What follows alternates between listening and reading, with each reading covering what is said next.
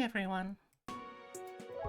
Welcome back to more coffee buns. Well, the demo of coffee buns specifically.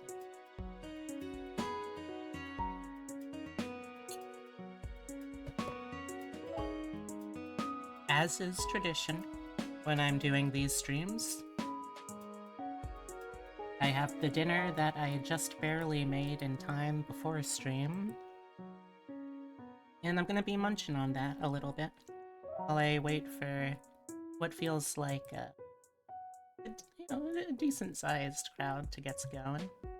Honestly, a decent-sized crowd is maybe... We'll see what I get.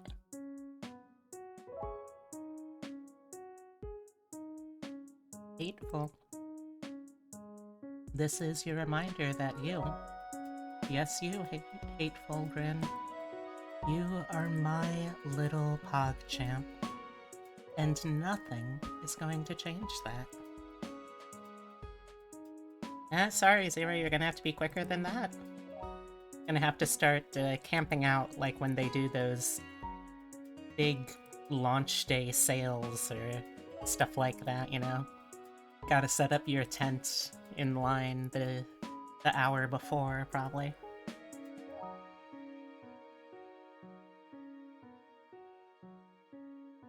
Oh yeah, Tamiya. If you want the gender of you or a loved one bent, please feel free to let me know.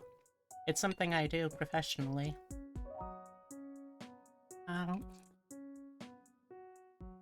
But have a good time at work.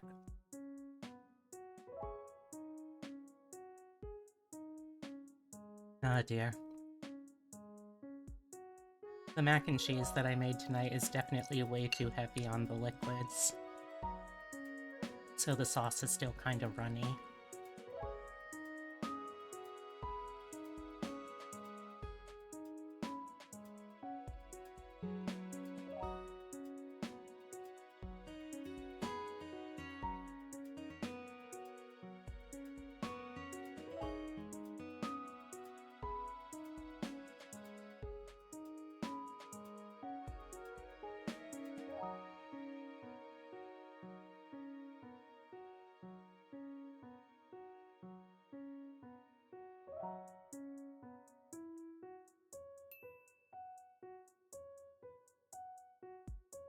I really have to turn down the sensitivity on my wink.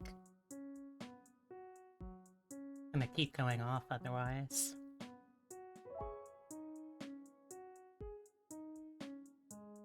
What's everyone doing today?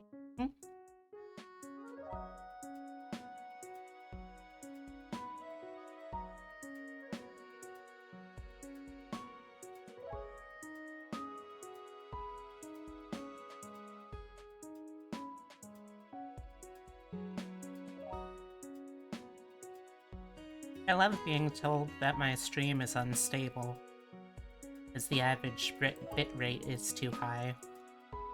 As if that's some sort of information that I would understand or know what to do with.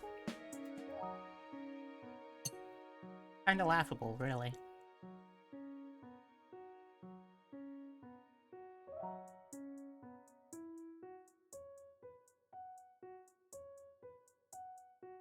We're getting there on these Macs, though.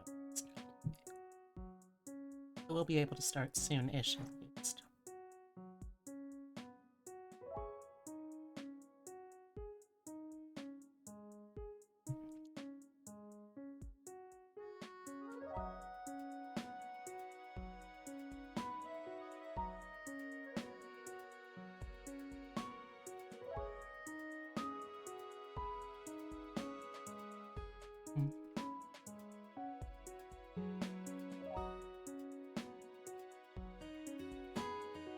I will say, I am also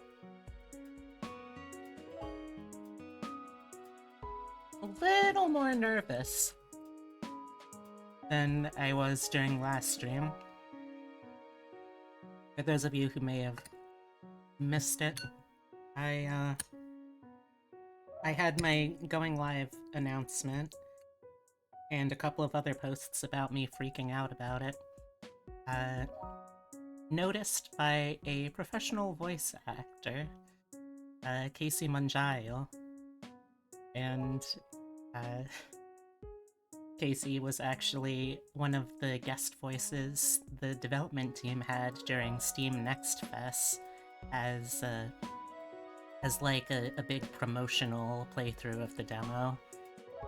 So I had to wait extra long to make sure that I wouldn't be hopefully too influenced by that performance. But the last time I did this, I was safely protected from being fully noticed by a senpai in the voice acting world because Casey was apparently busy heading off to PAX East.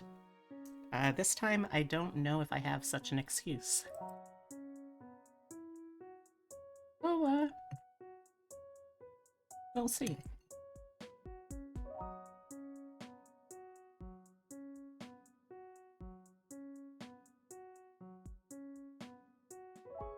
Thank you all also for joining in my mukbang. The old pre-stream mukbang.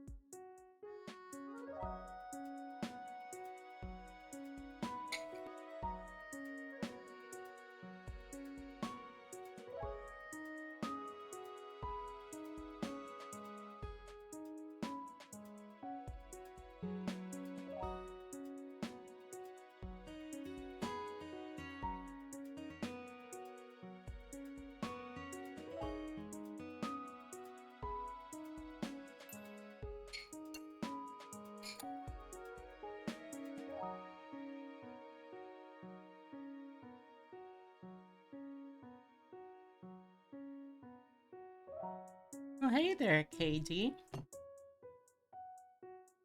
For anyone who's not in the know, KD here is the chief illustrator for Cinnamon Switch games. Cinnamon Switch Studio? I feel like Cinnamon Switch Studio is... it rolls off the tongue nicer.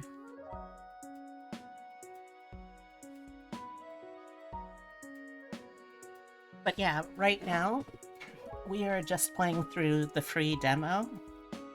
I do have absolute certainty that I'm gonna end up playing the full game too. Art lead on Mice Tea and Coffee Buns is about the farthest I'd go. I mean, fair enough. Those are, I would say, the studio's two main projects. Certainly the biggest projects.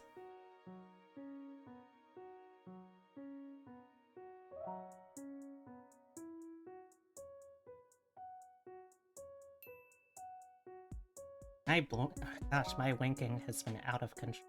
I'm really gonna need to turn. Cross signals is gonna be the biggest when it's done. Well, I mean, look, until then. Just fucking take the compliment, bud. Where am I gonna have to get the milking machine out again?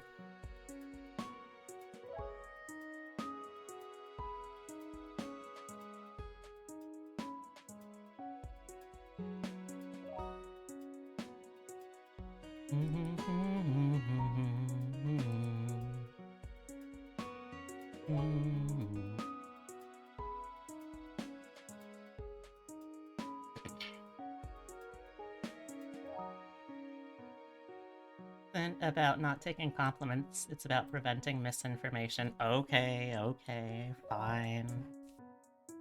If that's what you're gonna insist on.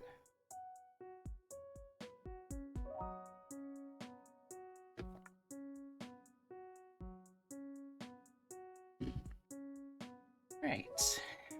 Here's all set, so let's get back into it. I have only a loose idea, a loose recollection of what voices I gave everyone the last time I did this, so we'll see how fun, or how close I get to those and have some fun with it.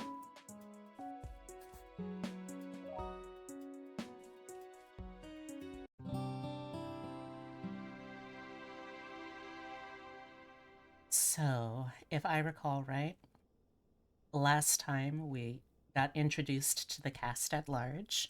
Uh, we had our central character, Leo, presenting an awful lot of big old flags of gender dysphoria. We met our potential date route characters. We also accidentally gendered our gender when we were riding home on the subway. After freaking out for a day, we ended up getting help from Naomi to figure out how to undo that. And eventually, after a little encouragement from her, decided to try messing around with it for a little bit. Let's try just the top. And I think that's pretty much where we're rejoining. And hey, Zoe!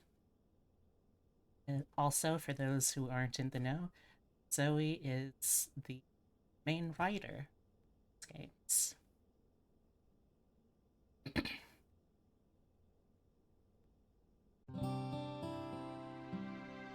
Okay, no, that's enough. I accidentally wake myself up at just the right time to forget my dream.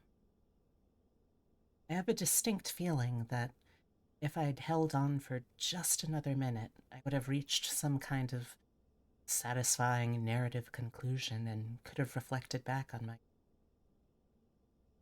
Instead, I'm left with vague impressions and sensations that slip out down my pillow and inside the dusty gap between my mattress and the head. One of my ears twitches. Reach up to scratch it. Then I keep rubbing it. Ah, they really are soft. Continue stroking the edge of my. The hairs are short, but there's none of the stiff wiriness of the accident stash that appears whenever I go too long without shaving. Oh, something I meant to ask the devs here. So, it seems pretty prominent that Leo is the best at making swirls. At the very least, the best at making swirls in fantasy Boston. So I was wondering, with all that talk about swirls, are we gonna see any routes that have hypno in it? Because it almost feels a little like kink culture appropriation if we have the trappings with the swirls, but not actually the payoff. There's a sort of liquid nature to them, each yielding to my touch no matter which way I move my hand. It's almost like dragging your fingers through sand. Unfortunately, no. Well.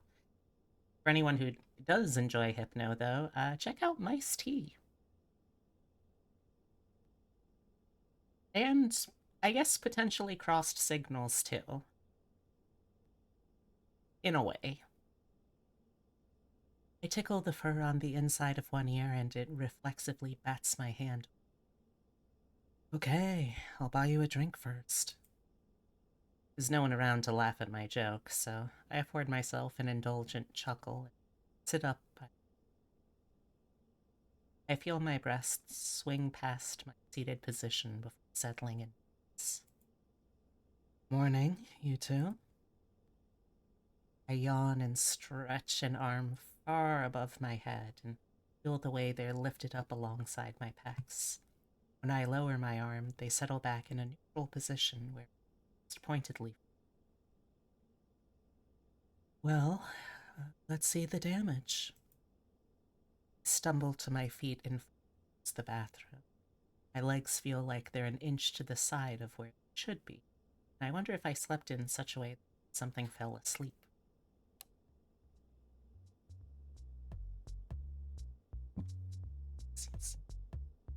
When I flick the light on, I see the culprit.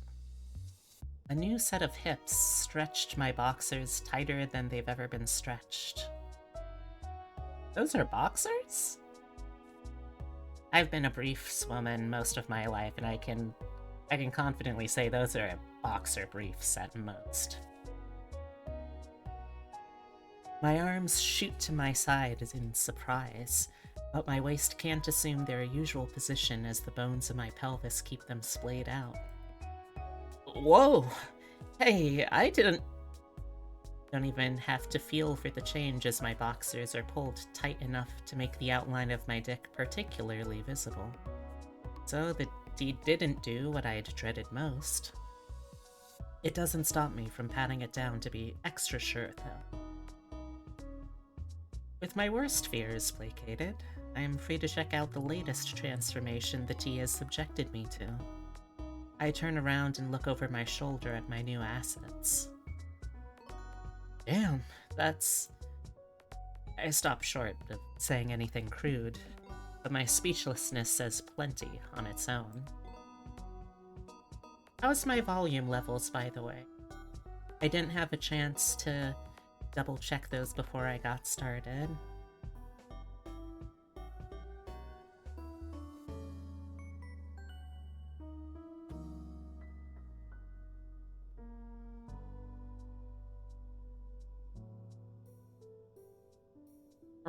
Perfect. Excellent.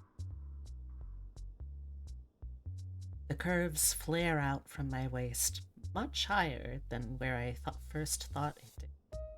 The slope starts out gradual until it nears the apex of my pelvis. Apex Pelvis is probably one of my favorite free-to-play battle royale games. Once it crests, the slope back into my thigh is much rounder. I take one finger and trace from the bottom of my ribs to my knee, surprised at each bend where my novel anatomy dictates its course. Did I get these last night? As preoccupied as I was with the intended transformation, it feels like I would have noticed these hips at the time. Then again, my hands never went lower than my navel once I grew my boobs. Was I focusing more on the rest of her figure than I realized? On reflection, the woman in that photo set is pretty hippie. But that describes most of the models in my private images. Probably has something to do with the type of fashion I enjoy seeing on women. Once I confirm how big they are, take a moment to take in the full effect of my figure. It's a curvy set of feminine hips in my bathroom mirror, and they're topped up by a soft, fluffy. Give my tail a little shimmy and flick. Shit. That's somebody's doing. Or, that's somebody's thing. Can read, I swear. I turn back to face the mirror to appraise the overall package, as it were. My hips and shoulders slant in alternating angles as I cycle through half-dozen hesitant quasi-poses. The image my mind keeps returning to is those mix-and-match kids' books where the pages are cut into segments so you can create hybrid illustrations. Someone found my page and flipped the chests and hips until they found the page with the adult film star. Just like the first night, the changes are well quarantined. My waist remains uncinched and does something to blunt the effect of my hips. My ribcage and shoulders similarly temper the size of my breasts. Still, there's a clear trajectory to the compounding transformations. Okay, I'm going to have to lay off the pause for a bit. I don't want things going much further. Speaking of, I hop back into my bedroom and grab the mug I'd left on my nightstand. The tea bag inside is cold and inert, but another round of scalding water from the tap should reinvigorate it. The mug sits on the sink, steaming as I wait for it to steep. Which just means more time in front of the mirror. I lift a hand to cup one of my boobs from below. Might be my last chance to feel it for a while. We both know that's not gonna be the case, Leo.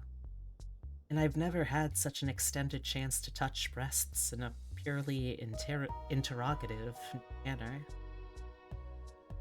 Women correctly assume you've got a motive in mind when you grab them, and I assume they'd lose patience if you spent too long just working out their density and malleability.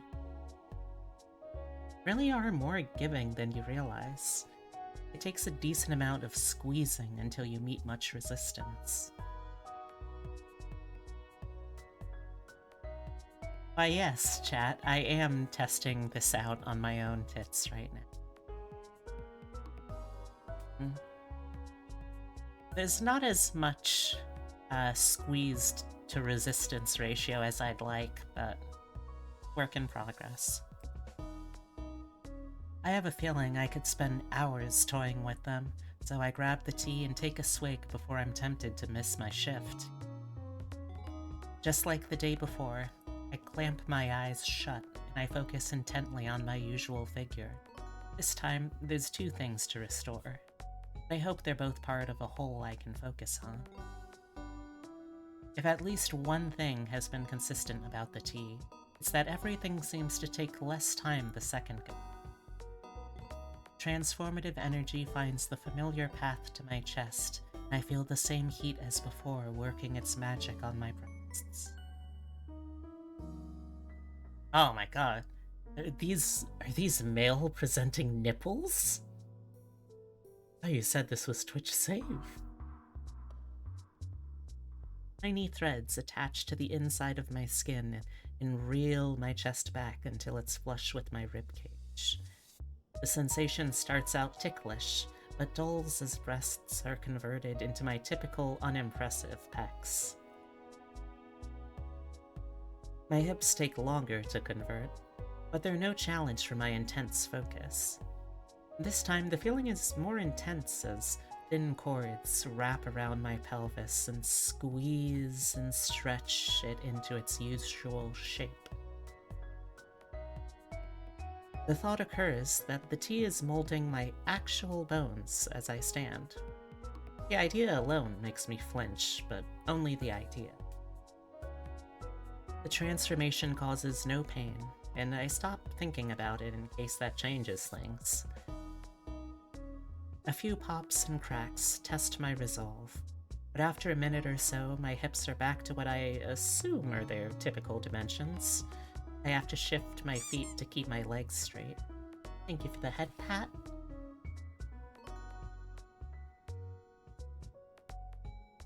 Opening my eyes confirms that everything's back to normal. If anything's bigger, it's not so much as to be noticeable. When I turn around, I merely have a large cottontail on top of my regular butt. Dang, that went well. I think I'm getting the hang of this transformation thing. I haven't forgotten my pledge to lay off paws for a while, but I'm still at an all-time high of feeling I've got a handle on the mechanics.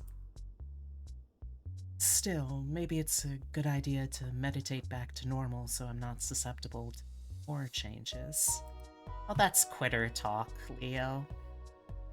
Don't worry about it. Just freeball it. The sweet scent of carrots wafts up from the edge of my sink. I realize I'd filled the mug in order to have enough hot water to revitalize the tea bag. There's an entire serving of kimono tea waiting to be drunk. Oh, I guess being at the other end of the spectrum prevents paws from working too. Seconds pass as I stare at the mug. One of Roman's snores is just loud enough to be perceptible through the walls.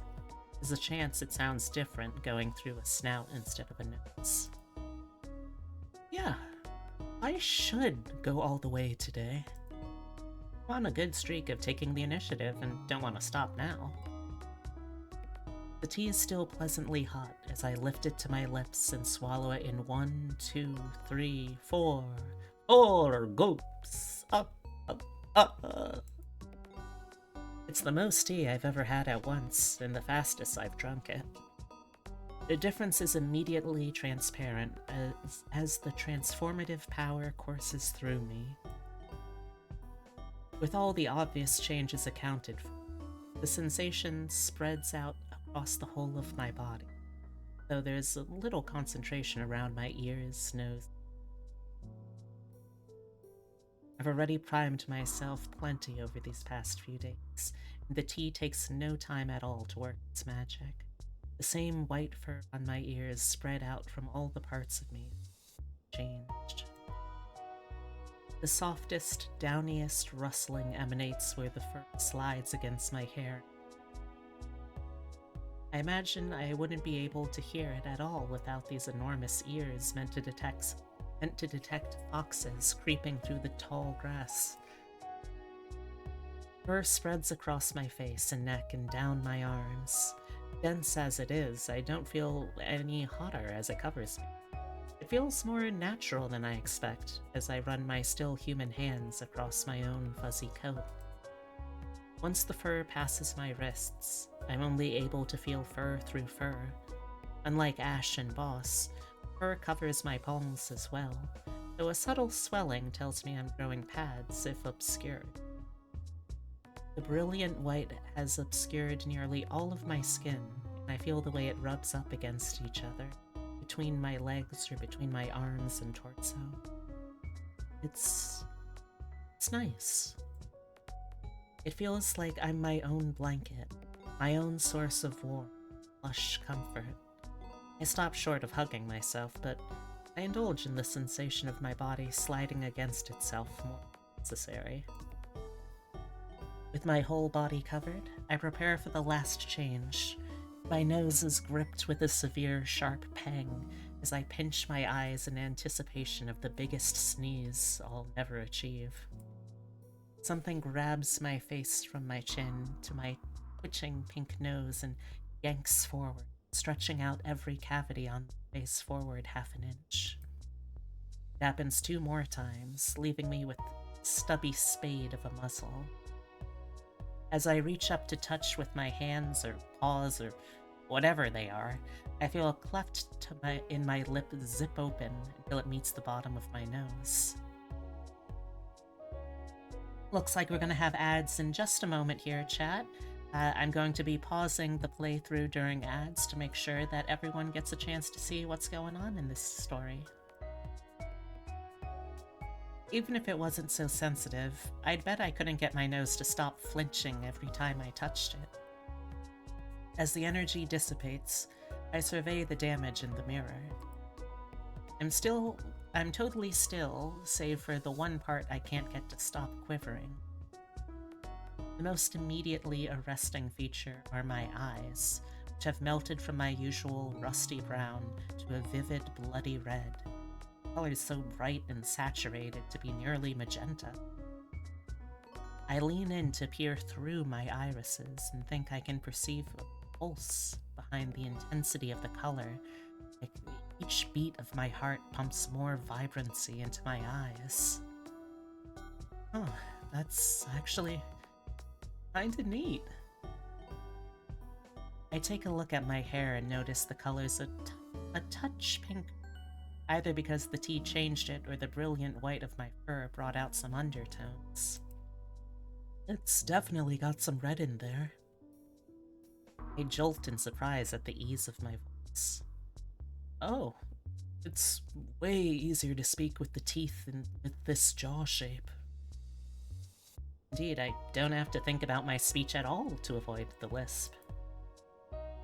The Mississippi Assassin's senseless slaughter surpassed all expectations. Fucking first try, chat. Nailed it. Someone give me a high five. Can I get a high five from chat for that? I like also that I nail the vocal warm-up and then completely flub what I say, just normal words immediately after. Oh? Hello.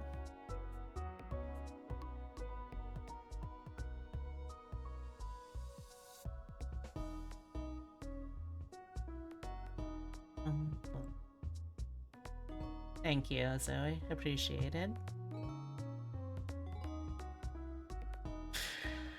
Oh, this is just the pickup that I needed. Oh, one of my partners just messaged me to say that she's smothering my face with her tits as a pre-stream pick-me-up.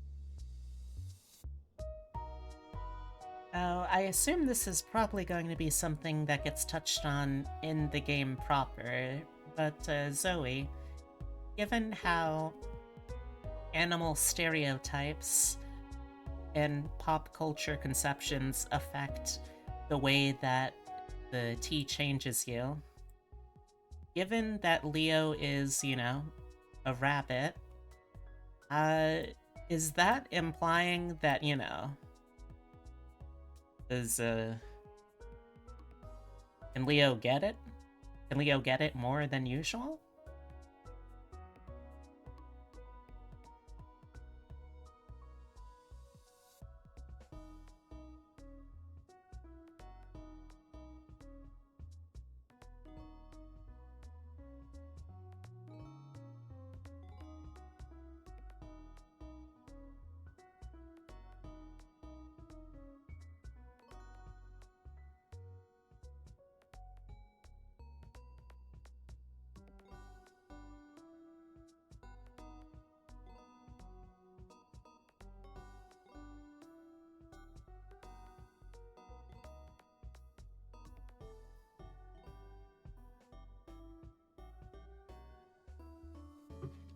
Welcome back, everyone.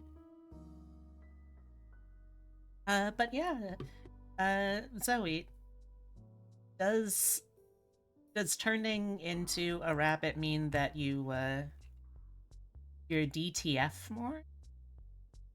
Like, going off the logic of the T? It feels like the kind of thing the story will probably expand upon, but I'm also kind of curious.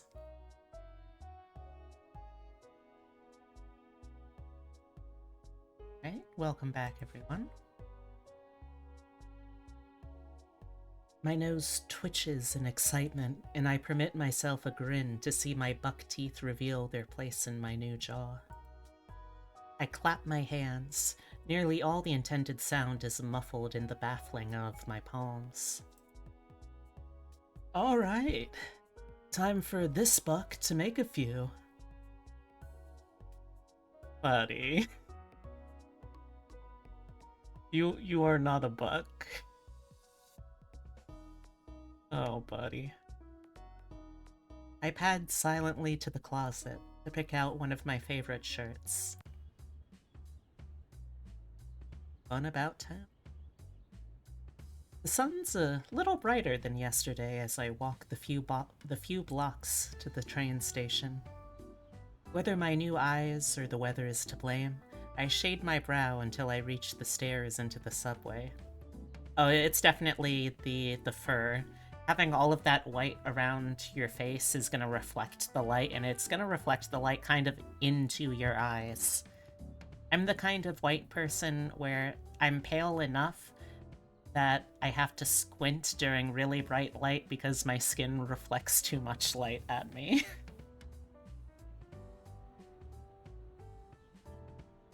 It's past rush hour, but there's still a decent number of other passengers who get to follow a white rabbit into a subterranean passage and see where their journey takes them.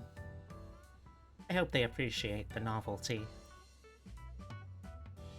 I attempt to maintain an air of austerity once I'm on the train, but I can't help but notice a few glances and stares from fellow commuters. Why yes, Life Forcer, I am suggesting that Leo is an egg.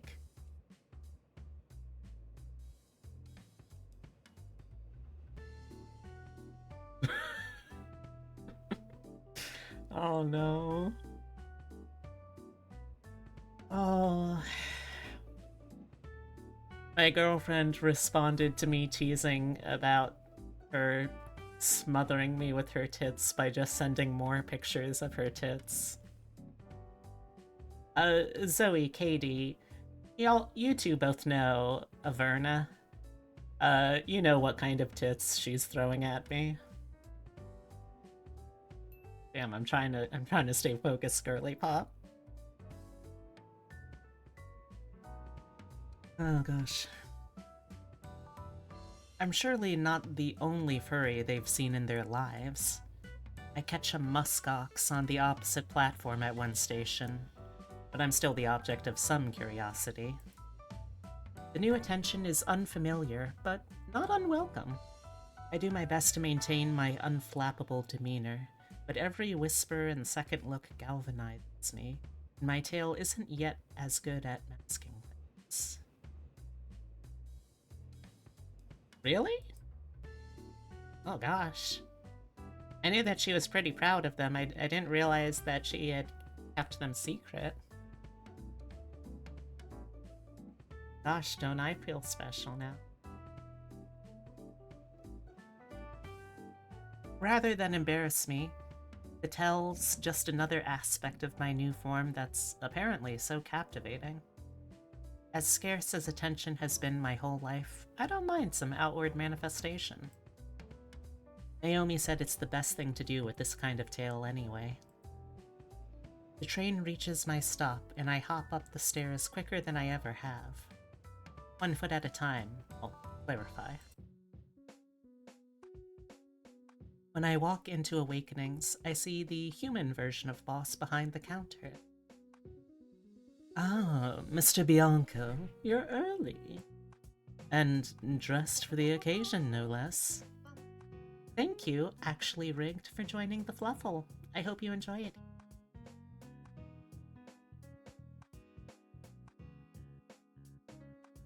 Oh, yeah. Seems like you all kinda wore me down. A similarly unfurry Ash walks up to the drop-off counter with a finished drink.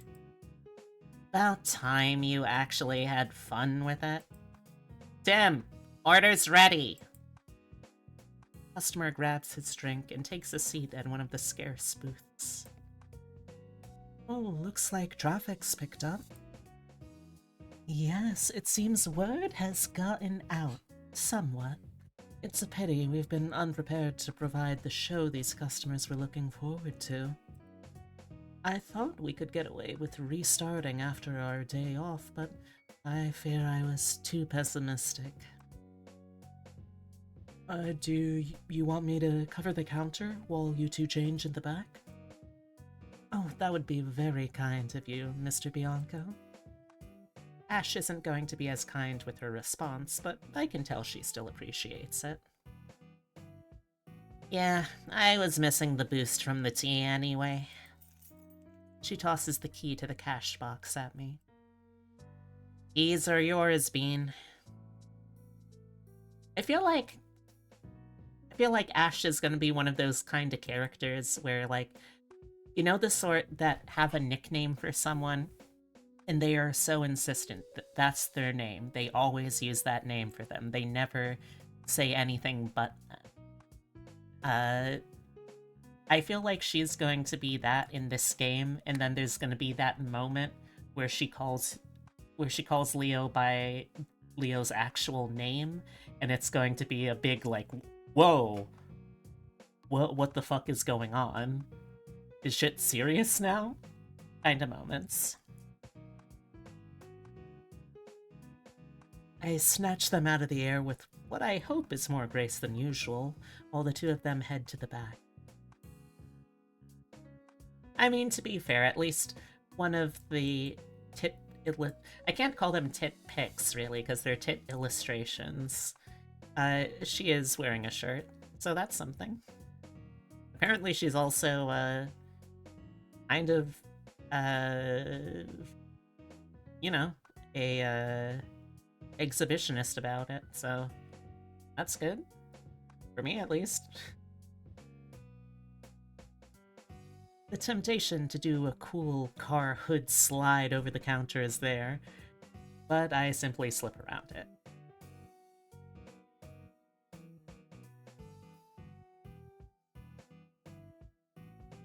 Does Zoe take notes on the name thing? Oh, come on. You're telling me that she isn't already in this plot the kind of character that keeps calling Leo Bean, Bean, Bean, Bean, and then the one time she calls Leo by Leo's name, it's this big serious moment? I'm gonna have to press X to doubt on that one, KD. There's no line, but it's not long before another customer enters. Welcome to Awakening, sir. Let me know what I can get for you. Oh, hi there. I guess my buddy was right. Hey, Abby! Good as always to see you, babe.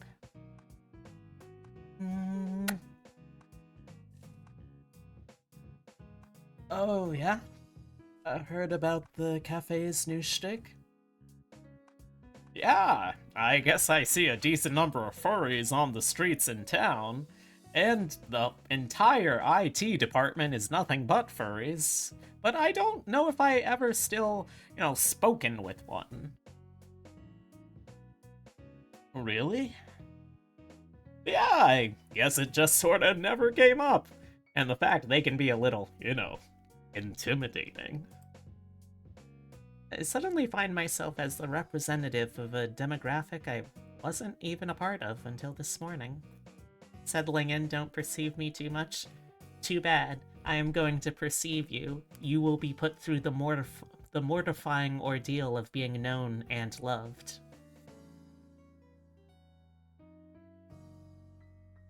Rather than daunting me, I find the opportunity invigorating.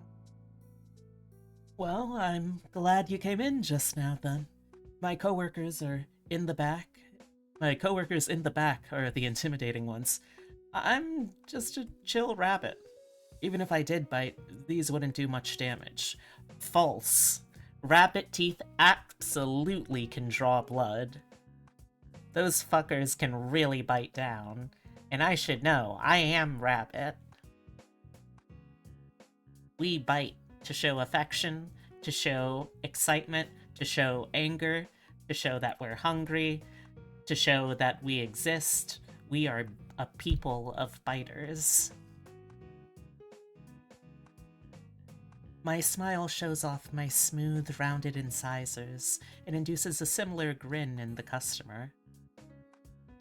What can I get for you?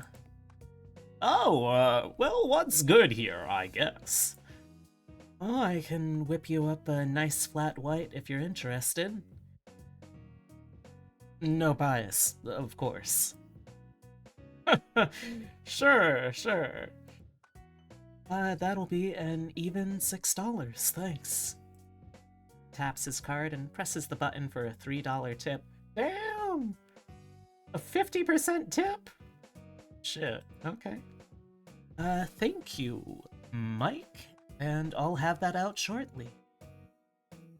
I pick up a portafilter and toss it up, snatching it out of the air after a few twists before rinsing it down. My ears bob in rhythm with my head as I nod along to an improvised melody as I dispense the grounds and tamp. Oh! Oh my god. KD, Zoe. Oh no. Isn't this the same customer as the Felicity route? The one that flashbanged me with... Is this the one that flashbanged me with the Hartford and Connecticut bigotry?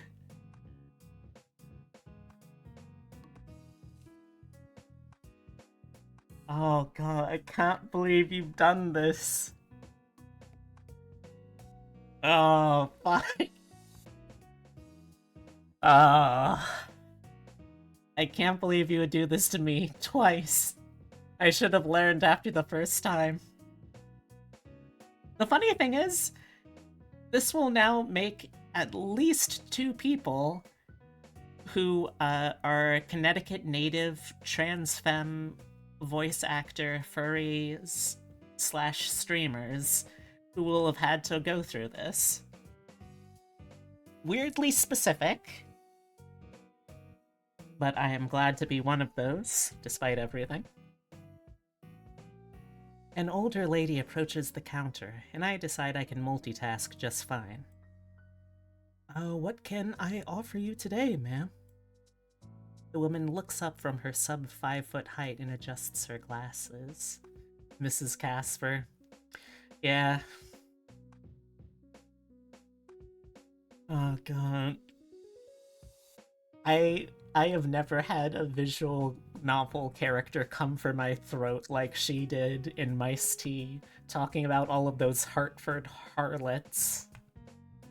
Those Glastonbury ghouls.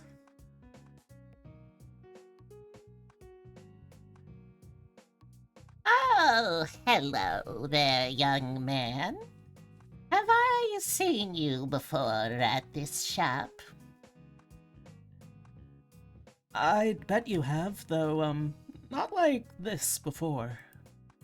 I tug at the ear that lops down. Oh, so you're new to the tea? As the driven snow. Oh, marvelous. So many young people are turning into such charming animals these days. Better animals than someone from Connecticut, I say. Those filthy cunts from the South, they come in here and steal all of the jobs of hard-working, pure-blooded Massachusetts. Oh, how I despise those Fairfield freaks. Those Norwalk nerds. I grin as I attach the filter to the espresso machine and ignore her weirdly regional beef. Oh, have you ever tried it? Oh, just once. It seems like more of a game for the young. It was a little strange, though. I'd never been a stallion with a fully accurate-to-scale horsecock before. It was quite an experience for me and my Wilfred. Okay, I'm gonna pretend I didn't hear that, and I don't see why that'd exclude you. She turns away and laughs, brushing the comment away. Oh my god, B. What? I'm an improviser. I gotta work with what I'm given.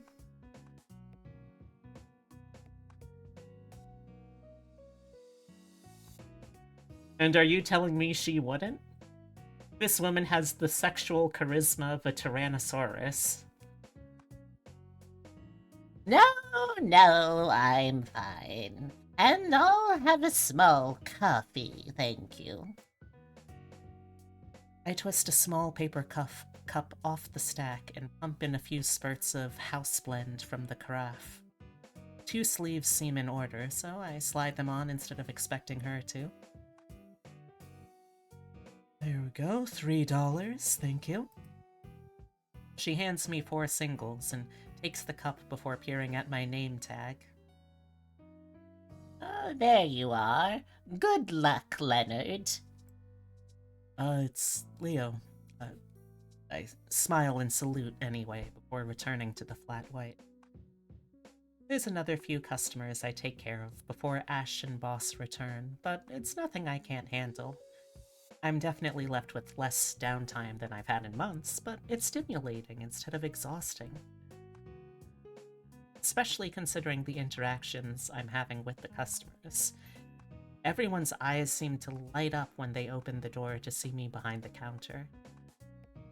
I met with a lot of the same questions I had the last 2 days, but they're even more pointed. I feel some temptation to lie about how long I've been drinking the tea, but they seem even more impressed when I tell them I started today, as though it takes practice to be an albino rabbit. Other people ask for a chance to scratch my forearm, take a picture. I wave in each one to show off my palms, and I see one person run their own face through a bunny filter, sharing it.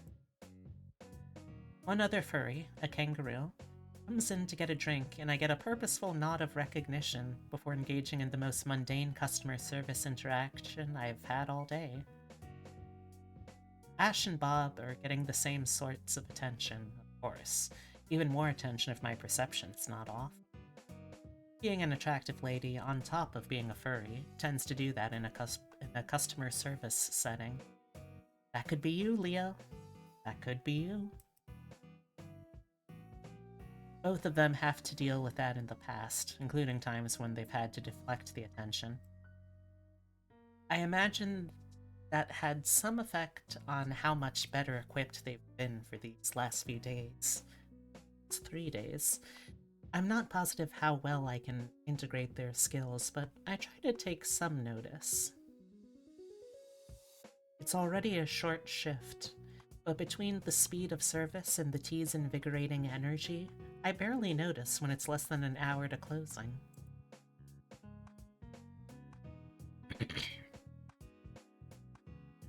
A woman enters wearing a dress that makes me assume she'll leave here for somewhere far more interesting. She removes her sunglasses and walks to the counter with a smirk. My, what do we have here? Welcome, ma'am. Let me know if you need any help. With any luck. She slides her sunglasses into the bottom of her neckline, nearly tempting me to draw my eyes down. Do you know what drink you'd like to order? Maybe in a bit. I'm just wondering about this cafe of yours. Have they always had specimens like you working here? My nose twitches. Is this a furry slur? Oh, we just started this week, actually. You can see Ash and my boss are all done up too.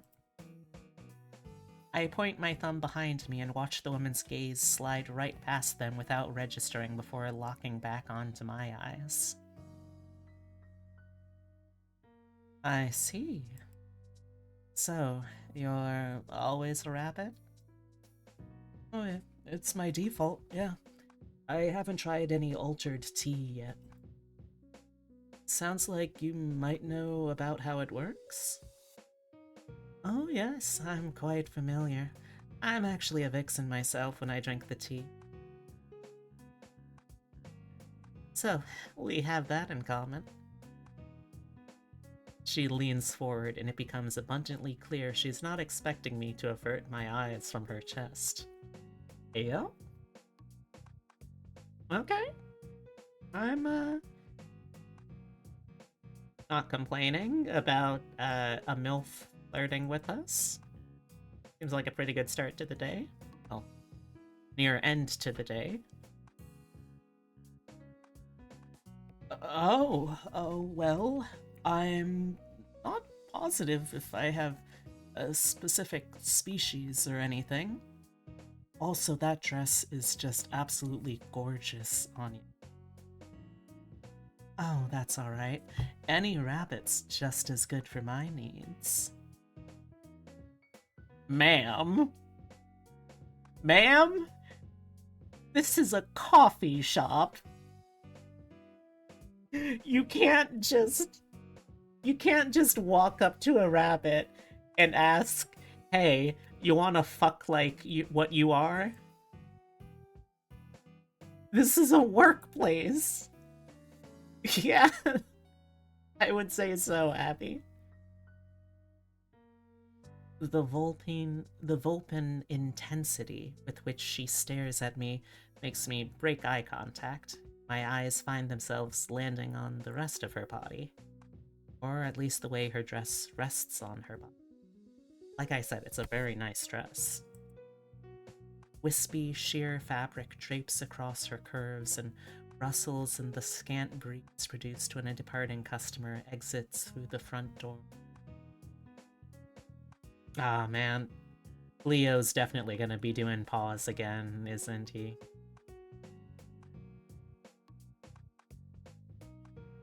See, again, this is that sort of mindset of, do I want to be with this woman or do I want to be this woman, that I feel like a lot of trans femme people have gone through, especially the trans femme people who, are also sapphic to some degree.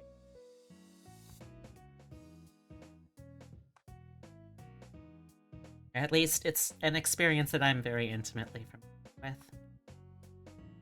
Slivers of as yet unseen skin on her thighs reveal themselves as the hem flutters. A surging in my pants remains blessedly hidden. I will make note of that for you, Abby, for future use.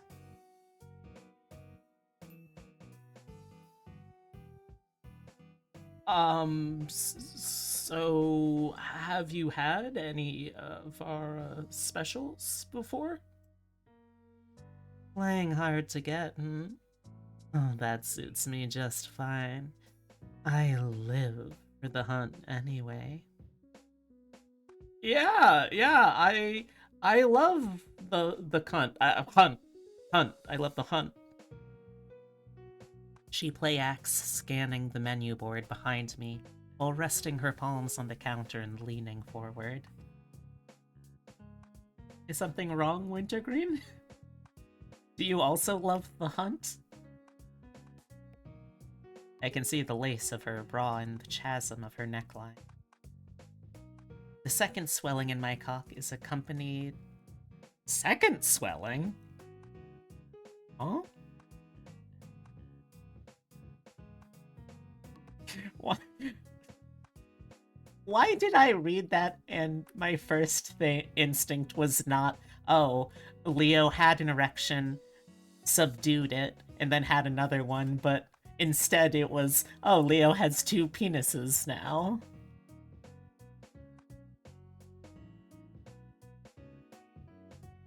The second swelling in my cock is accompanied by a chillingly familiar sensation. Yep! Let's go! We got the dramatic transformation music. A simmering warmth builds behind my chest.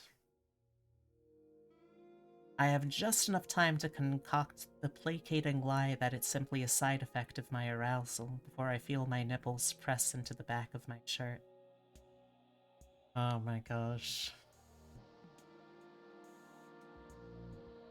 I really hope that the punchline to this scene is after the transformation, the MILF just stares at Leo for a beat and goes, yeah, this works too. Oh, fuck. The woman hums to herself as more flesh seeps into my budding breasts. It's the only sound I can hear over the pulsing blood rushing through my ears. When I look down, I can see my boobs begin to press my shirt forwards. Okay, but also, like, if you are a rabbit tea girl who wears flannel with no bra on and has this kind of haircut, hit me up. My DMs are open. My DMs are open, and I would love to meet you. Butch rabbit tea girl. I'd love to meet you.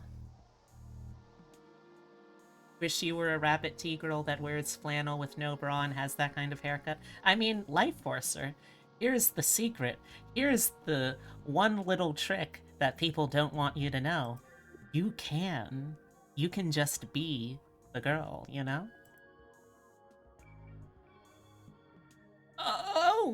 Sorry, I'm actually just starting my break. Ash can take your order. Ash looks up from the latte she's been pouring in, as she's been pouring a crude self-portrait into. No, I can't. I speed walk towards the back room just in time for them to grow big enough to sway with my steps.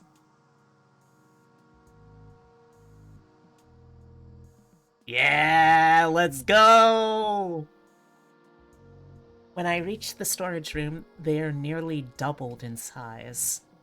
It keeps happening quicker each time. How the hell is this happening? I'm full anthro. Pause isn't supposed to work right now. Wait, does it work? Does it work for Leo because Leo is already in that kind of liminal space between genders? So because of that, Leo is always in that liminal mindset that you have to be in for pause to work? I feel like that's part of the explanation. The transformation would surely laugh at me if it had the means. Instead, it simply continues unabated. Both of my breasts are big enough to sag over, and I feel the fur on the underside of each rub against the fur of my chest. They're about to reach their full size when I feel the same warmth bubble up elsewhere. My hips thrum with the same energy, not just beneath the skin, but within my pelvis as well. I wasn't even thinking about her hips! The thought is made primarily in self-defense, but it doesn't abate the growth at all. My bones warp and stretch, pressing outward and taking my legs along with them. Aww, look at that floof explosion. I have to shift my legs outward to maintain balance as the sockets grow further apart. The metamorphosis of my internal scaffolding is profound enough on its own, but my transformation decides it could use some gilding. Good tail floof is such a lovely quality of life feature. A soft padding rounds out the edges of my hips into a graceful feminine slope. This is reminding me I need to get back into my my squats regimen. I want to have a good butt. I want to have a good butt. Nice hips would be nice too. I'm not holding my breath for hips to suddenly get wider though, unless I either have a miraculous pregnancy or some kind of surgery. I'm afforded no opportunity to hide my new shape. My genes strain to contain the curves the transformation imbued in me, and I wince at the seams digging into my skin. Any more growth and I might need to be cut out of my pants, but their size settles at the same level as this morning. My breasts, too, stop growing, settling at what's by now a regrettably familiar size. Co-workout stream? Maybe. You know, that wouldn't be a terrible idea. I'd have to find a way to do it regularly. The warmth retreats, leaving only some sweat matting my fur as evidence of its presence. Not a single breath threatens to overpower the muffled sounds of customers outside the door. Okay, Leonardo, don't panic. This has happened before. Kind of. Okay? Just gotta get back to normal. There's several layers of abnormal to drill through in order to reach that goal, but I've gotta start somewhere. I begin with trying to regulate my breath to reach the steady, rhythmic pace that got rid of my rabbit ears last time I tried. Each inhale and exhale gets closer to that, but it slips out of reach each time I'm about to approach it. A hitch interrupts breathing as I feel jeans digging into hips. A pause insists on itself as I puzzle over the pattern behind my transformations. Minutes pass, and I'm still what I want. Okay, fine.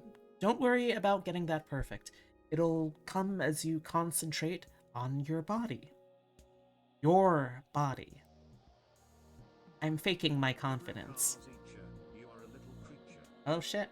Alright, chat. Time to have some kimono tea. Hey, jaunty jackalope, how's it going? It's good to see another jackalope from another packalope. How you doing?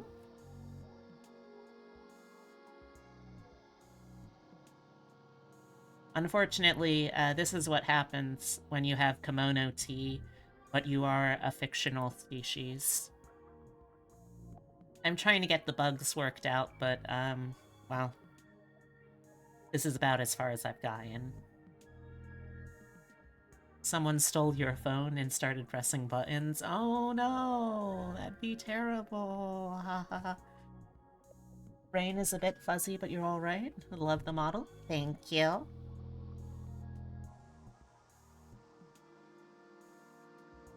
Aw, thank you. I think I knocked this one out in like one day. The body I need to return to lies underneath coatings of fur, a muzzle, and hips, so I just need to peel them away.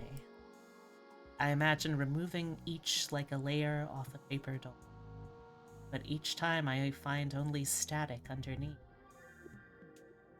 Don't try me again with this.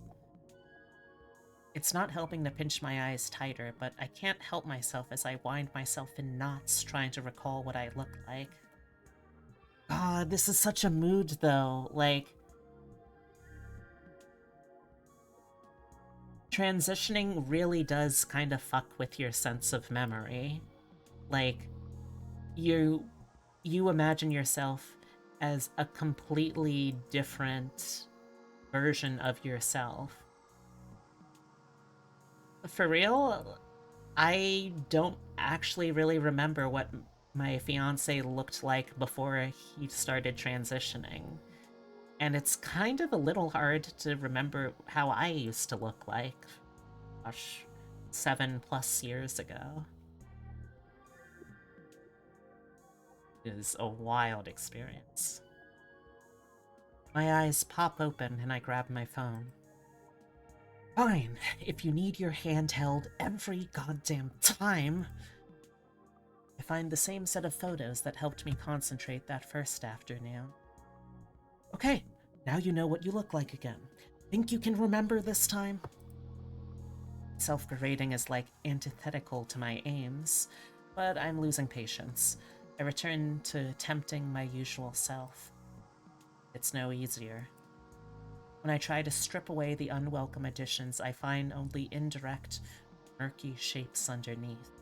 Anything I attempt to grasp turns to smoke between my fingers.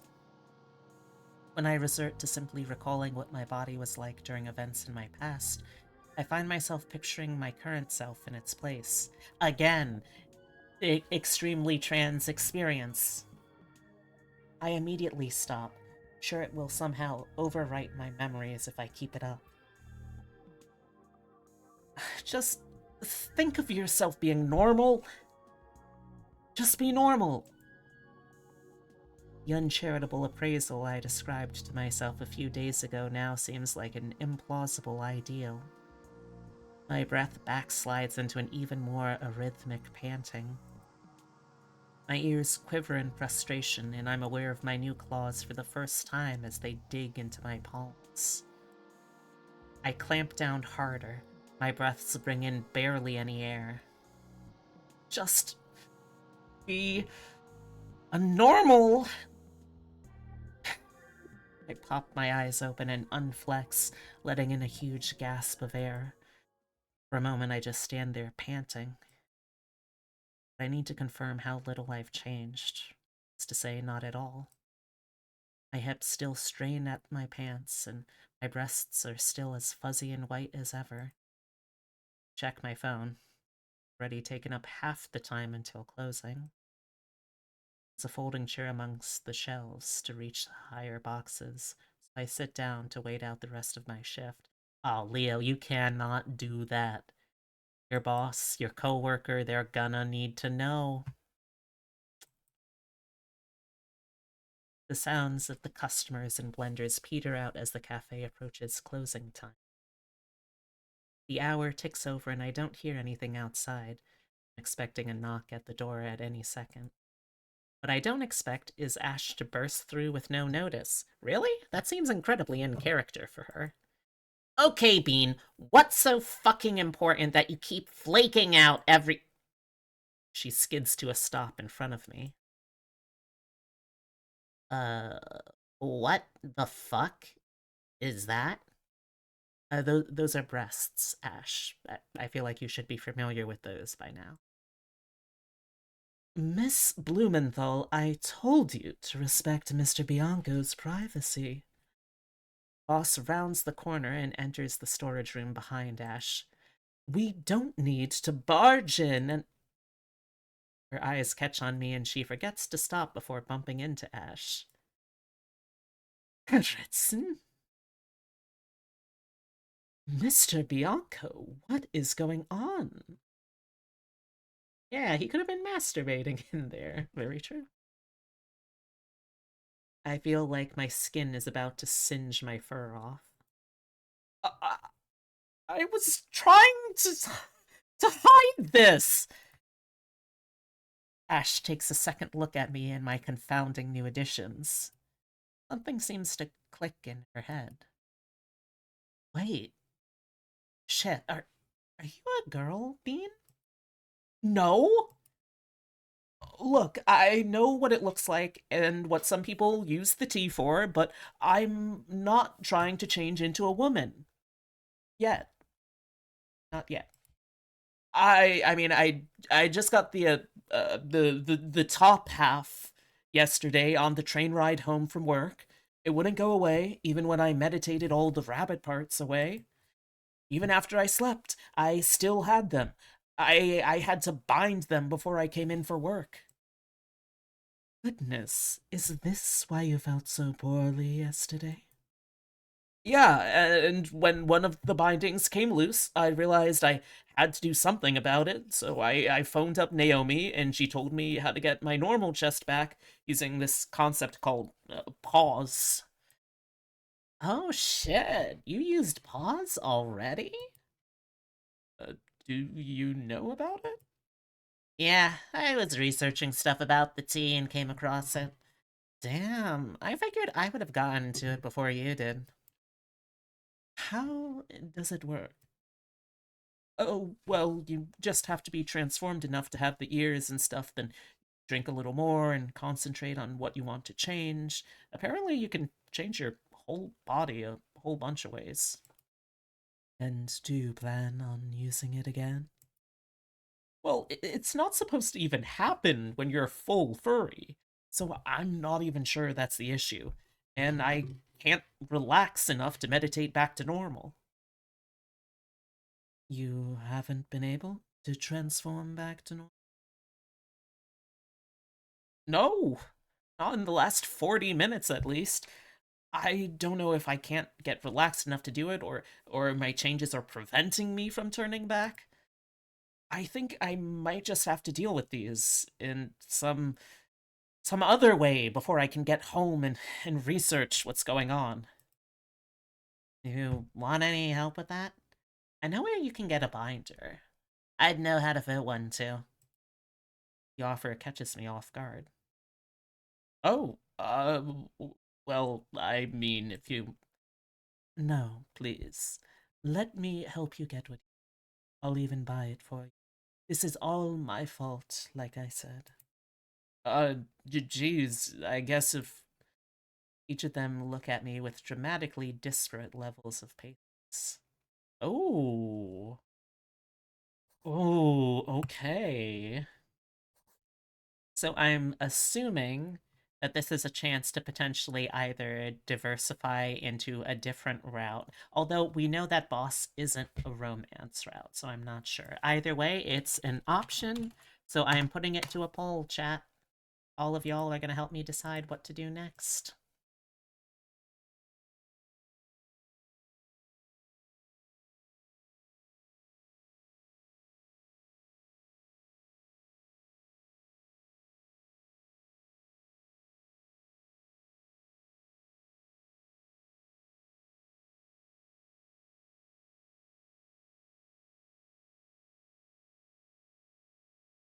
Alright, chat, 2 minutes. Poll started. Go, go, go.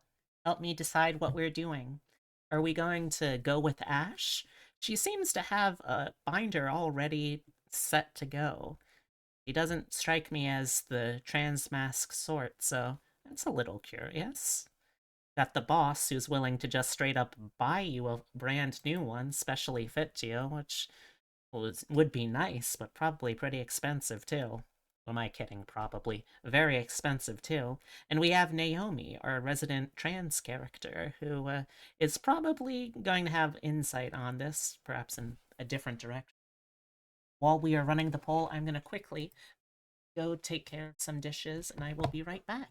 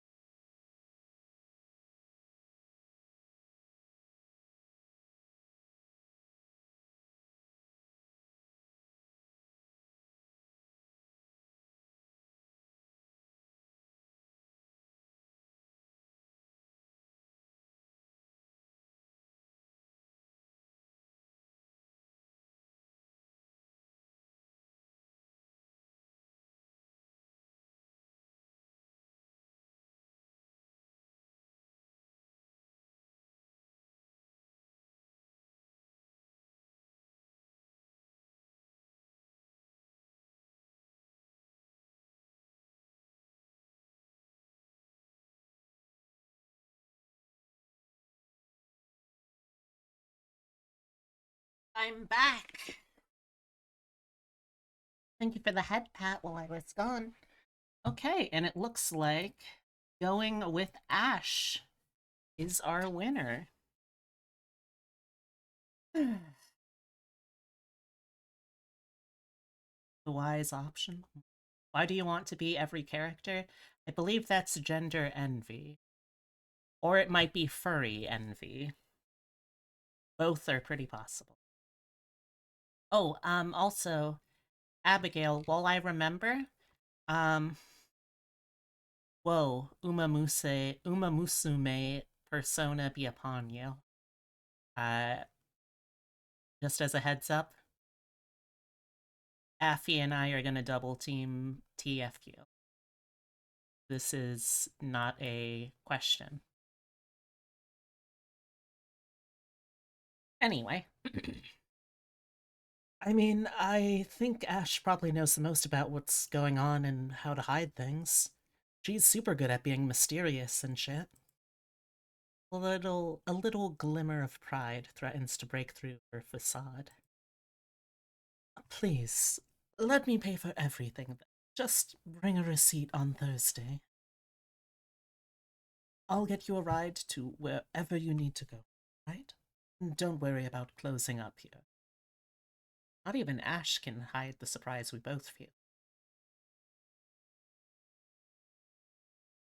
Best of both worlds? Seems like it. Damn, Bean! You should grow tits more often. Our boss's look of disapproval is even more grave as a wolf.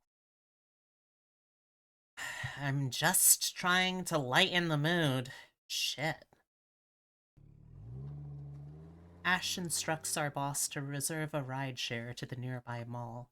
We sit in the back seat and I curl up against the door, not trusting driver-passenger confidentiality to save me from judgment. She stays silent the whole time. Oh, hey! It's been a while since we've been to this background CG. Once we arrive at the mall, I stay glued to her back, hoping her tail will obscure me from the passerby.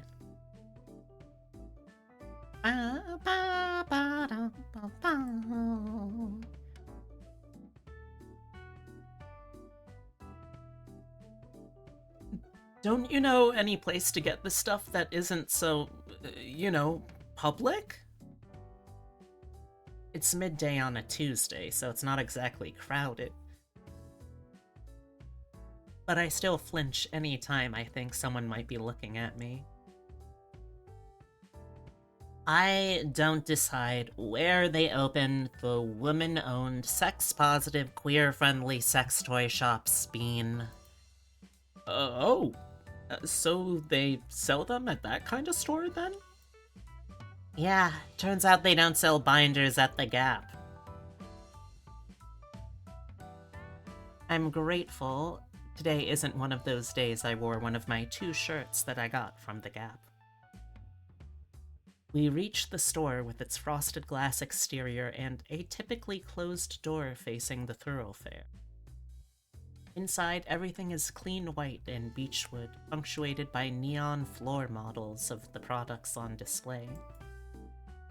It's not my first time in this sort of store, but it's hard to not feel self-conscious when with a coworker.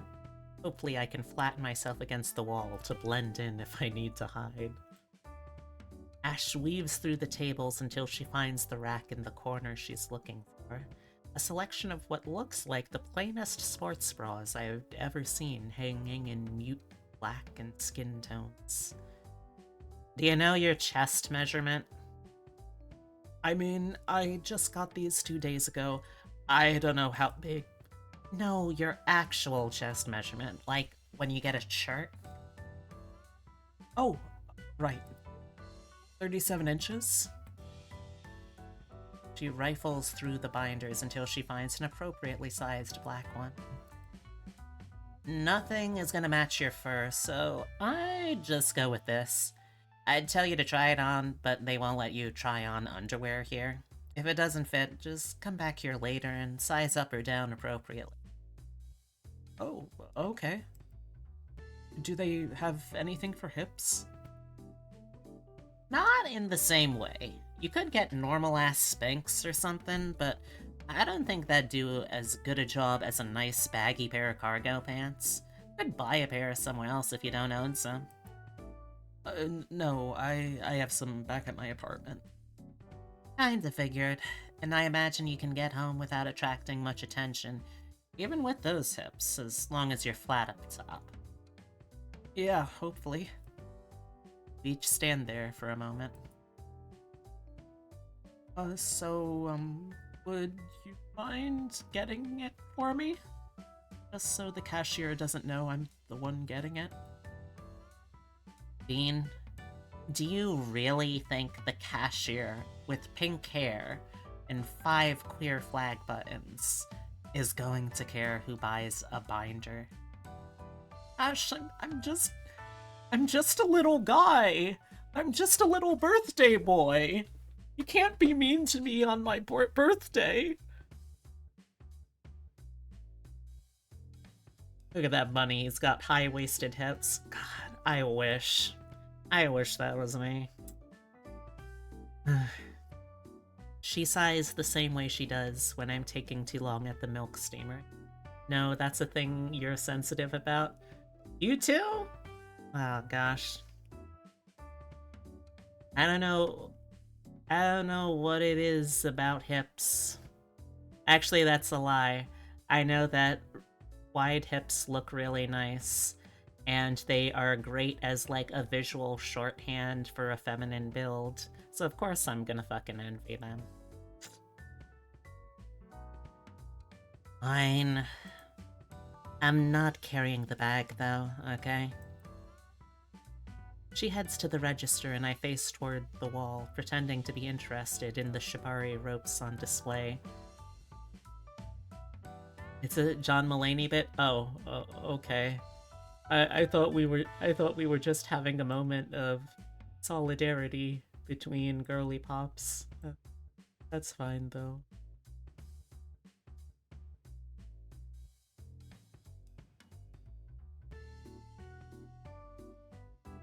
Gosh, Totoro has entered the stream chat.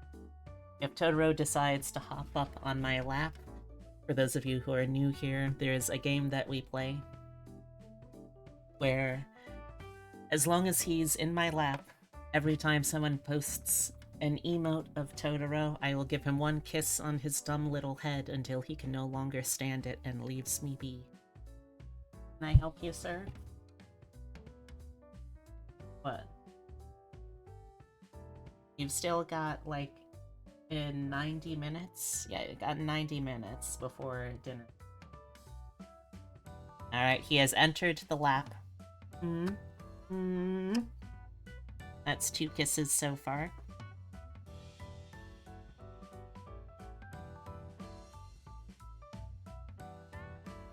Who's my dumb little man? It's my horrid little creature. My wretched little wench.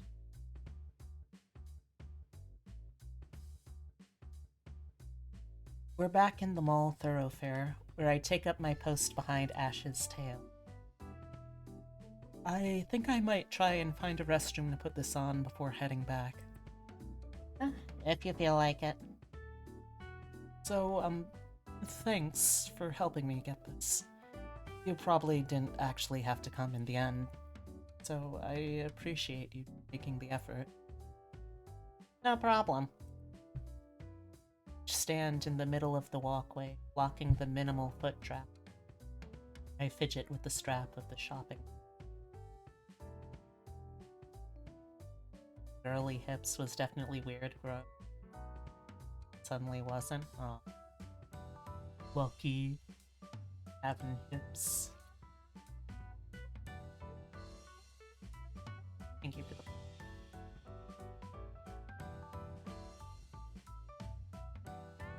Is something wrong? I don't know. This just seemed a lot simpler than I thought it'd be. Sort of built it up more in my head, I guess. Oh, the boy has left the...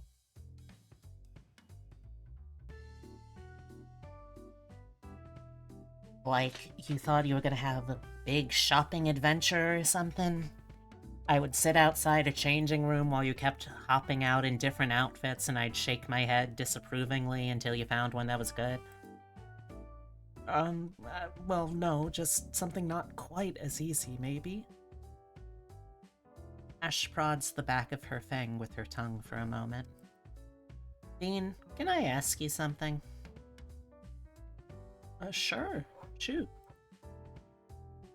Why do you think you keep changing like this? I pull the bag in front of me like I'm hiding behind it. I don't know. Hazard a guess.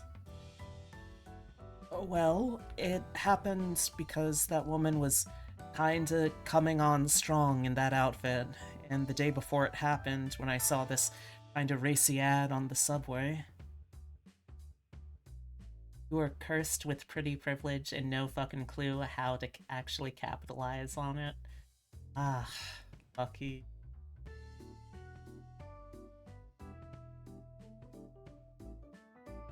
I guess the tea is sort of triggering based on my, well, attraction to women. I crinkle the bag between my paws. That makes me sound like a creep, doesn't it? Bean, you are way far down the list of creepy guys I've known.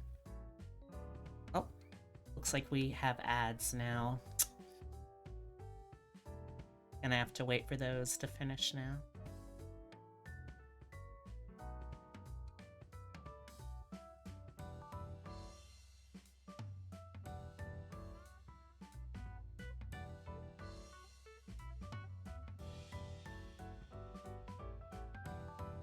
She acts like she knows what she's doing, which is 90% of the way there. I mean, fair, but also... If you aren't confident enough to, like, act like you know what you're doing, that's also still pretty difficult.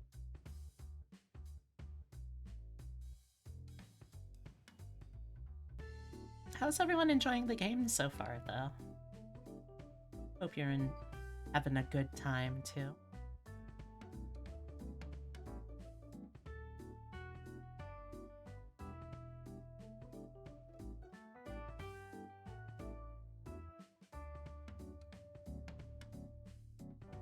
You're happy because cute femme bun?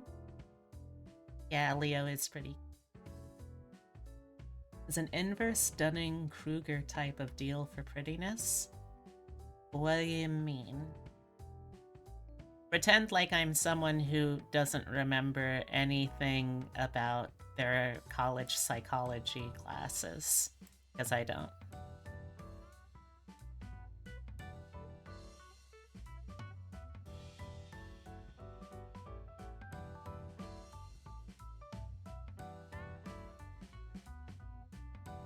Freddy Krueger effect, I know all about it.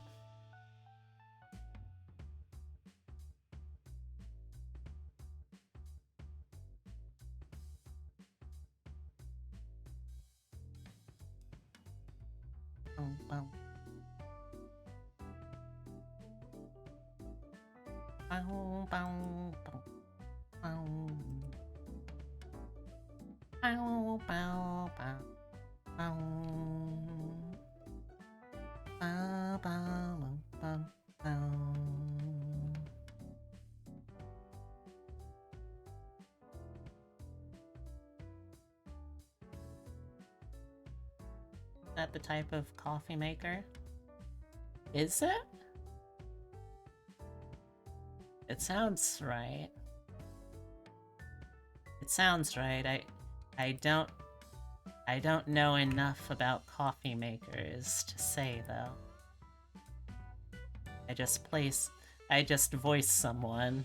Oh, Kroger's.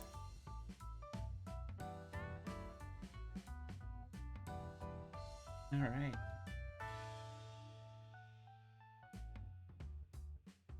Message from some.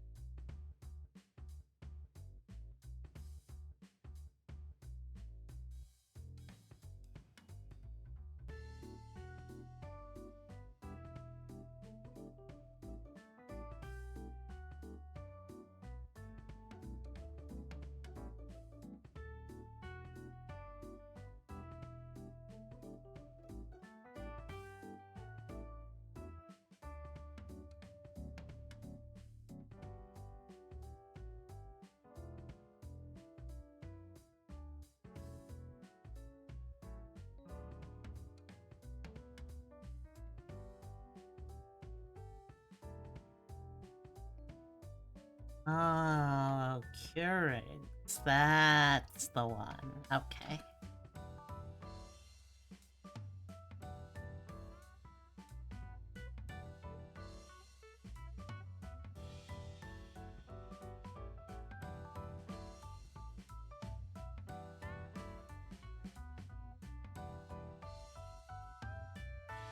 Oh, let us not speak of the weird Folgers incest commercial.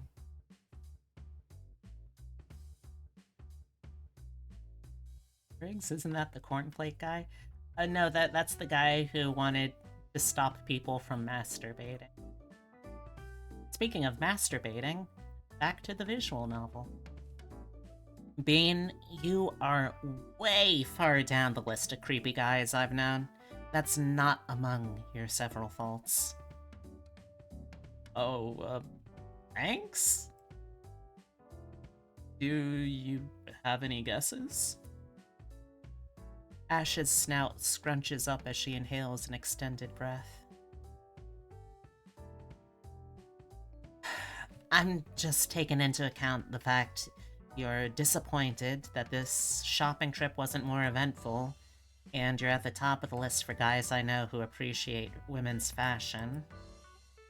It's a little bit more of the bag to squeeze tight. Oh, what do you mean? I don't talk about that kind of stuff. I think about it a completely normal and cis-normative amount for a guy. Dean, it is super obvious. How? You've used the correct term for every dress neckline you've ever pointed out. You knew what tulle was that time I wore a skirt that used it. And you knew the designer of some lady's purse once.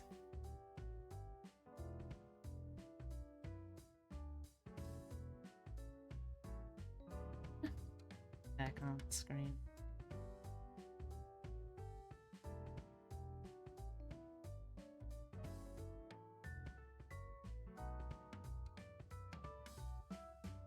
I pull at the top button of my shirt to cool myself.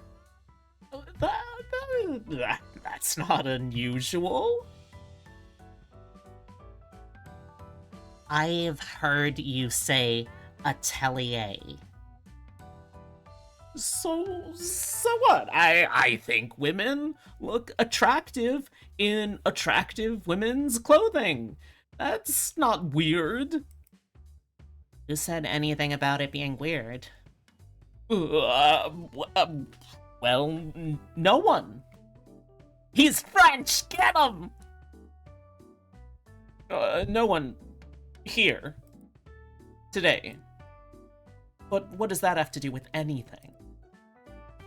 Ash sighs at my insistence on making her spell things out. I just think that maybe a person who likes feminine fashion so much would probably want to take part in it. Damn it, I don't want to... I realize I'm shouting too late to attract the attention of a few shoppers. See, this is why I don't talk about women's fashions with people. They always think I'm a cross-dresser. And you're not? No! And you don't want to try? No! Why not? Because I've never gotten this far into a conversation on the subject. Because I enjoy appreciating it. I think there's a lot of interesting methods people use to express ideas or compliment the body, and I think it's an underappreciated art form. Thank you for the headband. So, why wouldn't you want to try that art for yourself? Because it wouldn't look right. Women's clothing looks good on women because it complements their bodies. So, if you had a body that would be that would be complemented by women's clothing, my heart drops past my stomach. But listen, Bean, you are clearly tied up in knots about this, and it keeps messing up your life and my shifts. I think you should get it out of your system. I notice my mouth is dry. I swallow and work my tongue around the newly enlarged surfaces. I mean, if you think it'd help. She grins at my capitulation. It is also hot to have women's clothing that complicates the body. Oh, that's my favorite thing. If you watch those old film noir movies where they're narrating and the femme fatale walks into the detective's office and he just says some shit like, "She walked in with legs for days, miles even. Her legs reached on into infinity. And as I stared into her legs, they started to stare back." Stuff like that. I think I might have the spot then. The store she has in mind is on the opposite end of the mall, though this time I have the bag to shield myself with. Its aesthetic matches Ash's, though not quite as closely as I'd imagined. Everything is dramatic and baroque. One pair of outfits is clearly steampunk themed, while another wouldn't look out of place in a Japanese fantasy RPG. I love my femme fatale eldritch horrors. There's a dame at the top of those legs somewhere, I just know it. I can very faintly make her out from up above the clouds, but as she reaches down to offer me her card, I can't help but think that this is the start of a horrifying experience. What kind of story is this? It's for cosplay. Cosplay?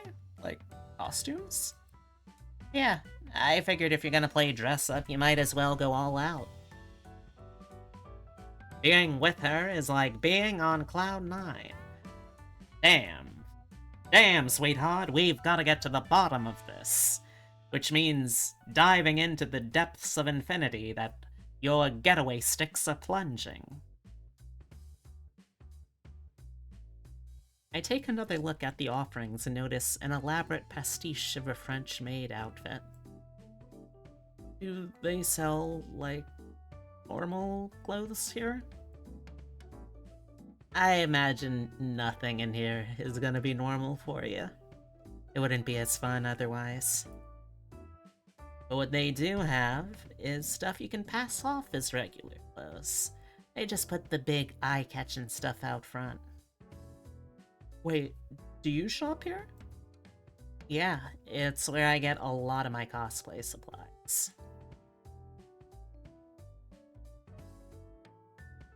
Hey, doll, you like me, or are you just growing antlers at non-Euclidean angles for no reason?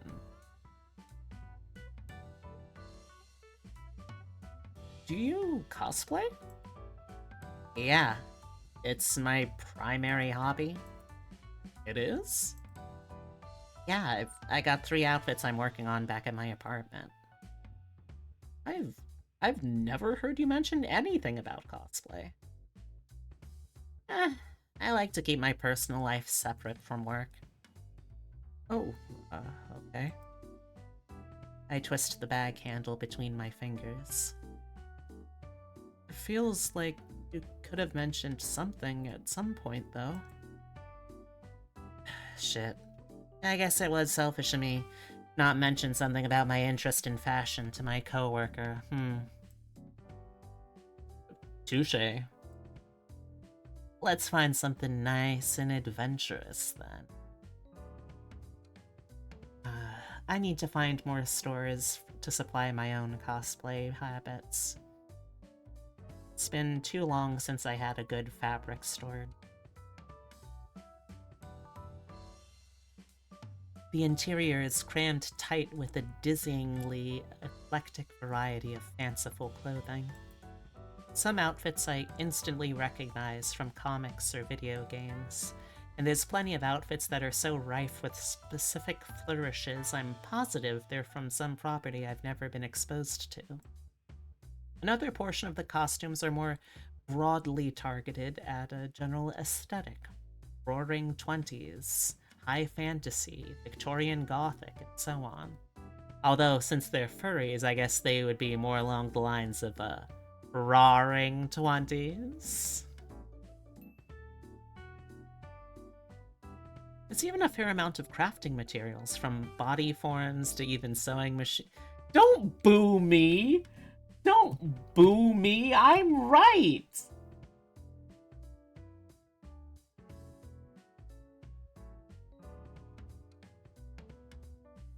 Body forms to even sewing machine. Oh, it's okay, Harumi. Sorry, not Harumi. Starlight. I forgive you.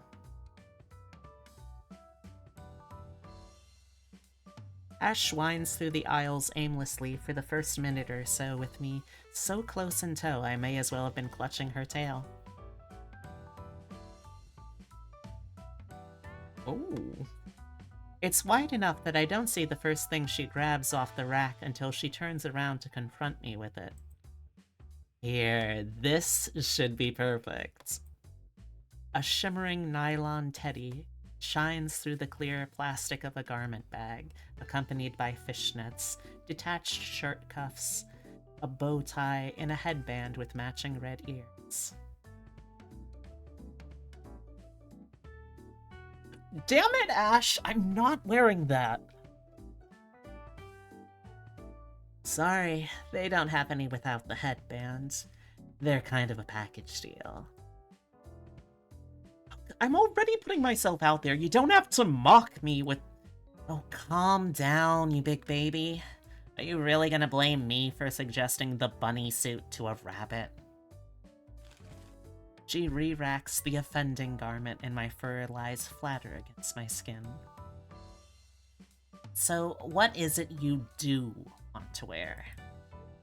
I peer around at the overwhelming selection surrounding me. Oh, jeez. I really didn't imagine I'd be getting anything, so I really don't know. Fine, then what's your favorite kind of outfit you like seeing on ladies? The question makes me feel like I'm about to be subjected to some kind of ironic punishment, but I haven't had luck when avoiding telling the truth. Oh, I mean, like I said, I appreciate clothing that complements bodies. Like things that emphasize curves. Not in a way that's like, you know, shoving cleavage in your face or is super skin tight around the hips. Not that those don't have their place, I guess. Just clothing that takes advantage of the form underneath to build upon, if that makes sense. The vivid image of me digging a hole to lie in dominates my thoughts. Stuff that suggests the body's shape without revealing it. Oh, yeah, exactly. How do you feel about skin coverage? I like when things are covered up in interesting ways. Like it feels they're showing and concealing things in a considered way. That includes sheer materials. Sure, those can be fun. The hole keeps getting deeper and deeper. Okay, how about texture and form? You like flowy, swishy stuff, or something that holds a shape? Oh gosh, I don't know. Maybe the latter? Probably depends on my mood. I can work with that. She turns and resumes her wandering with me right behind. It doesn't seem like she's headed somewhere specific, but she seems much more deliberate in her search. I pass by scores of outfits, each intriguing in their own way, but none that fit the rubric that seems much too specific with each example that fails to match it. It shouldn't surprise me, but Ash starts stalking the goth section. At least, it reads as goth to my eyes. I'm sure there's dozens of subcategories and distinctions she'd correct me on if I opened my mouth. She takes the time to pull a few garments off the rack to inspect them, instead of breezing right past them. She's much quicker in my appraisals than I, and I barely make out what they are before she slots them back into place. After over a half-dozen candidates, she pulls out an outfit, gives it an extra beat of consideration, and holds it up to me. How about this one? It even says it's got a tail hole. The outfit is so elaborate, I have to adjust my eyes to take it all in. Once I can focus, my heart skips a beat. I think we found the one, chat. It's a dress, first of all. That fact alone is the least surprising element of the outfit. I was certain Ash was going to push one on me once she came up with this whole idea. But it's still a dress. It's still the garment most irrevocably associated with feminine clothing.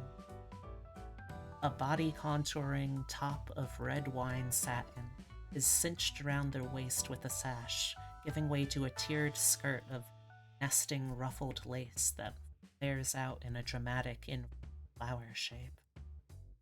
The The sweetheart neckline is topped with a sheer lace mesh extension, continues up to a collar that's part choker. A creeping vine pattern is sewed into the waist, obscuring the chest. 2 elbow-length fingerless gloves are made out of the same sheer lace, as well as a pair of stockings, though each lack the... And if that wasn't enough, there's a red silk rose hair ornament. Oh, jeez. That's pretty dramatic. I didn't bring you here to dress you like a detergent commercial mom.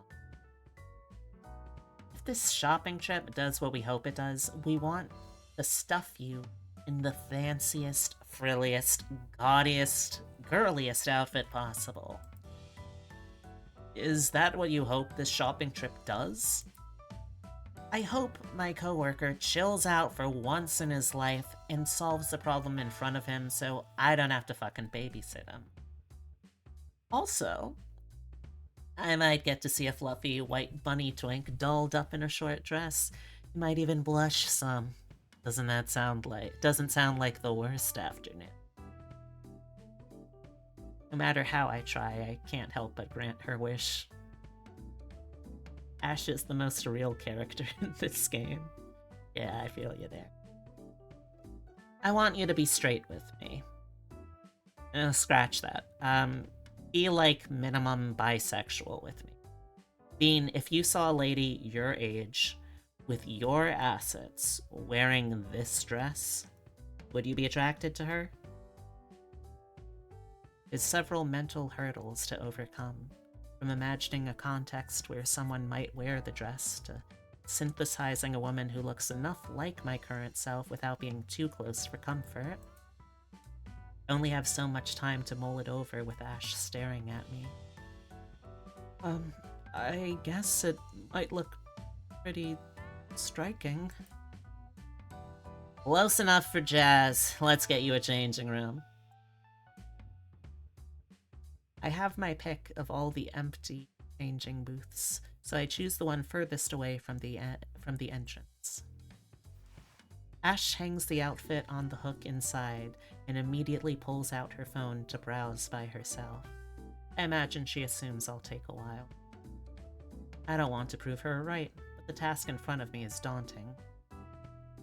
At least the first task is simple enough, and one I've been waiting for since these jeans turned into a prison. I unbutton and unzip my fly, revealing my pants are still tight enough to stay up. I sigh with relief as my hips are let free for the first time, though my boxers stay nice and snug around them. I'd already gotten a good look at them this morning, otherwise I might be tempted to inspect more. Rather than risk another bout of scraping, I decide to unbutton my shirt this time. Once I pull it off, I'm left to contemplate my breasts once again. For the first time, they'll be actually incorporated into an outfit instead of sticking out incongruously, actively suppressed. But to do that, I'll actually have to put on the dress. Do I put on the stockings and gloves first? I would. Do it when you have the most mobility. The reasoning makes me kick myself for not figuring it out my own. I pull the stockings out first and sit down to pull them up my feet. Even without first-hand experience, I know to bunch them together and pull them up the legs. It's silly, but I expend some mental energy to put them on as pragmatically as possible, taking care not to lift my ankle and point my toes in a typical pin-up pose. Gesture won't save me from the reality that I'm literally cross-dressing, but I don't want to look like I'm enjoying this too much. My fur doesn't complicate their application too much, though a few stray strands get caught in the mesh as I pull both up past my knees. Oh, I guess my fur does actually grow in a particular direction. The gloves are easier, and I flex my paws after they're pulled just short of my elbows. I take a moment to take in the reality of what I'm wearing. This is the first time I'm wearing lingerie, isn't it? I feel like that's the sort of thing you either know or you don't know. Stockings are just barely in the realm of what counts as lingerie in my eyes, but it's still the closest I'd ever gotten to wearing something so pointedly intended for sex appeal. I mean, I dress nice for dates and special occasions, but that's all it ever is. Nice. I've never dressed in anything explicitly meant to be sexy. Sexy clothing just isn't something expected. At least, not in my experience. My hips are stretching out my boxers enough that I can even see, or that I can see every little twitch underneath them. I adjust myself and pray to God the dress is poofy enough to hide my dick, let alone what it's doing. The fact that I'll be wearing boxers at all underneath this gaudy costume irks me, but I try not to dwell as I unzip the back of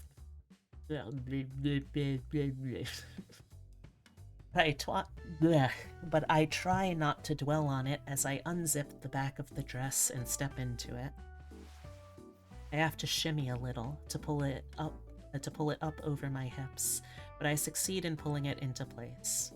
My breasts find their place just below the neckline, and I fasten the collar around my neck using the hooks in the back. I'm definitely not enjoying this, he thinks while hiding his erection.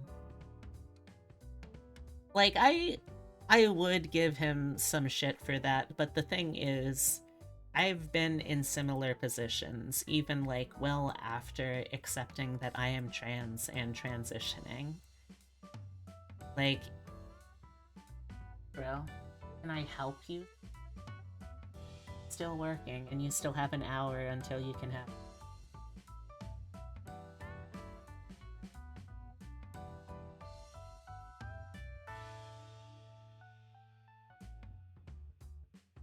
I mean, that never goes away. A euphoria boner is a thing.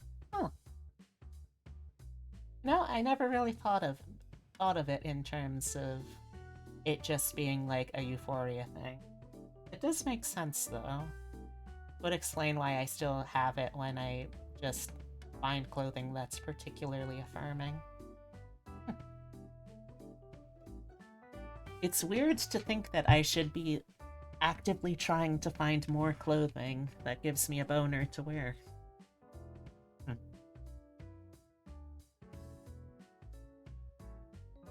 My girlfriends had asked for help when they needed their dresses zipped up, but I figure that's more for convenience than necessity.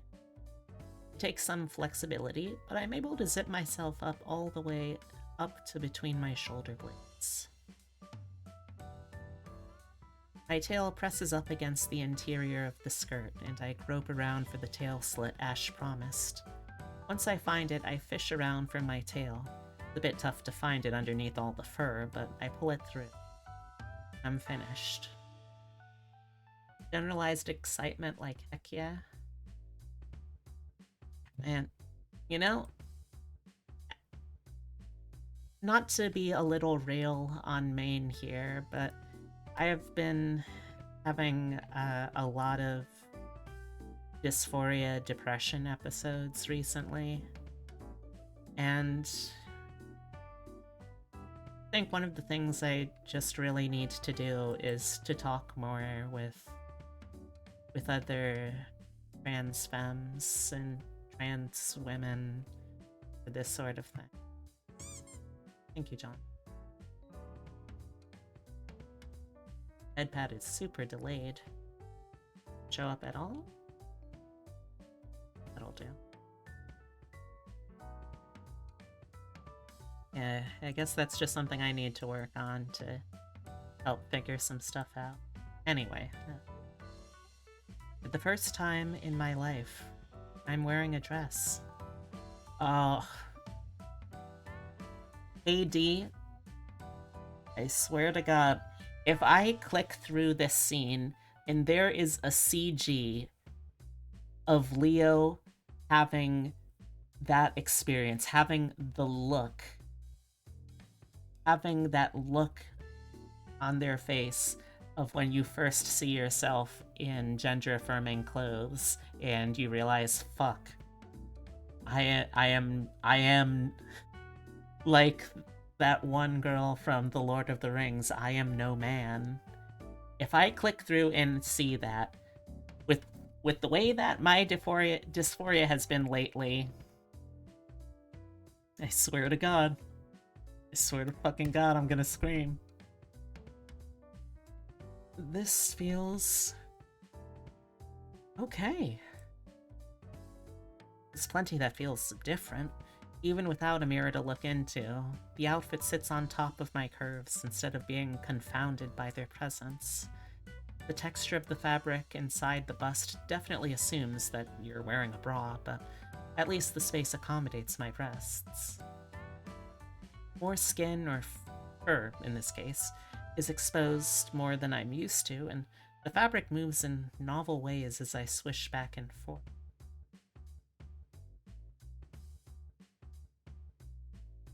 Convenient dressing room that has no mirror.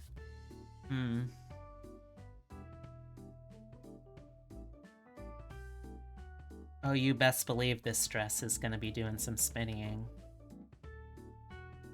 But to actually see what I look like, I'm going to have to brave Ash's judgment. Do I have to wear the hair ornament? The artist who made the dress felt it was worth including. Damn it, she knows me too well. I can't betray the artist's vision! I clip the ornament to my hair at the base of my ear.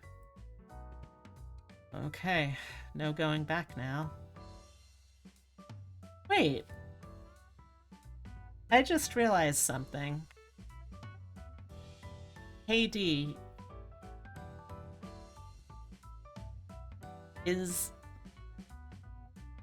Would the halfway point of the kimono tea, if you have a horse persona, just be an Uma Musume?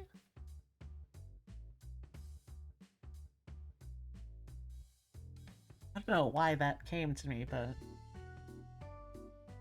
Huh. Much to think about. Alright, here we go! Are you ready, chat? Are you ready?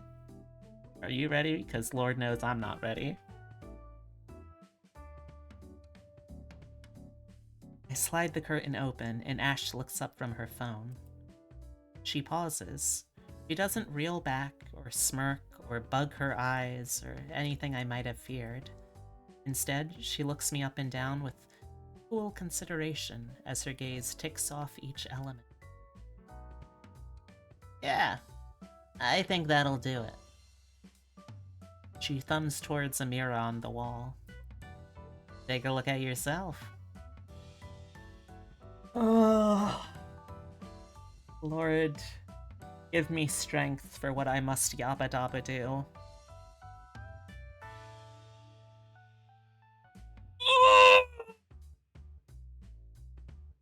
Okay, hold on, chat.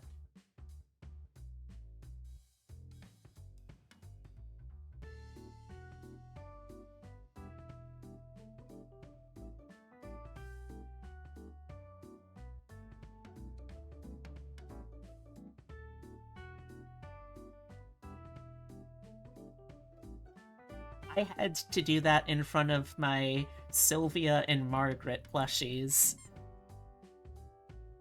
They've witnessed this.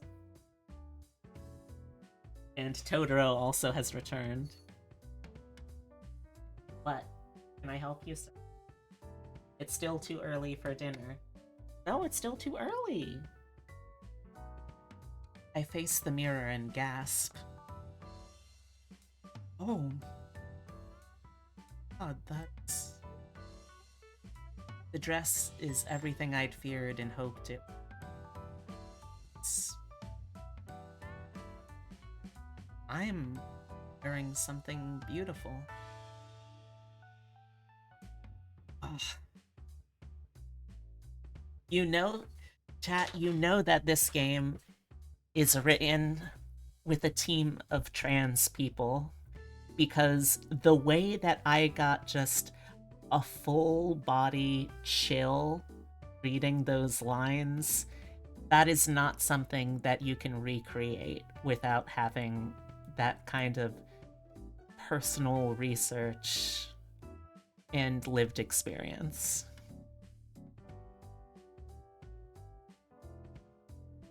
Oh yeah, he mentioned well, oh, the white and ashes fur. Oh, I hadn't noticed that, but that does make sense. That's just Mira's shading.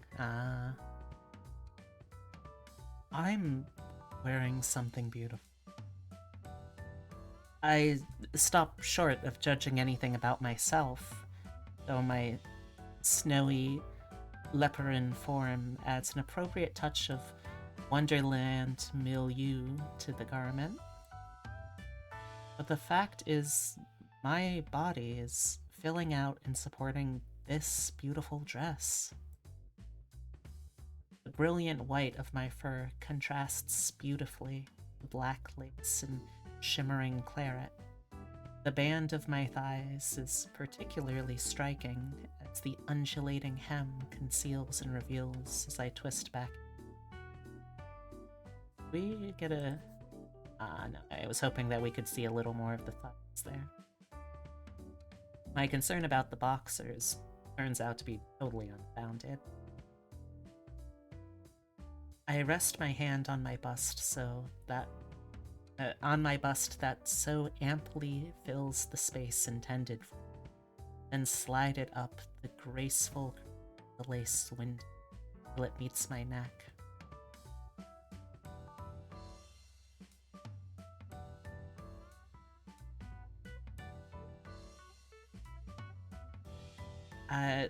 This might be revealing too much about my own experience, but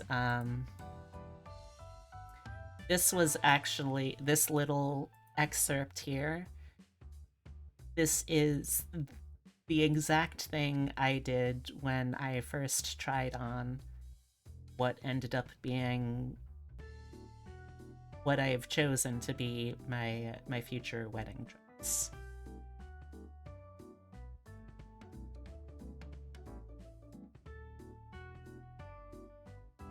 My fingers linger on the choker for a moment before I move them outward to my bare shoulders.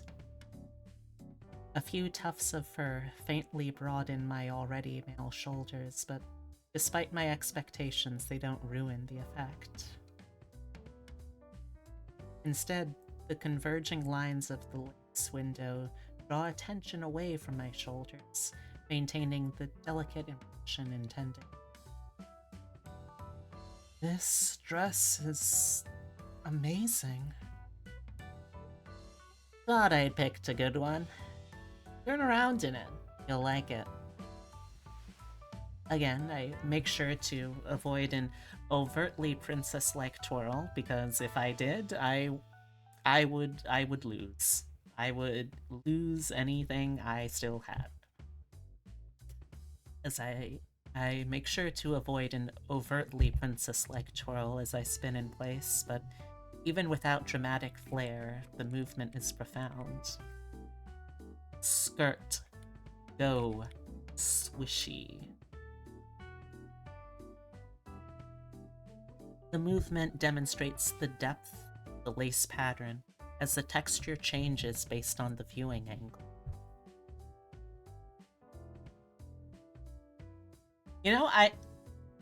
I saw someone point it out on Blue Sky, and I feel like the more I think about it, the more I've noticed it in other media. But for those of y'all who are fans of like gender bender stuff, specifically usually gender bender manga and anime, have you noticed that for a lot of them there's this mindset of there is a step for this character that is a step too far. If they let themselves indulge in this one thing, they'll have experienced too much of being a woman to ever want to go back to being a man. That's the kind of vibe that I'm getting here.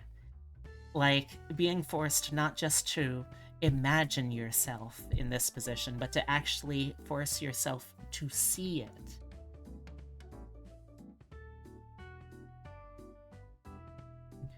The shimmering fabric sparkles, and the nesting skirts rustle and sway as they're subjected.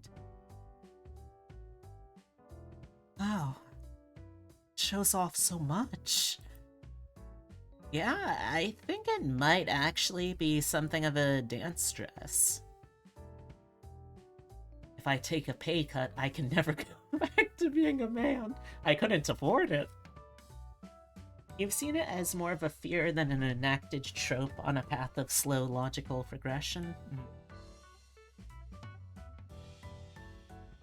Also, out of curiosity, when y'all were designing this particular dress, were there any existing characters that you were trying to draw inspiration from? Or is this more of just like kinda you gave themes to Mira and that's what she came up with? Also, props to Mira for being very respectfully on model with the breast sizes. You had a mood board? Choice. I move in place a bit more, staring at the way each gesture shows off its form even more. Before long, I notice that I'm staring more intently at a dress on a live person than I ever have. Not characters, but we mashed together some dress designs. You'd definitely kill for a dress like this. It is very good. A mood board? No, KD is usually a rabbit. I only ever transformed KD into a cow once as a joke. Unless it was enjoyed, in which case I'll probably have to do it again. I would be fast. I don't know if this is something you already do for some of the supporter tiers, but it would be fascinating, like, just as someone watching creatives do work, it would be fascinating to be able to see, like, what steps you go through, what things look like in the development stage like that, you know? Decorum would prevent me from glaring at a woman with such intensity. I have no such compunctions about myself. I can scrutinize every little detail, make it move in any way I'd like without the risk of disturbing the person inside it. This is another really trans experience that I was listening to people talk about today. Like, when you're trans but haven't truly cracked yet, and there's that experience of just like there's that experience of like doing things where you're clearly expressing this deep longing, and you are so terrified that to the women that you are having this kind of wistful longing towards, it's going to come off as this disgusting masculine lecherousness or masculine danger, you know?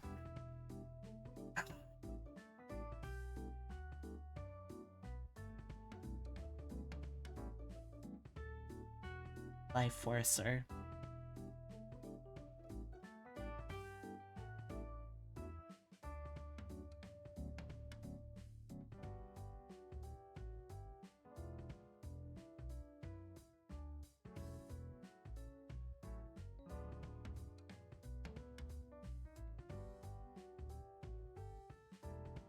Power is exhilarating. That could be your power, Leo, if you simply accept it.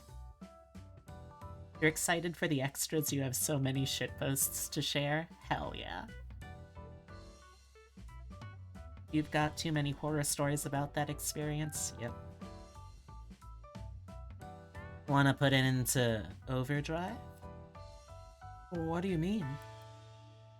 I nabbed some heels if you're interested. I picked up the biggest pair they had and figured it could at least last a couple of minutes in them. A pair of patent black leather pumps sit near my feet, unnoticed until this moment. Oh, sure. I step into the heels. Even with the sheer stockings, they're a tight fit. I can't tell if they're actually a size too small or if this is just what you're supposed to put up with it. When I look up, I nearly lose my precarious balance. Holy shit, that makes a lot of difference. When I take the time to notice the changes induced, they're subtler than first realized. The hem of the dress is tilted a skosh back, and I'm leaning forward a touch more, but that makes all the difference.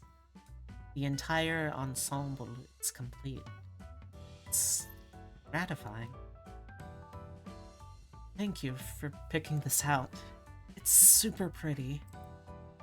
Don't mention it. Glad I could finally beat you down. I continue to pose in front of the mirror.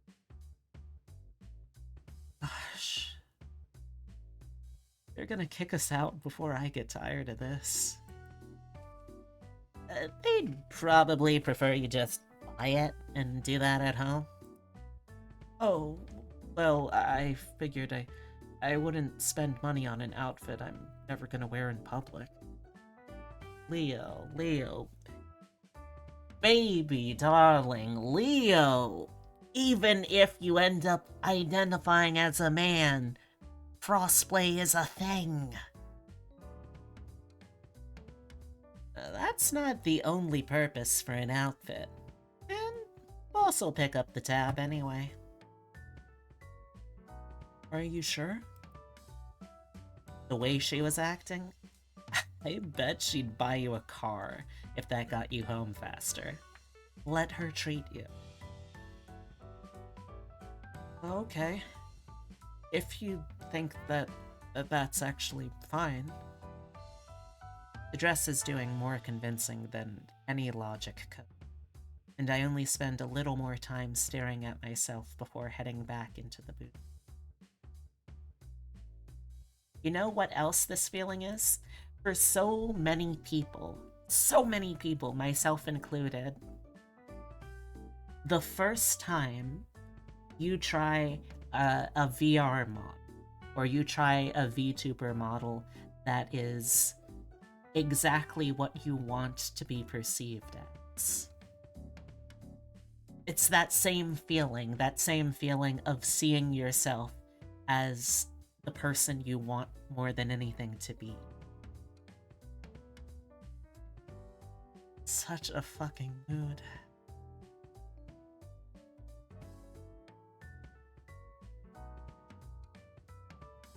I hope that Leo remembers to buy some bras too, because you do not want to be raw dogging it in something like flannel all day. The most salacious fantasy of all, getting to spend other people's money. I take the initiative to buy the outfit this time, and stuff both receipts in my pocket to give to boss in a few days. The 2 sheets of paper are about all my back pocket can hold in this state. We're actually here to get some binders originally. Well, yeah, I meant in terms of, you know, the bra that don't make the boob go away, you know? At least I have my binder on, which makes me a whole lot more comfortable back on the mall thorough. Emotionally, that is. Pressure it exerts is nearly as stifling as my jeans. So, thanks again for all this. Glad to help. I grip the handle of the bag with the dress inside a little tighter. I kinda feel like I owe you something. Something back for something this big. Oh, trust me, I'm keeping score. The second you get onto my relationship route in this game, Bean, you're gonna repay me. I look forward to it. So, guess I'll see you later. You bet. She turns away before I do, and I do my best to ignore what the binder is doing to my boobs as I head to the exit nearest the subway station. I'm both almost used to the binder and desperate to get it off by the time I reach my apartment. I imagine I'd be just as impatient without the treat still inside the shopping bag. But that extra bit of incentive is doing a lot to get me undressed.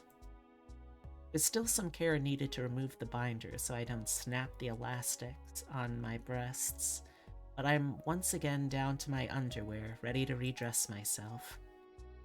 Very literal sense. I'm quicker this time. It may even work against me as my fur gets more tangled in my stockings and gloves. I just need to get it on sooner. I want to appreciate that again. I just need to get it on sooner. Little shift, a little shimmy.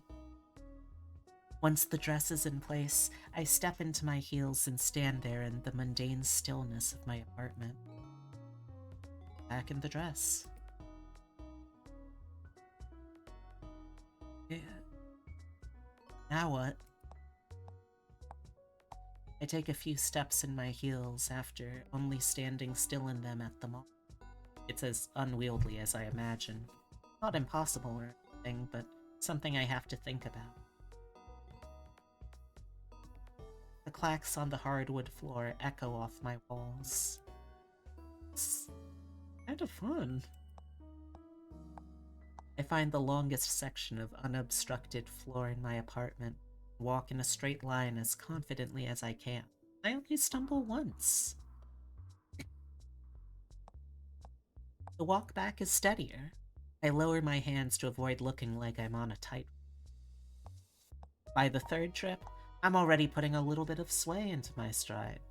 The layered skirt amplifies the movement as it adds a rustle to complement the strikes of my heels. It's like a jazz drummer using the brush alongside his drumsticks. Gosh, I don't know if I ever noticed the sound like this. Once again, being able to model a dress myself without any outside distractions pays dividends. So, where would someone even wear a dress like this? They'd go out dancing. Probably like a masquerade ball or something, right? I imagine myself at such an event, pantomiming pulling a ticket out, handing a coat to the check counter, entering the main hall. There's no way I'm confident enough to actually dance in heels, but I get away with a little bit of swaying back and forth. I walk over the counter and lean over, lifting up my back heel to get close enough to the bartender for him to hear me over the din of the party. Negroni, thanks. Hopefully my one utterance won't arouse the suspicion of my neighbors. I stand up straight to imagine what my fellow partygoers attire. Stand up straight to imagine what my fellow partygoers attire. That feels off as a sentence. I stand up straight to imagine what my fellow partygoers attire. I'm sure there'd be all sorts of bustiers on top of big tiered ball gowns reaching to the floor. Maybe some of those feathered masks on sticks. Mark that one, maybe? I know that there is a report errors thing on the main menu. I guess I'll just make a save on it for... Oh, you got it?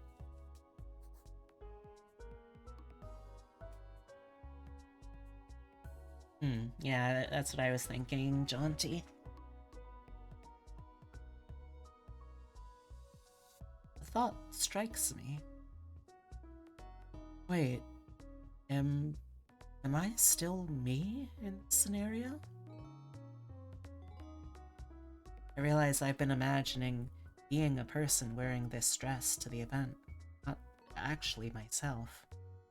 The idea of representing myself in such a way almost makes me lose my nerve. Suddenly, Discovering the joys of wearing dresses hasn't changed my opinion about cross-dressing in public. Theo, it's only cross-dressing if you let it be. I guess that sort of event would be more amenable to this kind of thing, though. There be girls that... this. More than 2 decades of knowing women hasn't made me any good at intuiting what they find attractive.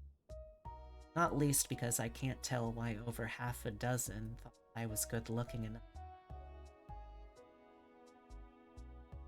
Maybe a bi lady to this? They like, well, both sides of things, right? Or do they like their men manly and their women womanly? I realize I'm trying to nail down the preferences of millions of women simultaneously. And if you are millions of women, chat, write in on a postcard. Let me know how you're doing.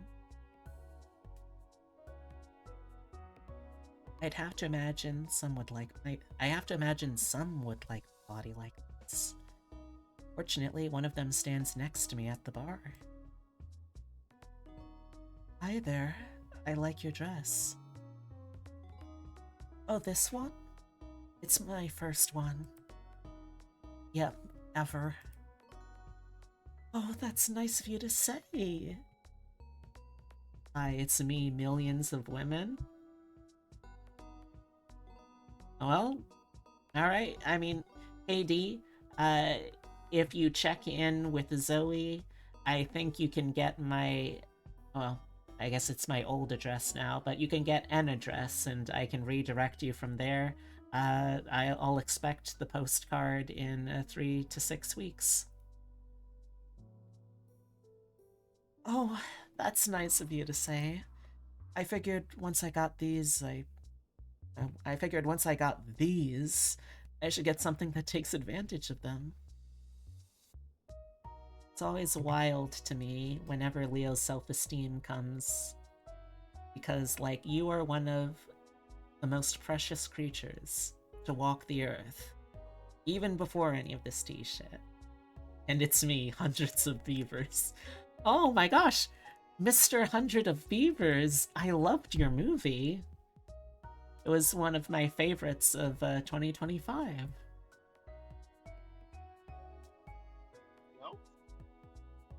Oh. The hem of my dress rises as I lift up my bust. I continue my imagined flirtation, sipping from my imagined cocktail until she grabs my wrist to pull me onto the dance floor. Yeah, apparently, jaunty. I'm doing all this in the open voice channel of the Cinnamon Switch Discord. Oh, and I'm gonna be getting ads here in a moment, so I'll pause once we do. I'm still not any more confident, but I imagine my swaying amplified into actual moves. For a few minutes, I just imagine being close to someone, our bodies brushing up against each other as my new assets are touched by another for the first time. I can almost feel the touch of my, which makes me miss the actual movement at first. After a few moments, though, I feel my breasts slide against the inside of my pants. What's happening? I stop, am able to isolate the movement from dancing.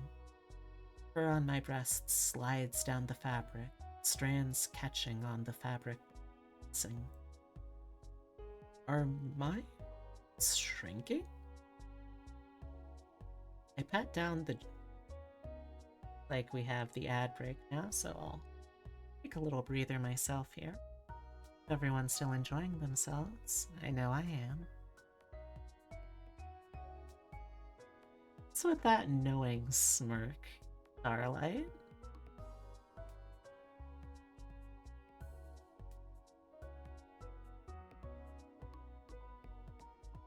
I'm sorry, I didn't mean to interrupt. No, that's alright.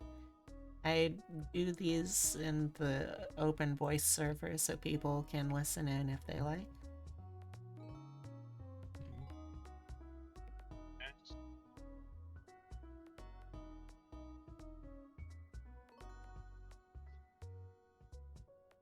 Now I'm just pausing to wait a little bit, so that way I'll be able to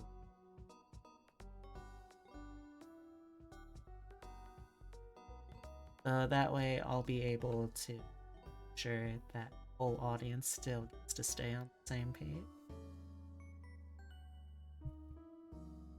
It's worth your Discord companion is barely audible on stream. Know what they're saying. It's alright.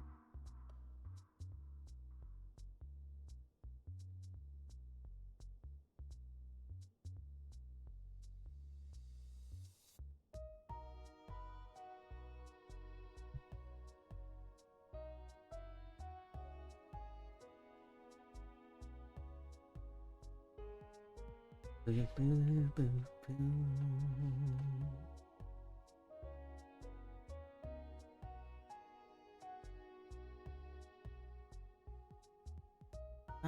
Ba.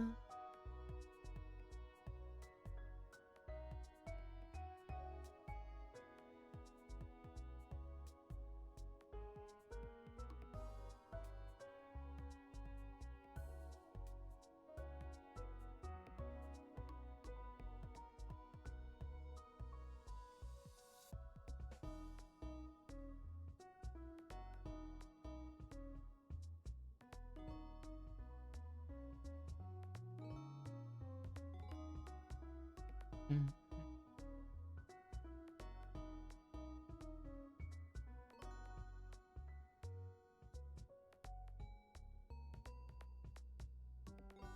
Mhm. Mhm. Mhm.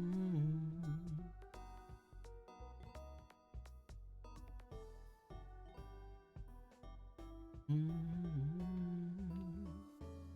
And we are.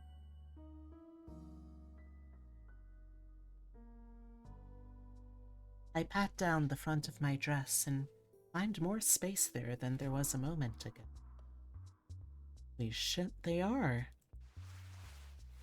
I kick off my heels and dash to my bedroom to get a better. It takes a while between pulling the tail from its slit and moving the gloves and stocking and reaching the zipper behind.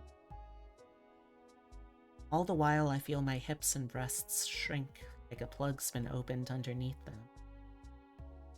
Once I'm down to my boxers, I'm back to my normal, if furry, body. That last little bit of extra mass fizzles out of me like a balloon.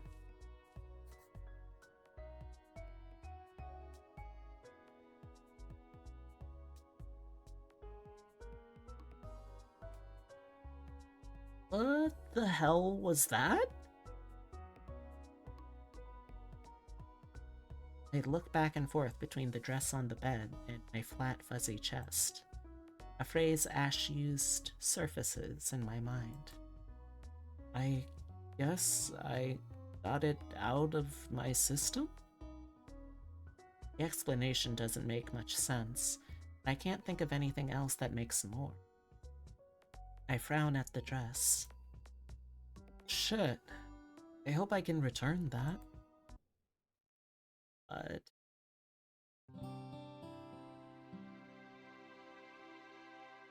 one thing I've been thinking about a lot ever since I read it is an interviewee in Rhea Ewing's Fine about gender, who said something to the tune, I would have 5 or 6 genders if I could, or maybe a different one for every person I talk to. I'm late waking. It's my day off, first of all. Not to mention that I didn't have the best sleep last night. It's probably why I'm still a rabbit. The one eye that isn't buried in my watches the tip of my ear bob on the chin. Every time I look at it, the muscle controlling it seems to retract and it darts out of view. Skittish little guy, aren't ya? I groan and grind my muscle into feel my fur shear back each move. I end by dragging my face up and nice and flat against my skin. Speaking of fur, Totoro has returned.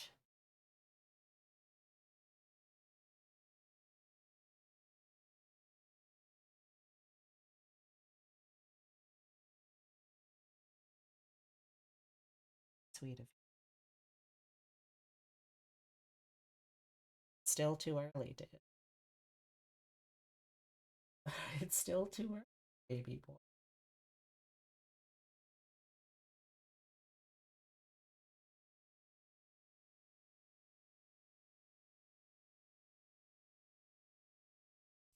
I'm getting clipped a little bit.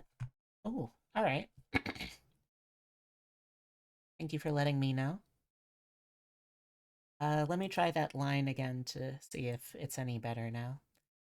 I groan and grind my muzzle into the pillow and feel my fur shear back and forth with each move. I end by dragging my face up and forward, nice and flat against my skin. There are a few minutes where I don't do or think about much beside the way rabbit fur feels against bed sheets. It's more comfortable than I'd prefer considering. Gosh, I really gotta read. It's more comfortable than I'd prefer considering.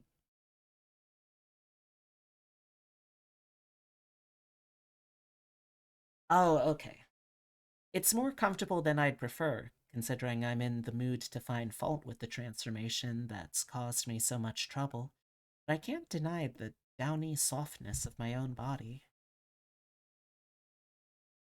Well, I don't want to get too used to this. I'm about to get out of bed when I hear a knock at my bedroom door. Hey, bro, we're headed out soon. We're what? We're going to the beach, remember? Hurry up, I got a shift and I want some time to hang out with my best bro before I'm on the clock. Oh, that's alright. Welcome on in, J-Deggy. Shit. I throw my sheets off and open the door to the living room. Roman's already in his lifeguard trunks in full order. Whoa, damn, you look great in full anthro. Works super well on you.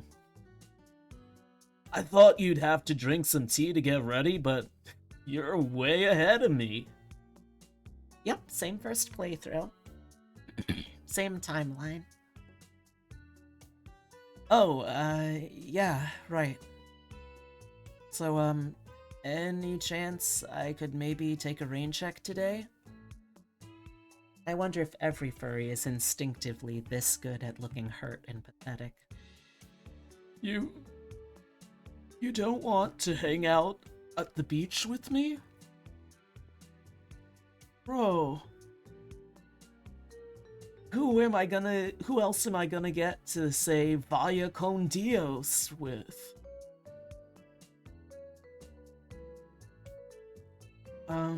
Well, it's just that I don't know if I should go out like, this.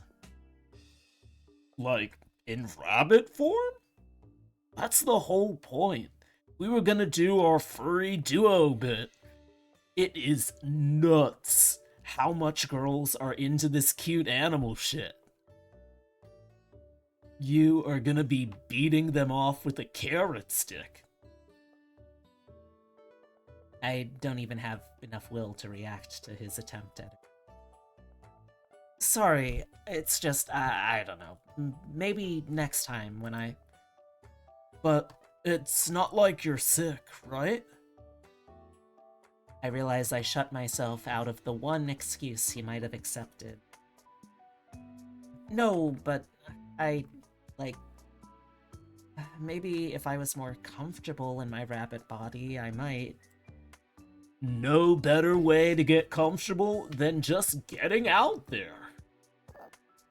A thin, stringy half-growl, like a wet finger rubbing a balloon, emanates from my throat, and I learn firsthand what sounds rabbits make when they're angry. I cough before he can interpret it as such.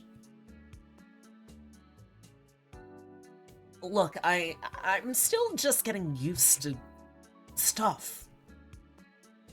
You're not gonna get used to stuff sitting at home all day on your day off, bro. And Naomi already did me a favor by giving me extra tea to keep me at this level for these last 2 days. I don't know if she's gonna comp me anymore at this point. Honestly, I think Naomi's willing to provide as much tea as it takes to bring whatever machinations she has to fruition, but I'm not going to be able to provide my reasoning to him. So, I need to blow my nose real quick. I will be right back. Oh. Ah, dang it. I pressed the wrong button. There we go. Right back.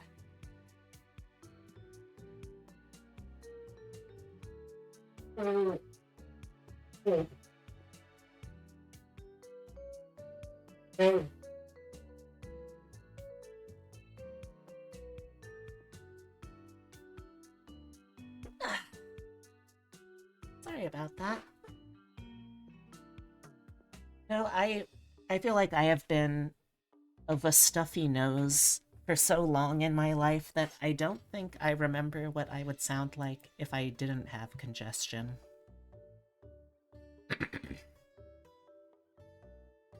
I glance behind me at the closet where I'd stuffed my feminine clothes. He puts on his biggest otter pup face. That's a favor? To me, bro? Come on, bud. The foundations of my opposition wash out from under me. Fine. Let me just grab my beach stuff. That is what I like to hear! He claps his paws and turns towards the front door. The best bestia's back on the beach, babe.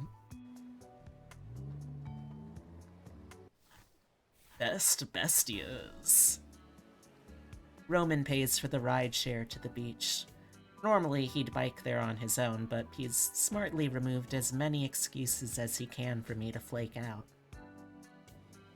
It's relatively early in the day, but there's still a healthy crowd for the start of the school year isn't far off, and I imagine families are trying to work one last beach trip into the calendar. I carry my bag with all my beach essentials, as well as my hoodie and sweatpants in case I get in any sort of trouble. Alright, so I've got a little less than half an hour till my shift starts. Then it'll be like free until I got lunch and can hang out for longer. Wanna like stake out a good spot and we could do a little skimboarding or something? Oh, sure. Yeah, you mind if I put on some sunscreen first? I burn easily, you know. You have fur. Oh. Right. Guess I didn't need to bring that then. We walk toward the surf, passing people who'd already made camp close to the parking lot. It's a typical cross-section of the New Greenshire population, which partially alleviates my main concern. There's plenty of women in bikinis, but nothing too evocative. Everything's in context. My grip on my bag gets a little more slack as I'm less concerned with having my hoodie immediately at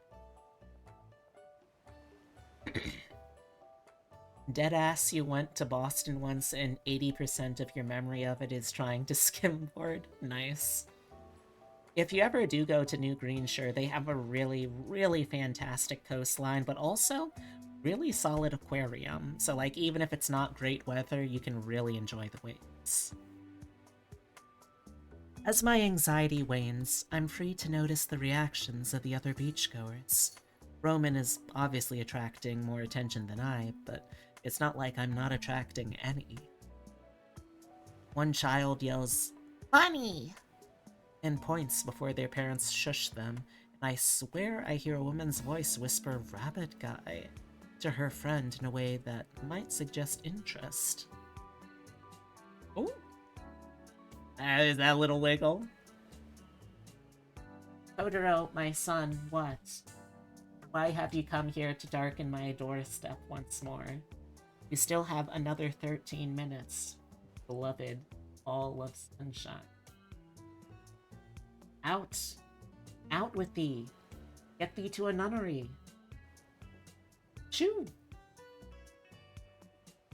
I don't think he understands, chat.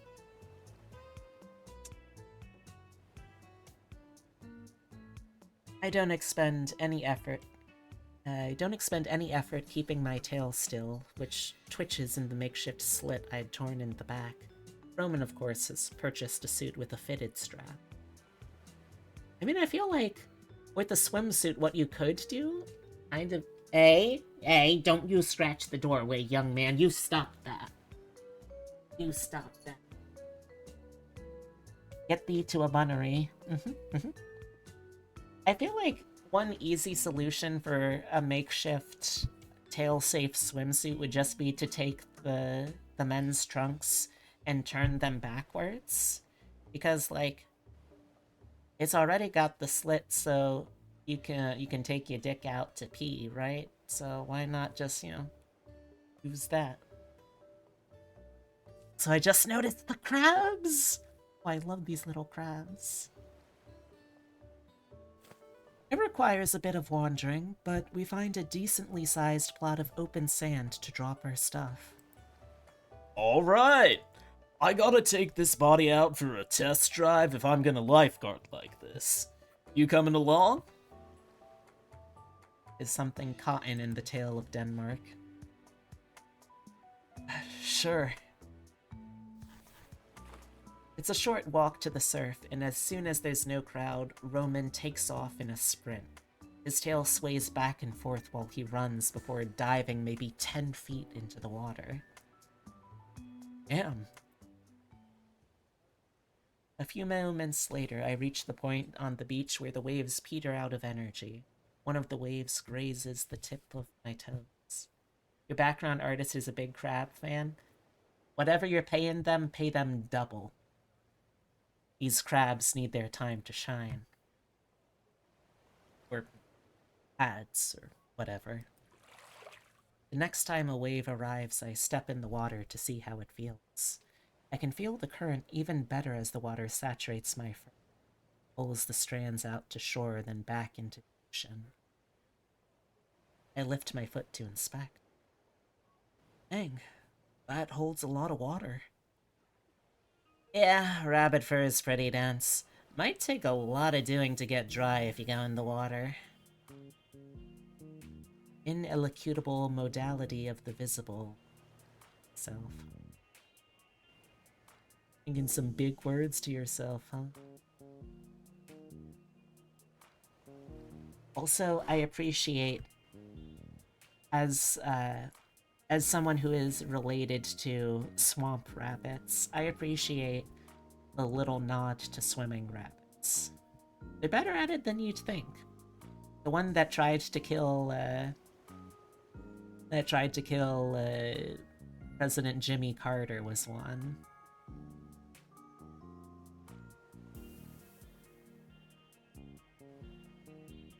Oh, that's good to know, Ash. I flex my foot a few more times to feel its weight. Hold on. I look to my right to see Ash standing in a bikini next to me. Oh, Jesus! What the... Oh, hey again, Jesus. Hello, my child. Sorry, I didn't mean to... It is okay, my child. Now, if you'll excuse me, I need to part the waves. Oh my god, Ash is walking on water. Hey, Bean. Enjoying the beach? How? Since when did you get here? Probably like half an hour ago. Sunscreen's probably all set by now. No, I mean, why are you here? I have the day off too, you know. And you already said I could come to whatever little get-togethers you and your friends get up to. Oh, right, of course. Thanks. Thanks for coming then, in that case, I guess. Is this the first time you've heard Ash's theme? I don't remember it during the shopping trip, so I think so. I like the kind of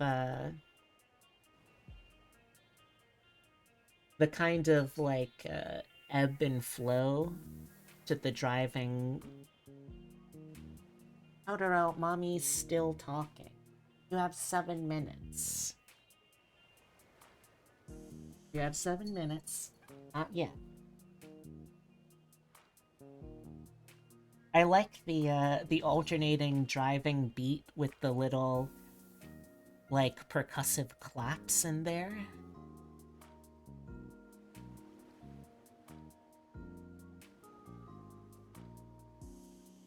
Accidentally right-click.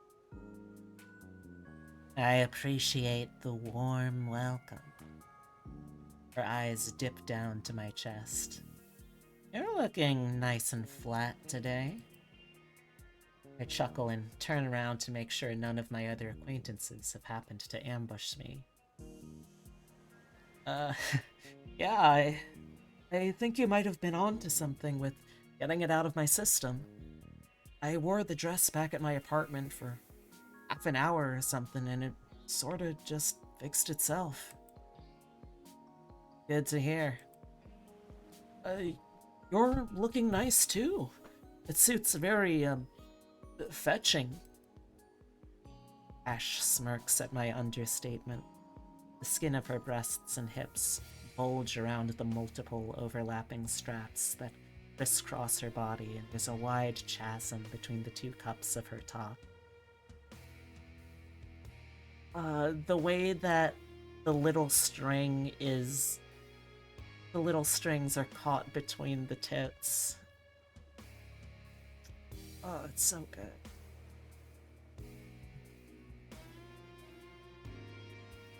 You're trying to hear if there's a metric modulation going on here? What's that mean? Oh, I mean, I guess I know what meter is, and in theory I know what modulation is, but in music theory I don't know what it means. Or why it would be clever. It's the most revealing swimsuit I've seen on the beach today, and is exactly the sort of thing that made me bring along my sweats. I'm nervous they'll soon be necessary, but I don't notice any warmth in my chest other than the one provided by the sun. Sections are moving from 3/4 time signature to 6/8. Metric emphasis. I see. Naruhodo. I don't see. Actually, I do not remember enough of music theory.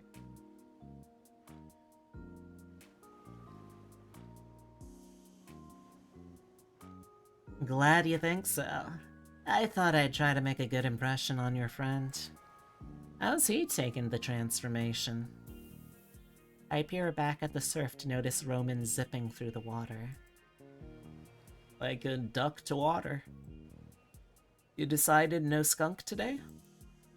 Yeah, didn't fit in with my plans. I'm curious as to what those plans might be, but I notice Roman emerging from the ocean. Water drips from the soaked fur that lies slick and shimmering against his skin. I mean, with this level of body hair, he basically looks like David Hasselhoff, huh? As fitting and natural as his animal form seemed the other day, it looks even more appropriate with him in his natural habitat, as it were, even if he's a river. All the speed, strength, and purpose of his body is on display for those on the beach who are interested. As I peek to my side, it's tough to tell if that includes Ash. I'm glad that you have otter emotes for this. Very cute. David Hasselhoff.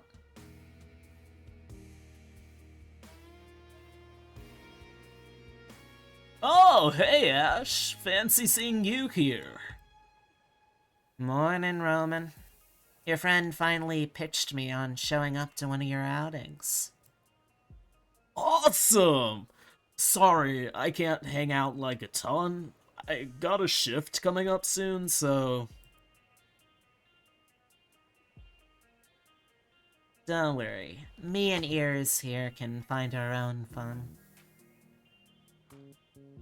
Oh, where are you set up? You can consolidate with us if your spot's not as good. Oh, that's okay. My stuff's with my brother's things. Your brother came with you? Yeah, Aiden drove me here. I didn't know you had a brother. Seems like you keep finding out things you didn't know about me, Bean.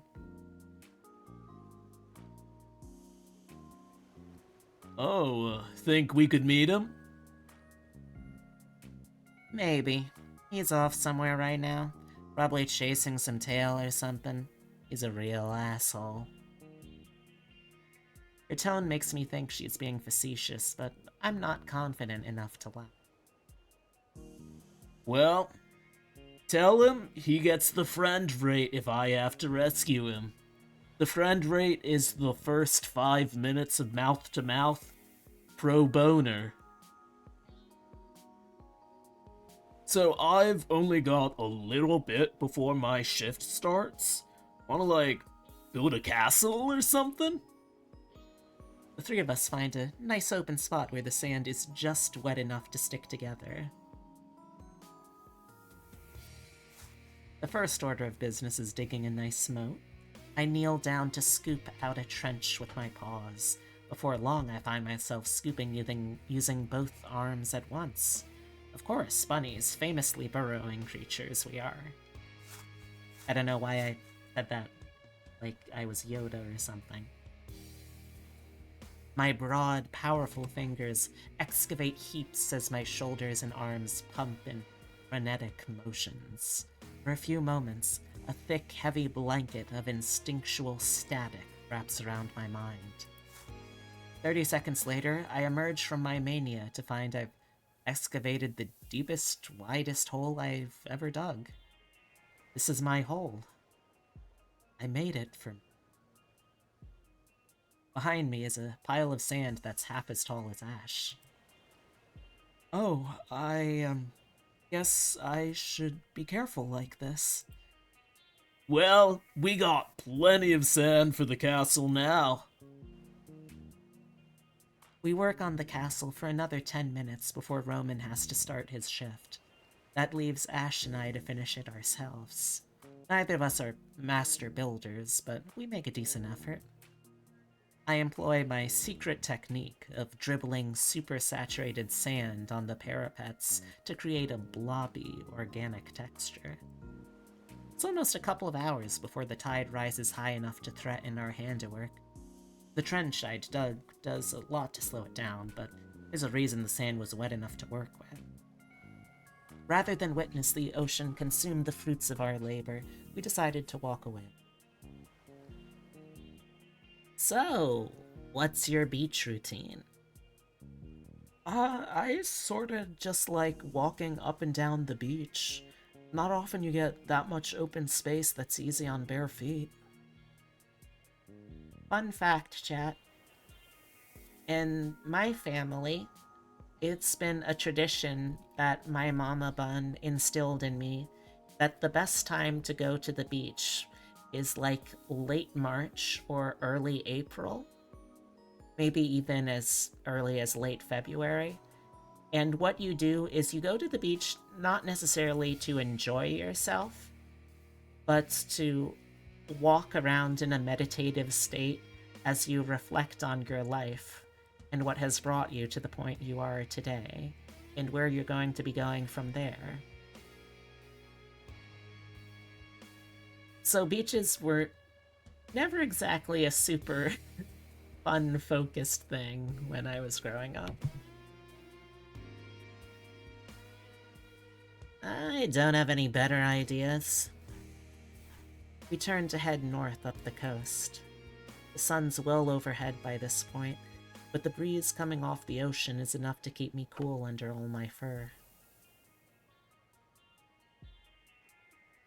Love the implication that she wore that swimsuit explicitly gunning on the possibility of redacted. I wonder what that could mean. For a moment, I'm concerned it might be too cool for Ash, considering what she's wearing. Or considering she's wearing, well, basically nothing. But a quick glance tells me she's doing just fine. Oh yeah, if you're a goth, you have to develop temperature tolerance, don't you?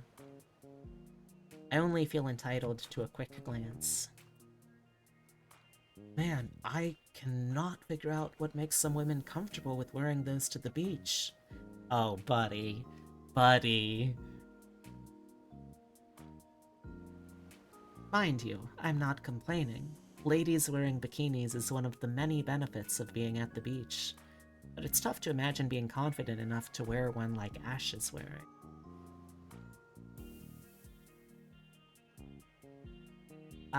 First of all, Zira, I do not have a bikini. I have a bikini top that I cannot wear with any kind of bikini bottom.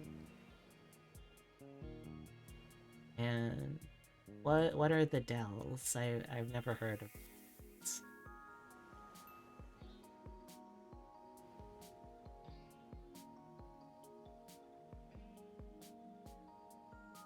Not that Ash is anything close to a shrinking violet, but it still feels racier than I'd expect from her. Wisconsin Dells? A couple of computers? I don't know, I feel like Wisconsin maybe isn't the best place to go to the beach.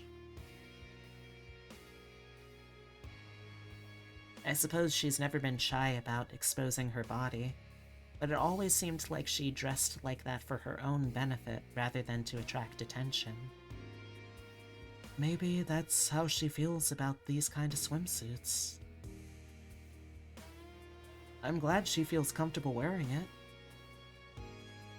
Though I guess I shouldn't feel too glad. We passed by people burying themselves in sand and flying kites. From their perspective, it's not hard to imagine the two of us as a couple. I wonder if White Rabbit Boyfriend is the sort of thematically appropriate partner someone would expect to accompany a hot goth. Yes. Yes, it is. I can picture the photo shoot in my head right now. As ego-boosting as it might be to look like you're dating someone as pretty as Ash, don't let it get to my head. I'm under no illusions that anything will. Best case scenario, some girl I meet at the beach might be pleasantly surprised that I'm available after seeing me with Ash. I'd have to figure out what scenarios would best facilitate that. Maybe we'll have to crash some volleyball game. We've been wandering for some time when I notice a crowd gathering around an outcropping of rocks. It looks like a makeshift stage or something has been constructed around. Lively music pumps out of speakers while an MC addresses the crowd and attempts to draw more spectators. What is that? I don't know. Some radio station doing some beach event or something? And me with no t-shirt to get wet for a contest. Maybe they're handing out free ones. I don't know if I'm supposed to laugh at that. I don't know where the head pat hand went. I've had to manually trigger it the last couple of times. It's something I'll have to figure out, but it's something that I think I can figure out. Well, wanna check it out? I guess we're not doing anything else. We stop on a sandbar parallel with the outcropping. Doesn't provide the greatest view of what's going on, but we avoid most of the crowds.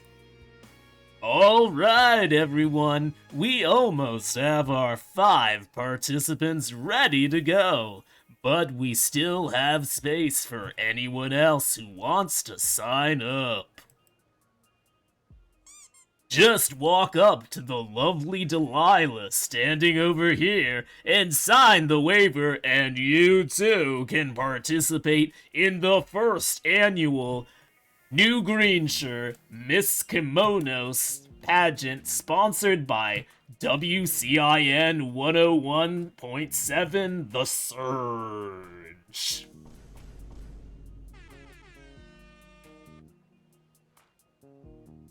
Wait, is this like a furry beauty pageant? I don't know. Sounds like it. Too bad this didn't happen yesterday. The two of us would have cleaned up. The anxiety I felt earlier this morning returns as I'm faced with the possibility of exposure to the same thing that's caused all the trouble this week. Oh, well, we get to see the stuff at work, so it's probably not worth sticking around for. I don't know. I kinda want to see what they're working with. Did the head pat trigger that time, or do I still gotta manually trigger it?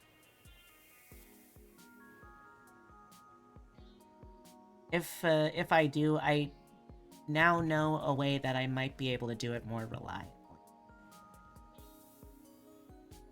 I'm about to excuse myself when the MC's voice booms over the PA system.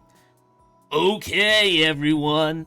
Please give a warm Heron Beach welcome to our first 3 contestants, Melina, Zoe, and Zoe. Oh. Why do I have the oddest feeling I've seen them before?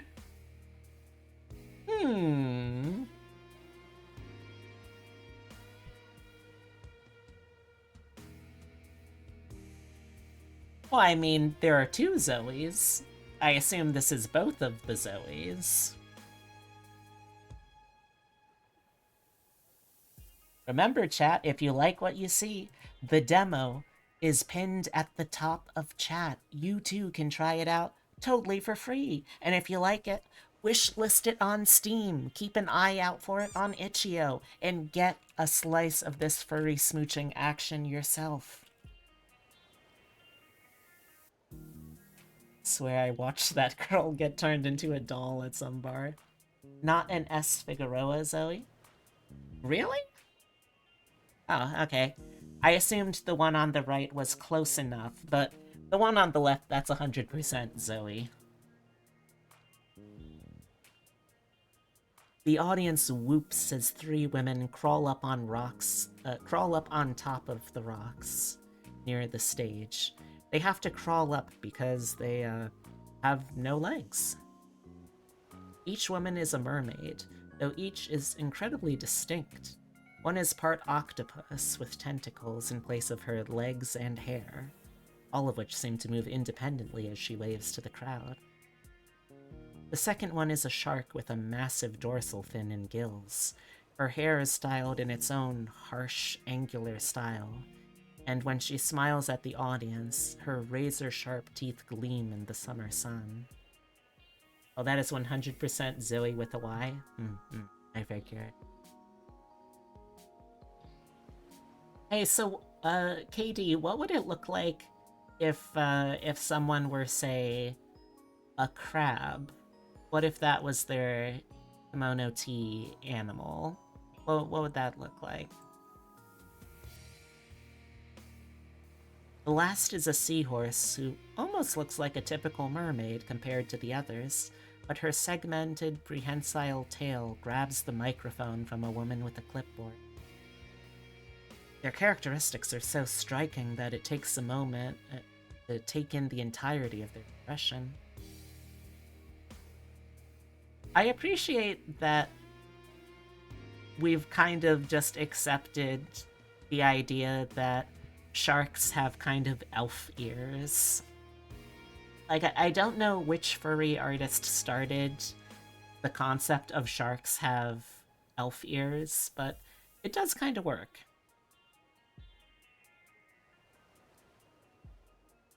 Which is to say, they're all beautiful. Stunningly, mythically beautiful. Also, I'm sorry, but my immersion is absolutely broken. You mean to tell me the seahorse mermaid was able to wear glasses like that underwater and they're perfectly usable without having to stop for 5 minutes to wipe them off? I call bullshit. I have no idea if the tea enhances a person's appearance as a mermaid, or somehow imbues them with an allurement to evoke legendary sirens, but I remain frozen where I stand as I gawk at them. Even though I feel a sickeningly familiar heat bubble up in my chest. This is not the first nor the last time you question art classes.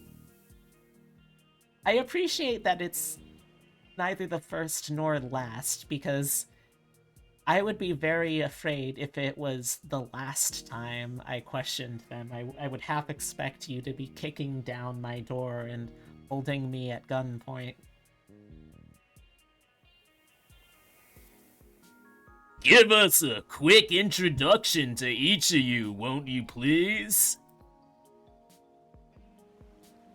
The seahorse passes the microphone from her tail to her hand and waves. Hi, everyone. I'm Melina. I'm a grad student at Bucks University in the business department, though I also do vocal work on the internet. I hope you find my modeling performance today just as enchanting. More accurately, at bun point. I mean, I have to laugh because you're the one who's holding me with a loaded fire bun. She winks and waves as she passes the mic to the shark. Hi, darlings. I'm Zoe, personal trainer from Sunny Down Under. Hi, darlings. I'm Zoe, personal trainer from Sunny Down Under. Find me at the gym before I find you in the water. I'm sure there's a lot you can help spot for me. She points out a member of the audience and winks. The member of the audience dies of terminal nosebleed. And then she hands the microphone to the octopus. One of her larger tentacles that were once her feet reaches gingerly for the microphone and wraps around it, bringing it to her mouth. Okay, KD, Zoe, I need your direction here. What kind of voice should I be giving Zoe? Having, actually talked with her and, heard what she sounds like on a regular basis. Shoes. As in, like, oh my god, I want those shoes. Like, that kind of voice. Got it? Okay. Shoes, but make it tsundere. Okay. Hi, folks. My name's Zoe. Zoe with a Y. I work at an office, but I also do a little modeling on the side, though not as an octopus. Sorry about that. You can find me on socials at @ZoeOffice. Is that an actual social that you have set up? Because if you did, that would be some next level stuff.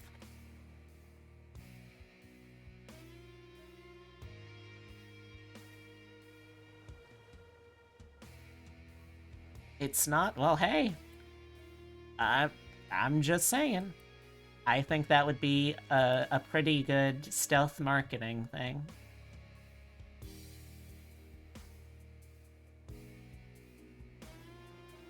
She brushes the tentacles on her head behind her with a dramatic swish, which is only emphasized by their maneuverability. All right, everyone, put your hands together once again for our first contestants, Melina, Zoe, and Zoe. Gosh, I'm gonna have to chug some water if I'm gonna be doing MC voice. The crowd cheers. And on cue, a wave crashes up against the rocks, raining spray down on the contestants. The water cascades across their tails and down their chests and through their hair that they toss to the side, sending graceful arcs of water careening through the air.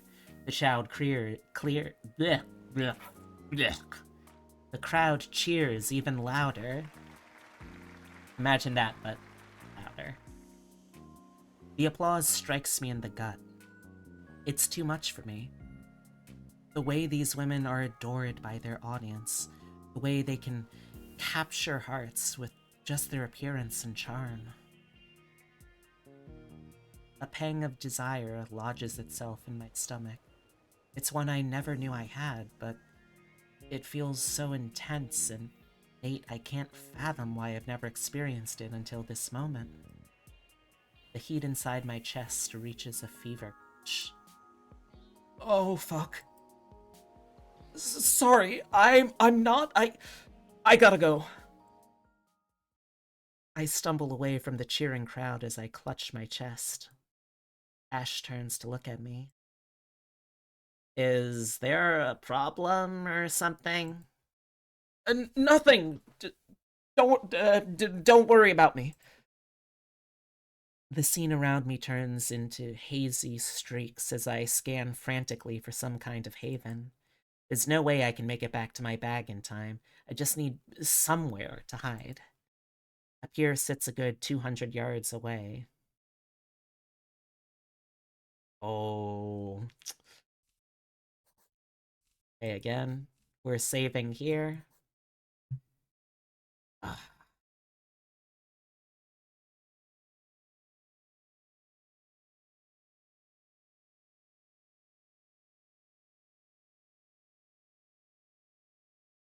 Leo starts to transform again, starting with breasts like usual before shrinking.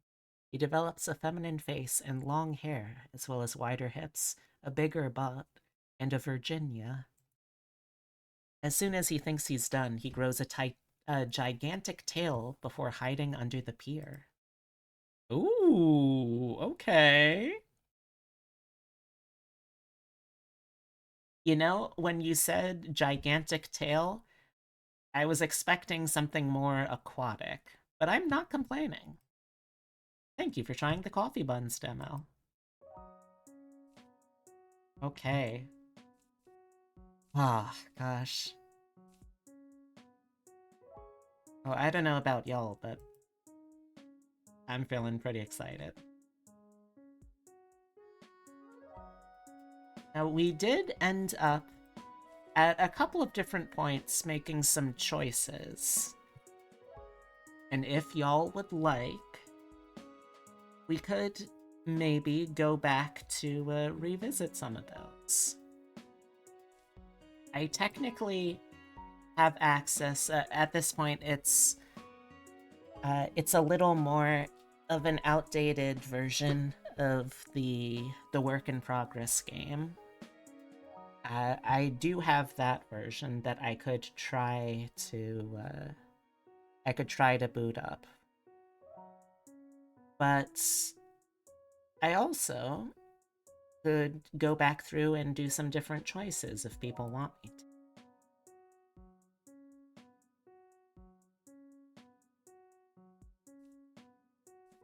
So I think I'll...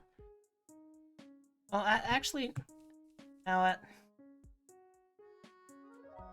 I would feel better about it if I felt like I was doing more in return for showing off the work in progress that I was given. So maybe it's best if I just stick with these for now. Next scene is real fun in your playthrough. Oh gosh.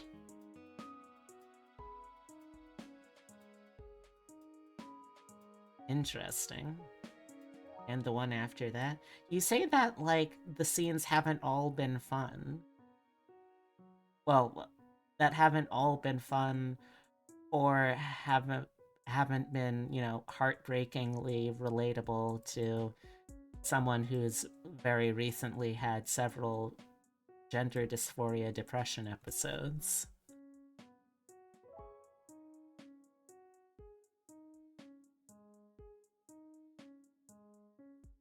Well, I mean, I guess I'm going to have to, I'm gonna have to check that out, but I don't know if I should necessarily today, you know?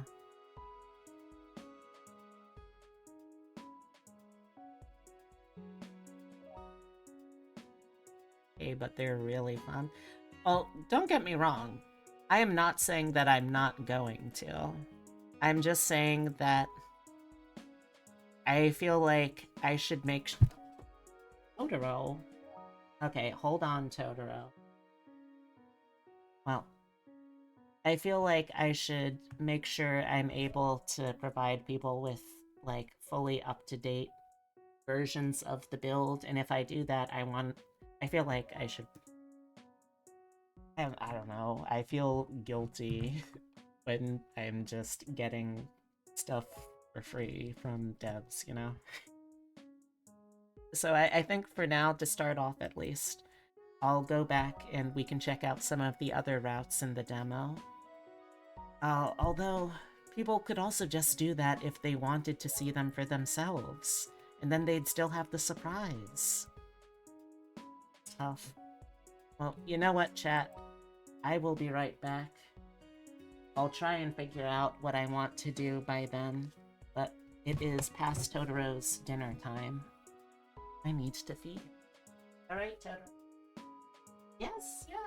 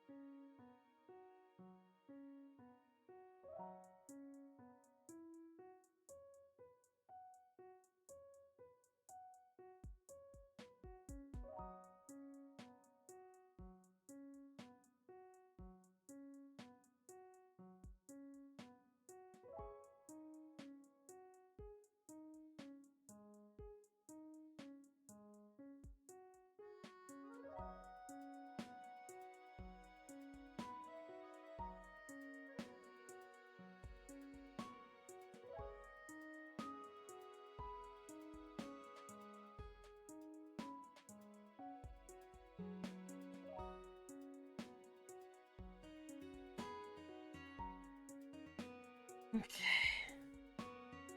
Alright, I am back. The boy has been fed. Let's see.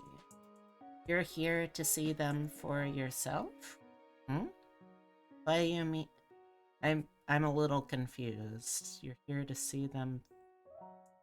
You're here to see me see them for myself?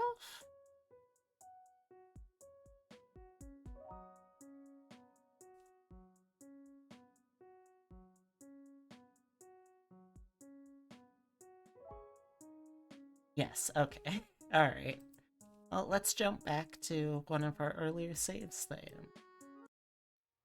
Alright, so last time we asked Naomi for help, and she's the one who clued us in to pause. This time, do we want to ask Ash for help or ask Boss for help? And once again, I'm going to put it to a poll.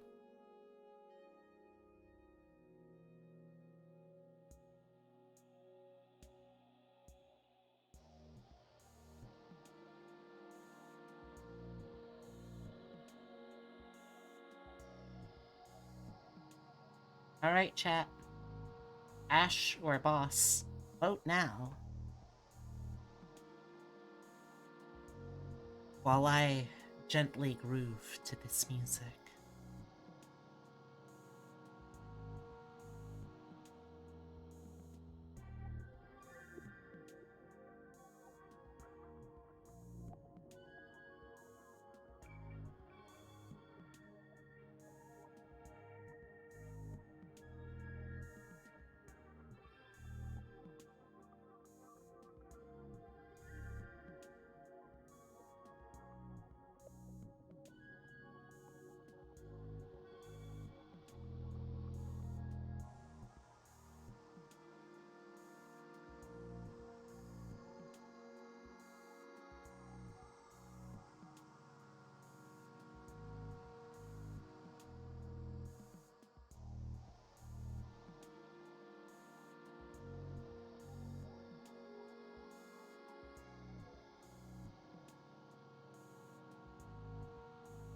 Oh, I know that there's more than just 3 folks here.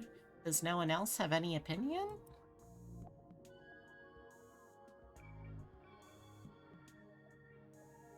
Oh.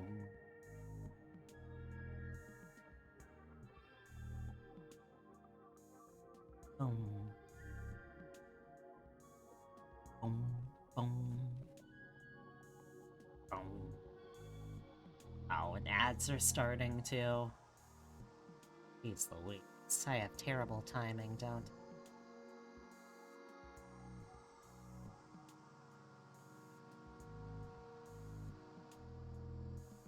But at least I'll know what we're doing when we get back from ads.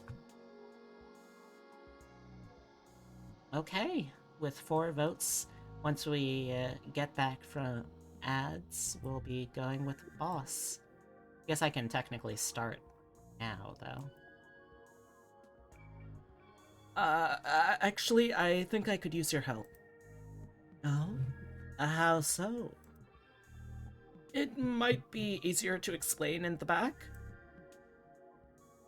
It's clear she didn't imagine this would be part of her offer. Well, I imagine Miss Blumenthal can withstand a short session by herself. Would that be too much of a burden? Sure, it's not like Bean was contributing much anyway. You thought we couldn't date, boss? We cannot. And as far as I know, she is not poly. Accurate barbs are, of course, the most cutting.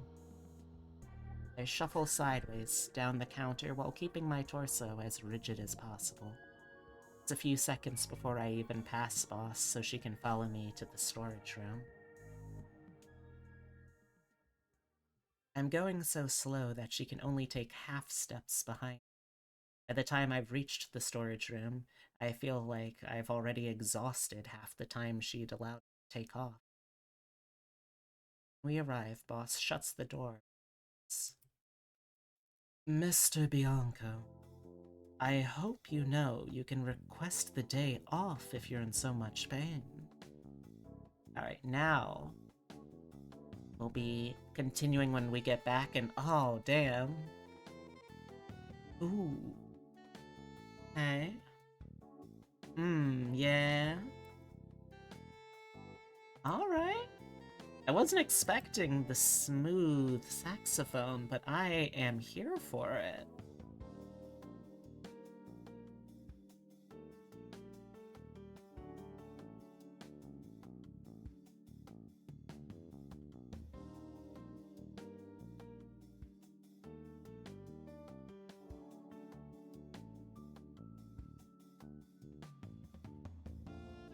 I do, Rigged. I do quite like jazz. It's something that I grew up listening to. My Papa Dear had a record player when I was growing up, and he, when we would have dinner, would often just put on a random jazz record. I grew up listening to jazz on records. I grew up listening to it on public radio, on CDs, and, well, more so cassette tapes, I feel like, than CDs, but still. So yeah, I'd say that it was a very formative genre of music for me, and it's one that I still have quite a soft spot for.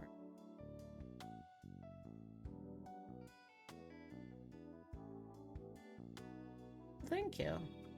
I mean, I am only a musician in as far as I sing, so like I'm not necessarily the best at being able to perform jazz, but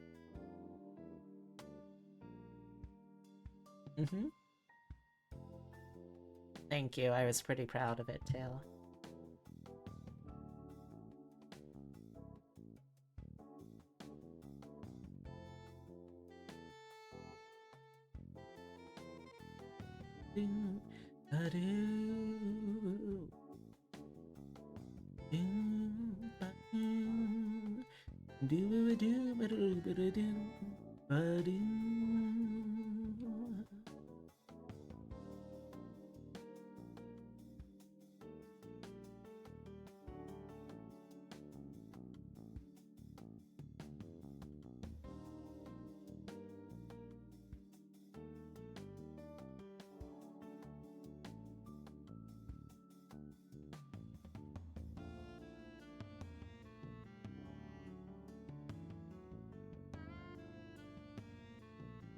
All right.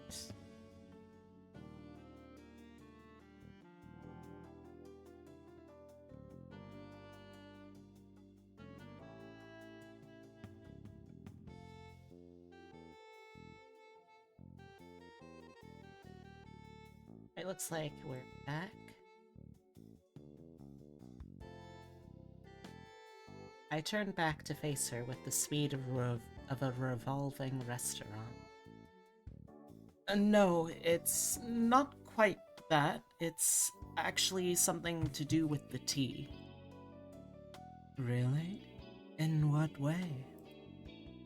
I had a transformation the other day that didn't quite go away. Her eyes scan my face to confirm it's absent all the rabbit parts I'd grown yesterday. It seems like you're missing all the... She brings a hand to her mouth. Oh, gracious. You haven't been hiding your tail all day, have you? No, that's not it. It's more like I got an extra transformation on top of the rabbit one. It happened on my commute back home yesterday. Well, what is it? I held onto the remote possibility that I could avoid telling her for far too long. Well, it's, well, a swelling. What sort of swelling? On the chest, mostly. On the chest, sorry, wrong voice. On the chest, mostly. Entirely. I suppose rabbits sometimes have something of a bulge there, come to think of it. Maybe, but I don't think it's quite that, mostly because it stuck around after I meditated my rabbit parts away, and because it looks more, human. She looks the most confused she has all day. What sort of swelling would be typical of humans? I hesitate to answer, not only because I could merely tilt my eyes to see an illustrative example. It's just that I have what look like human, breasts. She's not getting any less confused. Pardon? It's just like I have what would appear to be a woman's chest, if it was on a woman. Her eyes flit down to my chest. Right now, you mean? Yeah, I attempted to flatten them out with some exercise tape earlier today, but it's sort of ripped off just now, and one of them is loose. Hey. Ugh. Meowdy to you too, Ashton. Good to have ya.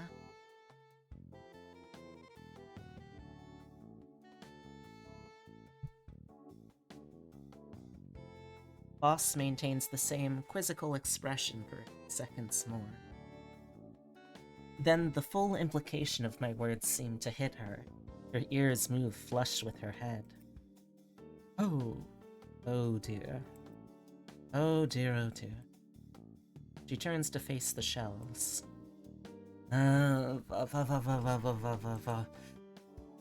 She notices me again and reaches out to grab my shoulders before stopping halfway.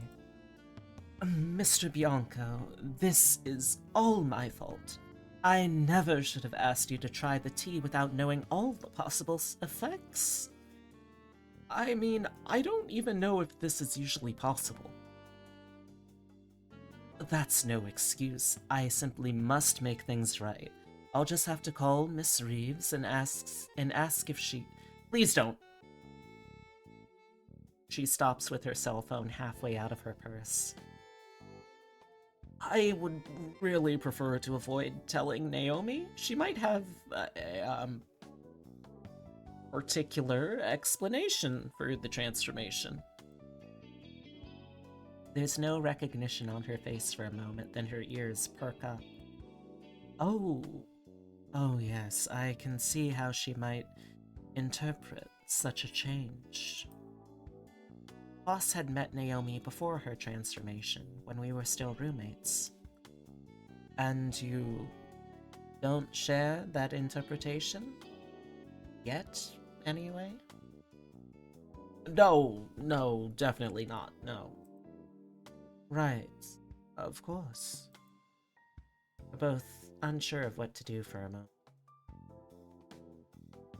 I suppose this might take some research. Excuse me for a moment, Mr. Bianco.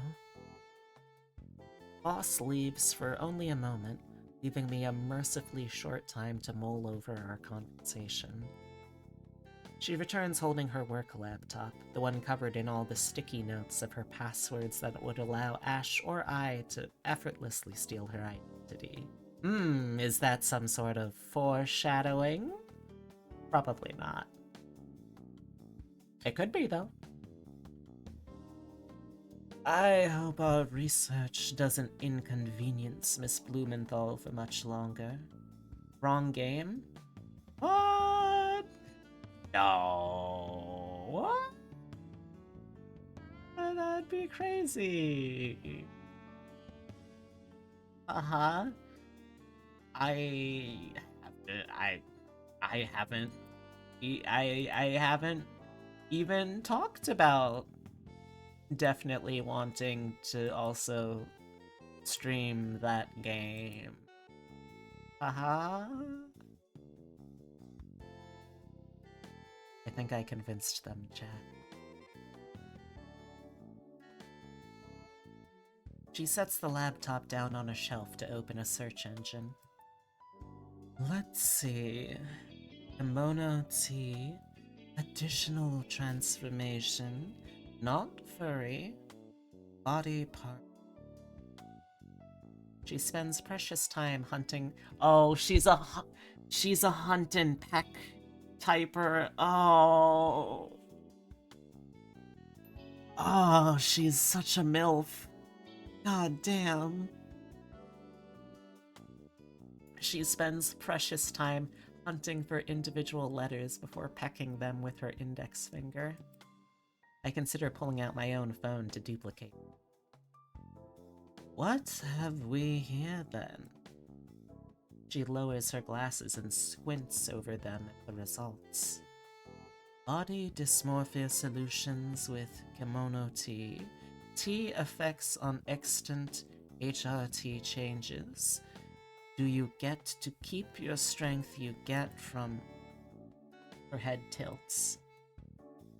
There seem to be an awful lot of results that mention pause, but it's capitalized like an acronym. Like PAWS? Yes, maybe that's some sort of technical term. She types in yet another interminable search query. Yes, here it is. Pause. It stands for plasticity apogee warping state. My, that certainly sounds contrived. Yeah, furries kinda tend to get cute with things. No surprise, I suppose. She scrolls down the page she's found for a few moments. So it appears people have found a method to take advantage of the transformational power of the tea beyond the typical animal changes. You have to be in the medium state, the... Goodness, I don't know if I can even pronounce that. The state I'm in at the moment, with the ears and tails and such. You activate it by drinking the tea whilst already in the medium state, and then concentrating on the aspect you wish to change, such as musculature or eye color. She pauses for a moment, then shifts her gaze to me. You weren't concentrating on anything in particular when you began to change, were you? My head is immediately on fire. Oh, She continues staring at me with her lupin ears facing directly at her quarry. Oh, wow.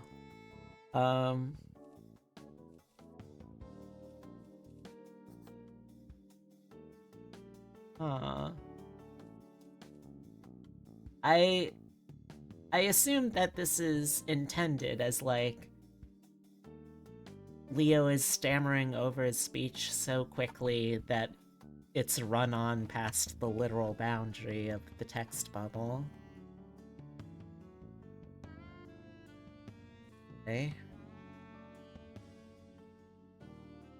There was just this ad on the train that had this very pretty lady on it, and I thought, wow, that's a little more suggestive than I'd usually see on a train ad. Then I started to wonder how the transportation agency chooses what's appropriate for public ads, since I imagine they, who are riding with their kids and might see inappropriate, and... My long-winded explanation peters out of energy before she changes expression. I see. Well, this might be the cause of our troubles. So how do you reverse it? Apparently, the changes go away either when you fully progress to furry, or when reverting back to fully human, but it seems they persisted for you once those dissipated. Is that something that can happen? I'm certainly no expert, but there appears to be quite a bit of variation according to these accounts. Fortunately, it seems as though you can reverse the effects by performing pause in the opposite direction, so focusing on yourself without your, new additions. Oh, well, I don't know how much I want to drink more tea if this is what happened last time. Would you find a demonstration beneficial? What do you mean? It appears I'm already in the necessary state to use the method myself, and could confirm its efficacy before you try. Ooh, what's boss gonna do? Oh, geez, that's more than I can ask. No, it's the very least I can do after inconveniencing you so terribly. I'll fetch some fresh tea right away. I'm willing to argue more, but she turns on her heel to head out in search of more tea. I'm left in the company of the buzzing fluorescent lights to consider what she said. Could that really be what happened to me? Doesn't sound quite right. Not just the amount of time it had been since I drank the tea. It sounds like you have to consciously alter your body. I wasn't trying to grow boobs. The only answer I get is the lights buzzing. Right? My panic likely tinged most of my memories from yesterday, but I feel I can confidently say I was simply imagining getting closer to that. I mean, there was definitely that part where our chests were pressed up against each other, but that's just one of the best ways to cis heterosexually feel a woman's breasts. You know, to imagine having your own breasts and crushing them against each other, right? You're all pressed up against your own chest, you feel that soft warmness against your own skin. I stop before I get myself into more trouble. Boss returns with a steaming mug that's already steeping a bag of kimono tea. I suspect we'll just need the one cup. I hope you won't mind sharing it. Sure. It should just be a few minutes more, based on what Miss Reeves told me. Oh, right. We'll have to endure the time it takes for the tea to saturate the cup's contents. Both of us find the steam wafting off the cup a welcome distraction. So, you really found them that impairing? Oh, sort of. I think maybe it was more worrying about the bindings coming off than it was that was worrying me most. I see.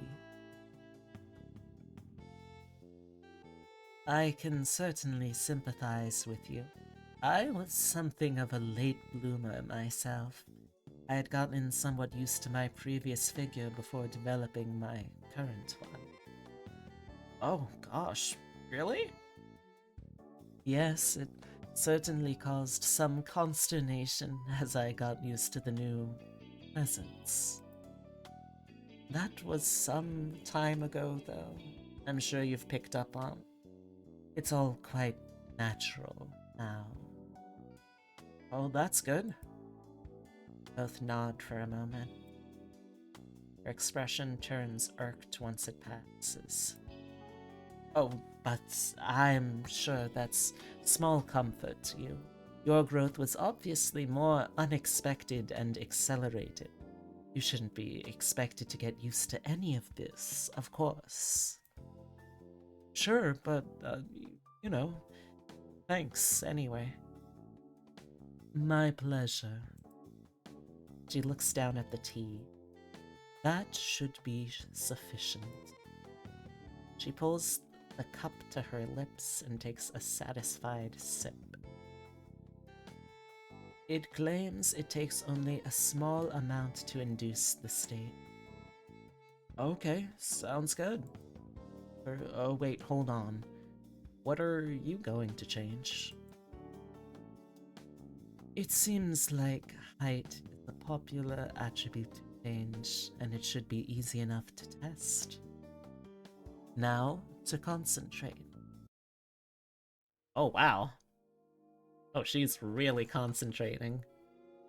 Boss shuts her eyes and furrows her brow as her lower lip pouts. I would have thought it was an affection. If it the I would have thought it was an affectation if I hadn't seen her make the same face when attempting to compose a particularly vexing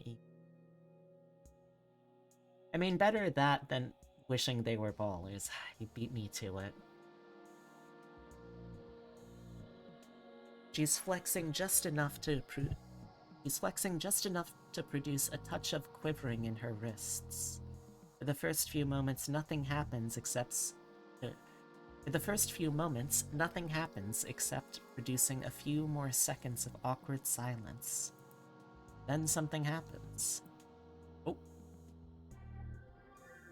Whoop. Boss is always near my eye level, or just below depending on what shoes she's wearing that day. But a slow but perceptible elevation makes me raise my eyes for the first time.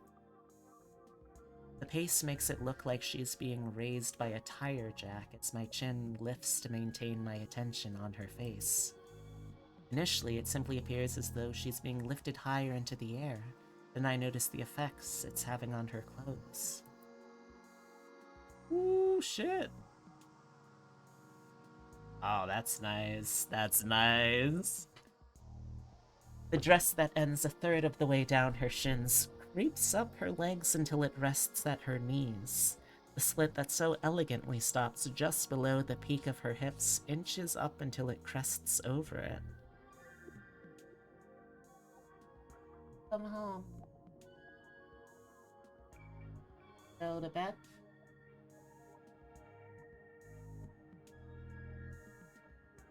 Sure.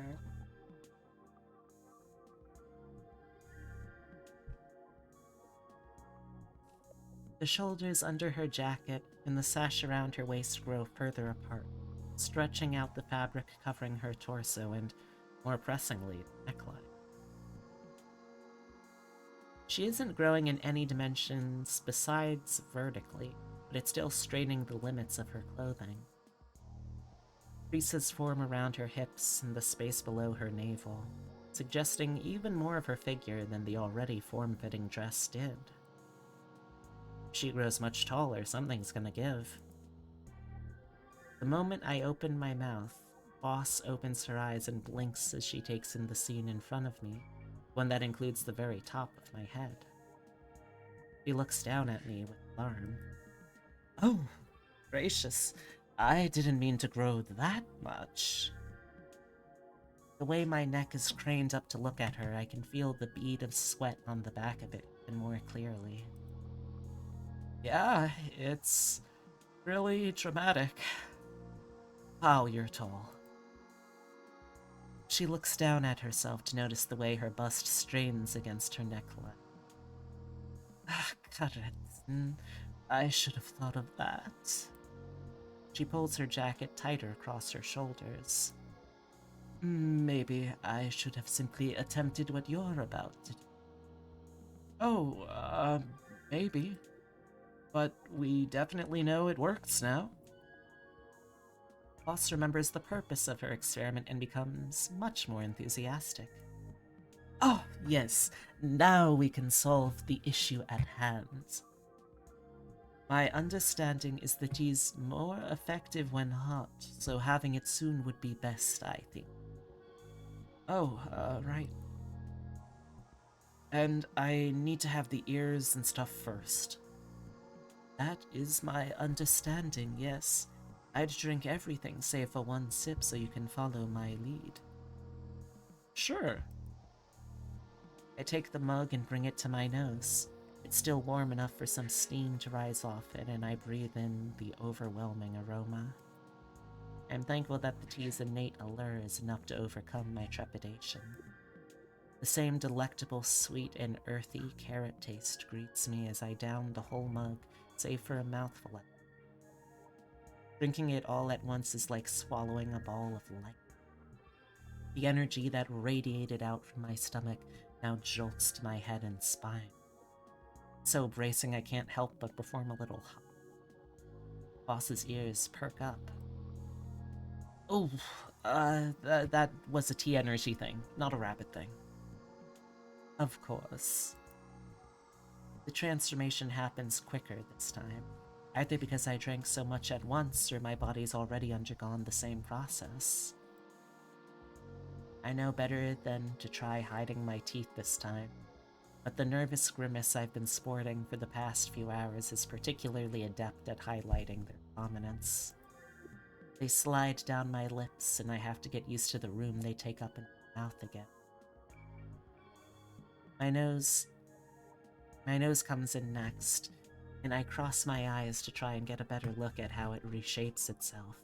I even prod at it a bit to get used to its new form now that I'm not surprised by my whiskers sprouting.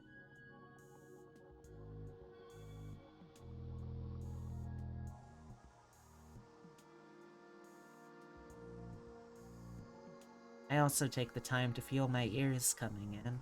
They're hot to the touch as their growth shoves them high enough that my arms almost straighten out. The same ear flops over and strikes my bangs. Kinda wondered if it's always that one. After all that's happened in the last few minutes, it should be silly to be self-conscious about adjusting my pants to accommodate my tail, so I don't turn away from Boss as I nudge my waistline. I keep my hands down there to feel just how much the fur inflates its size. It feels as though I could squish it down from volleyball size to softball size if I compress all the fur enough. Do you think it's complete? Crackling energy seems to have dissipated with the completion of the last change. I think so. Now you use the last sip to maintain the malleability, as accounts mentioned. There doesn't seem much danger in having a little more. I know I'll enjoy it. I down the last portion right away. Sneezing.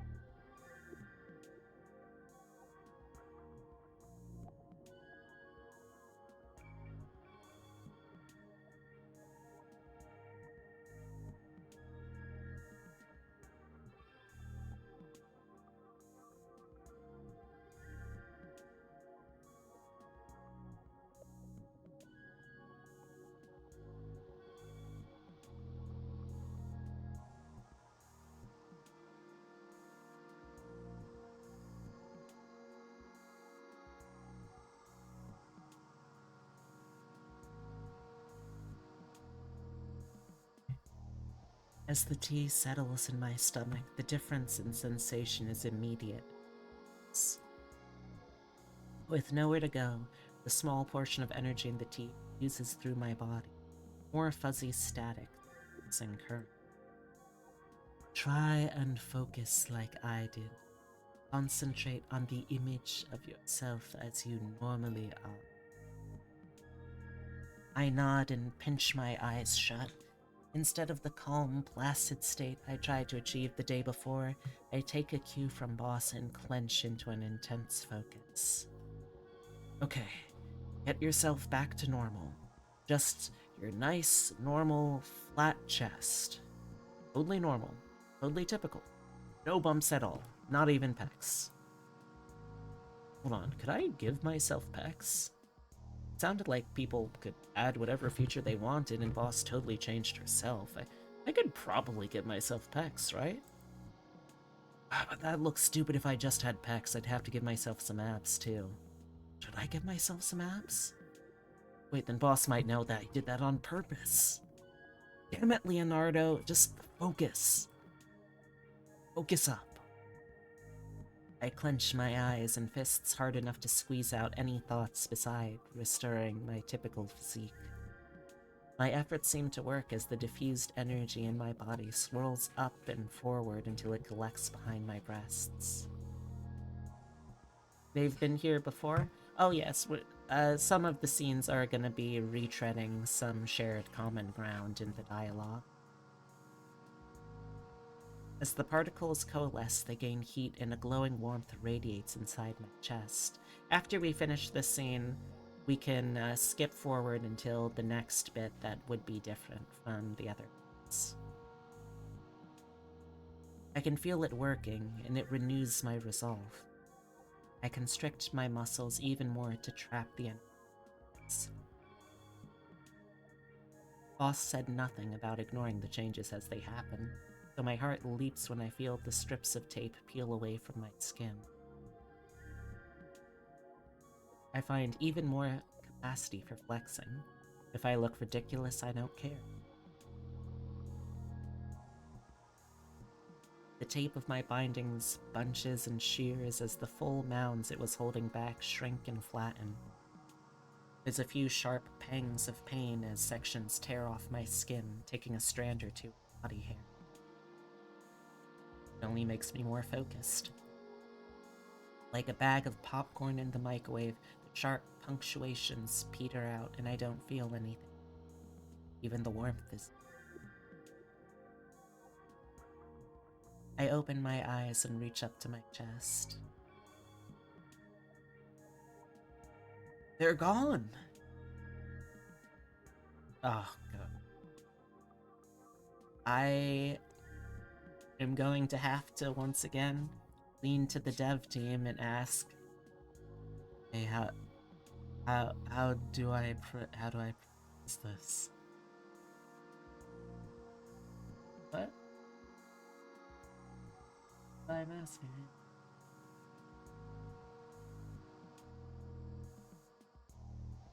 I'm afraid I do not speak Dutch. I have no idea how to pronounce this.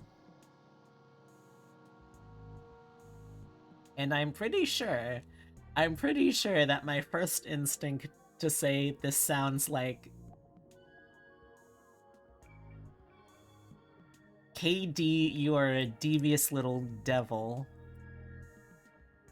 You just want me to say cocksucker. I know that can't be how you pronounce that.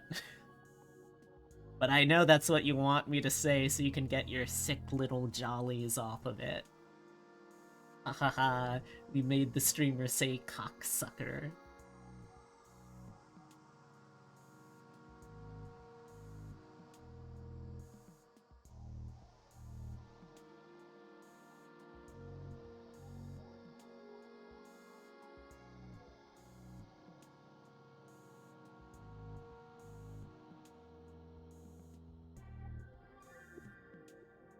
That's wonderful. Oh, thank God. Man, I was worried I was never gonna get rid of him. I'm relieved you won't have to endure that. Too. Though maybe it's given me at least a little bit of perspective on what it's like for women to have them. Again, Boss tries in vain to adjust her jacket to compensate for her. Yes, I imagine it would do most men well to have a taste of the inconveniences, though in reality most women are better equipped to deal with. Like mentally? Oh, no, simply that most women have someone there to guide them and find the necessary support. My own mother with me, for example. Oh, like in that way. Hey boss, can you be my mom?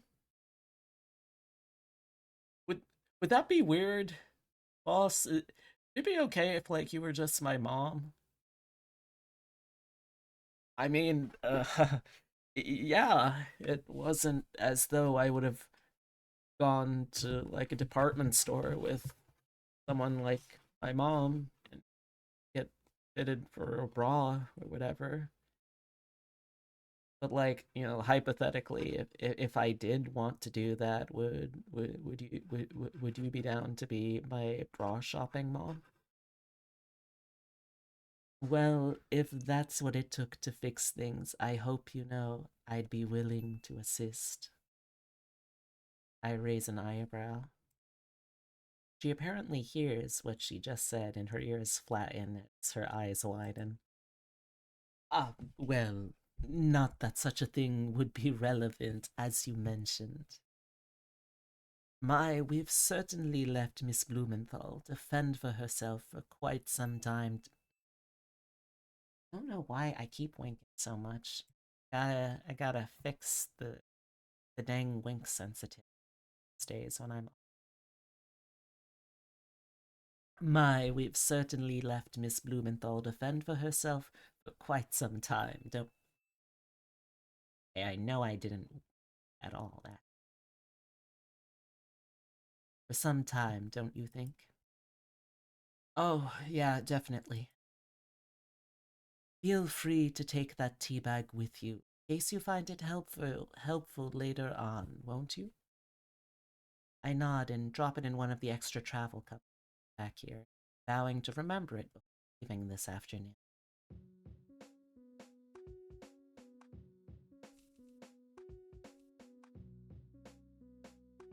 Let's see. It doesn't look like it's gonna let me skip because this is technically new content, even though it's also old content, you know?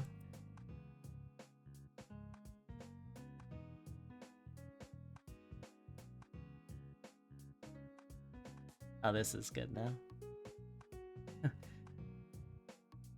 Alright. Well, we can go back here then. Hey, there he is! Hey, there he is! Hey, Bean. Roman wouldn't leave until you crawled out and made his drink. Oh, geez, sorry. I'll start that right now. I slipped behind her to begin preparing the drink. Cool seeing you give the tea another shot, dude. Oh yeah, just kinda thought I'd give it an actual go today.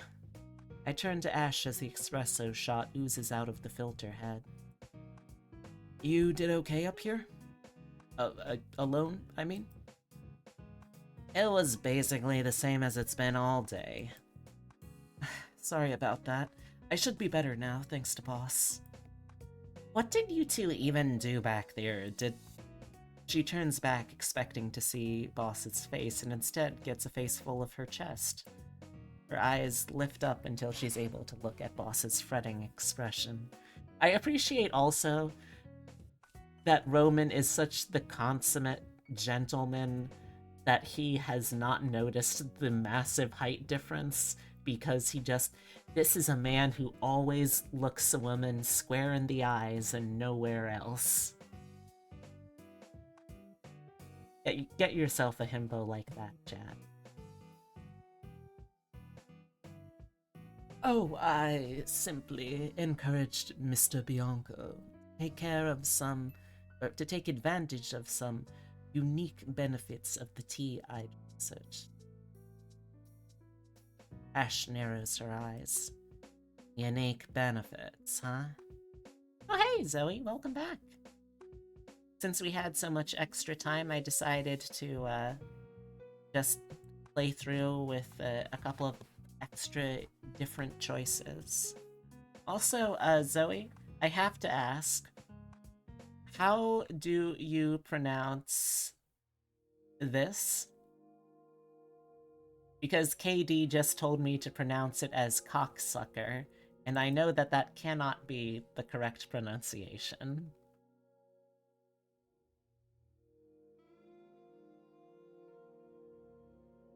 I don't know how to type those symbols on my keyboard. Socksucker. Socksucker. Socksucker. Okay? Socksucker. Wonder what that means. Oh, there you go. It said say it how it looks. Uh-huh. Uh-huh. Yeah, you wanted to get your sick little kicks, didn't you? That looks like Soaksucker.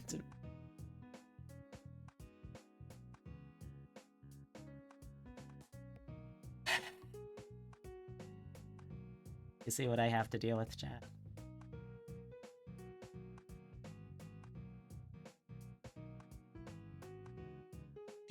Yes. Ash looks back at me with similar suspicion as I pour espresso into a cup and whisk as fast as I can. I appreciate that with the angle, it's very clear she's staring directly at tits and then staring directly at where the tits should be.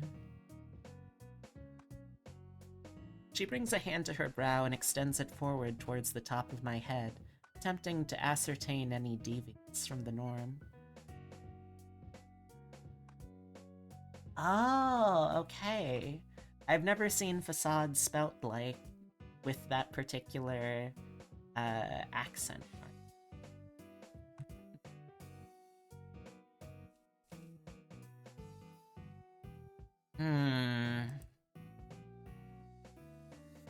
You wouldn't perhaps be interested in a break, would you, Miss Blumenthal? After all the work, all the hard work you've done these last few minutes. Ash frowns. Yeah, sure. She walks to the break room, glaring up at Boss the entire time. She in turn maintains a smile as strained as her dress. Your usual, sir? Salute, bro! He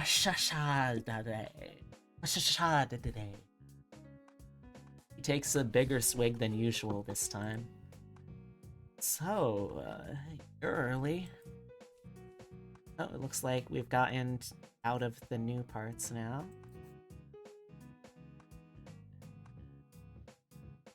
Yeah, that sounds fun. I'm feeling a lot better since last night. Glad to hear. And thanks for helping out my bro, ma'am. May I just say, you're looking super tall today. Oh, it was no trouble at all. I'm just as invested in his well-being as I'm sure you are. Still, though. Roman finishes his drink in the store for a change and hands back the cup. I'll see you in a couple of hours, then. We each wave as he exits the shop. Well, I hope that's all put to bed. Yeah, me too. I turn back to face her. Huh. Weird he didn't notice anything about your height. Mr. Del Rio has to look down at everyone. I imagine it's simply a matter of degrees to him. Hello, Char. Thank you for the boopin'.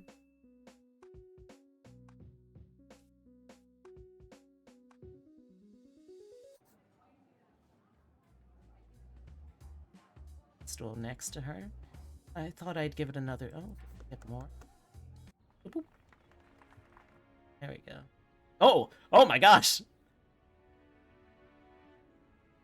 Hold on. Hold on.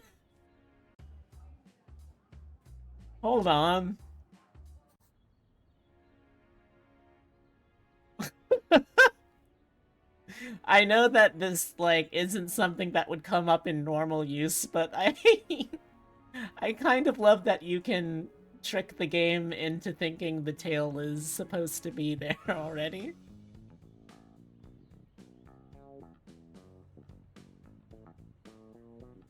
She turns around and sets her hands on her hips.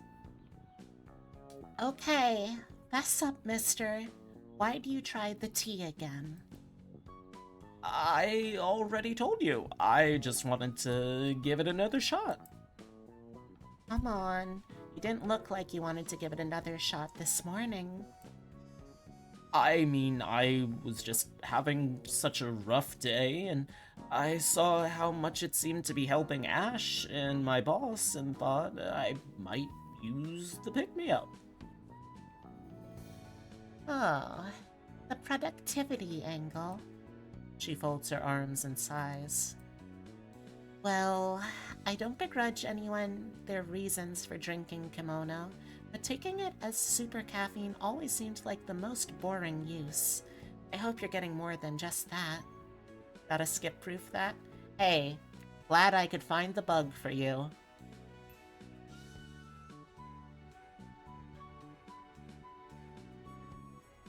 Yeah, it's growing on me a little bit.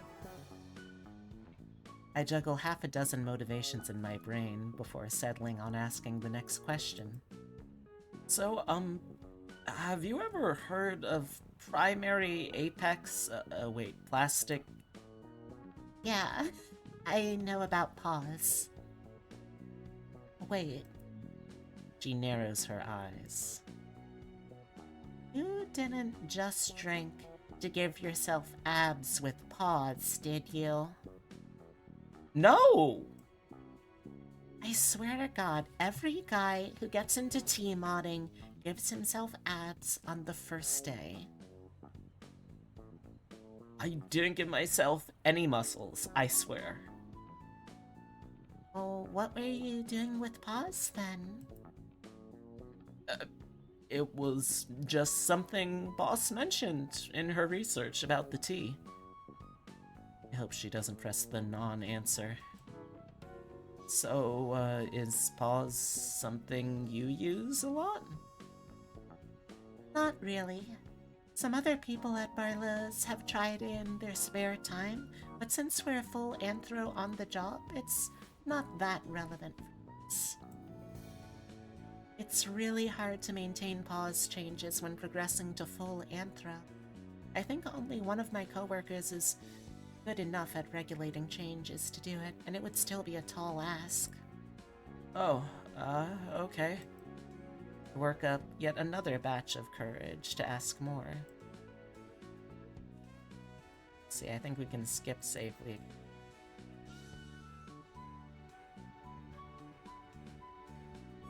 Yep, all the transformations were simultaneous for me.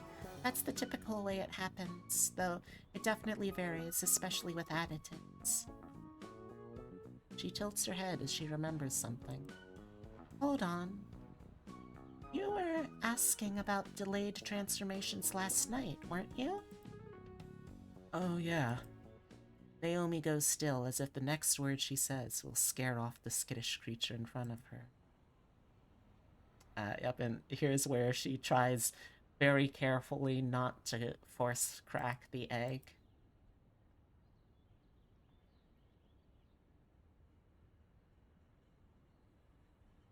So, sorry if I got on your case for about doing body mod stuff with the. You should feel free to play around with that stuff as much as you like. And please, ask me anything like about the tea. Oh, Or like about anything in general. Absolutely anything. swallow.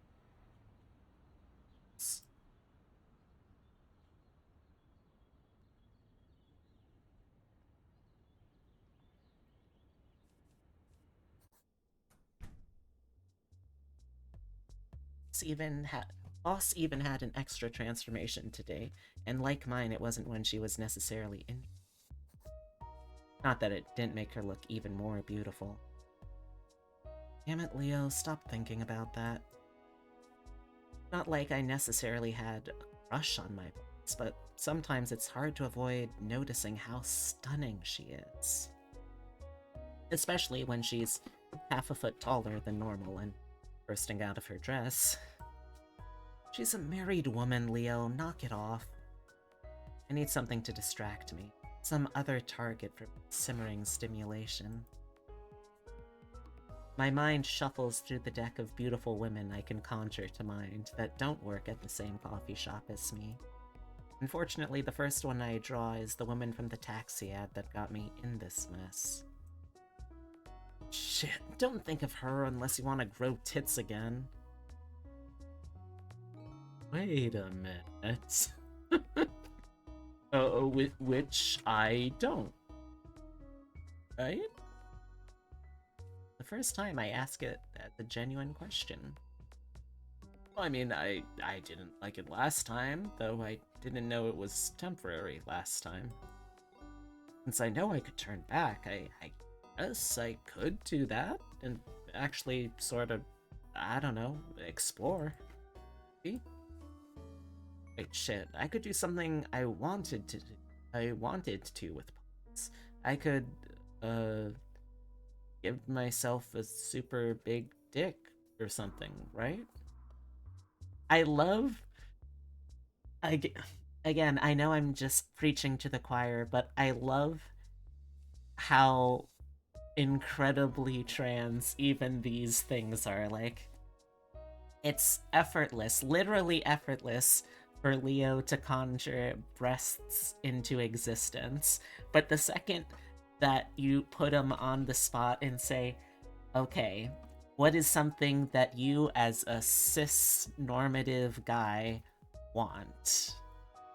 And the best he can come up with was I don't know, like a big dick or something. That would be fun. The appeal of masturbating with a penis that's larger than my normal one turns out to be elusive. Hold on, did I miss my chance to do something interesting? Most guys will never get to feel what it's like to have a woman's breasts. That's a totally unique opportunity. Besides, guys always say how they'd like to play. Okay, I will. I guess I'll ask here. Is there any additional gameplay worth checking out if we don't do it? Because personally, I can't really imagine a world in which I would not regrow the breasts.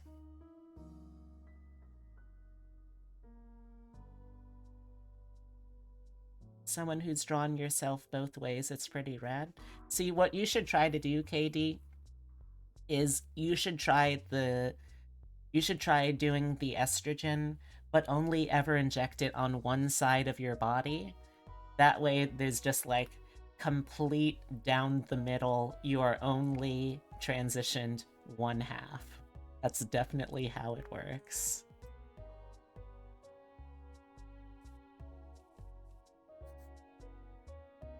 Skip over. Oop.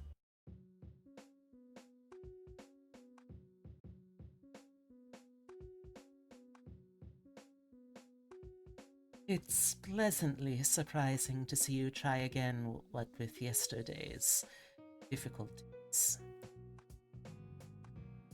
A similarly unfurry Ash walks up to the drop-off counter with a finished drink. About time you actually had fun with it.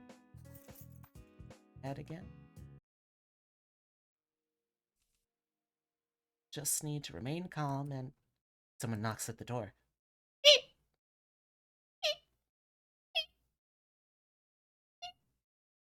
You know, that's one thing that I feel like has really eluded me through voice training. I'm totally fine with making a voice that I think, it's like an okay approximation of a femme voice, but like, I can't do the kind of totally involuntary noises yet. That's something that's always annoyed. Mr. Bianco, are you in there? Oh, wait, don't come in. I saw you rush back here. Is it related to Paul's? Maybe? Mr. Bianco, I think I'm the most relevant person to talk to. You're having similar troubles to yesterday. Well, okay, you can come in. Boss opens the door just wide enough to squeeze through and shuts the door behind.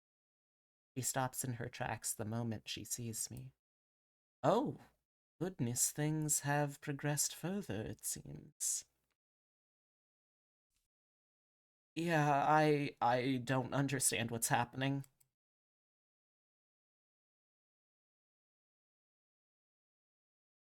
It must be some sort of pause effect again. You will have to do some more research. But I'm full anthro right now. Isn't that supposed to prevent it?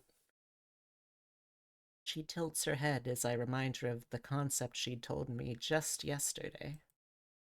Oh, that's true, isn't it? Did you say something? Oh, okay. What do you suppose that means? I don't know, this is all... I trail off as I try to piece together what's happening.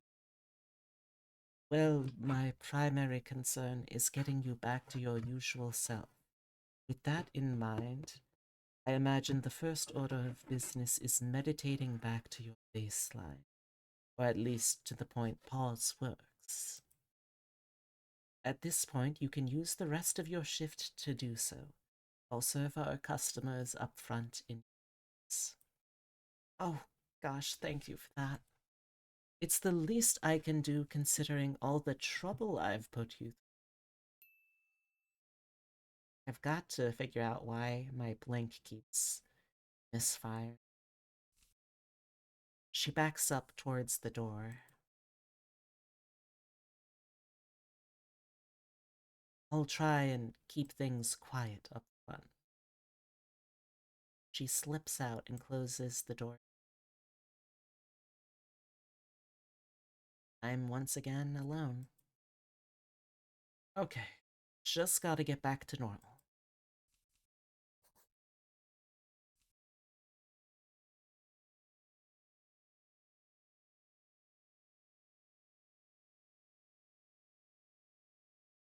Boss rounds the corner and enters the storage room.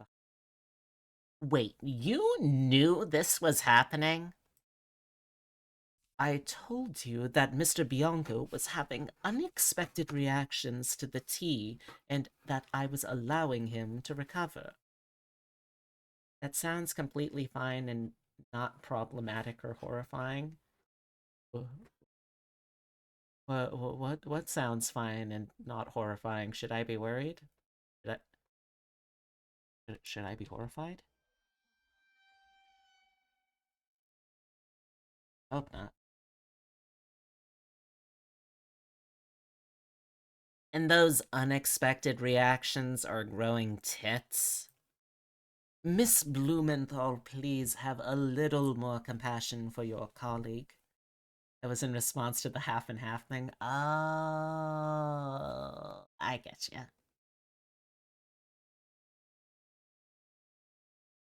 Ash takes a second look at me and my confounding new additions.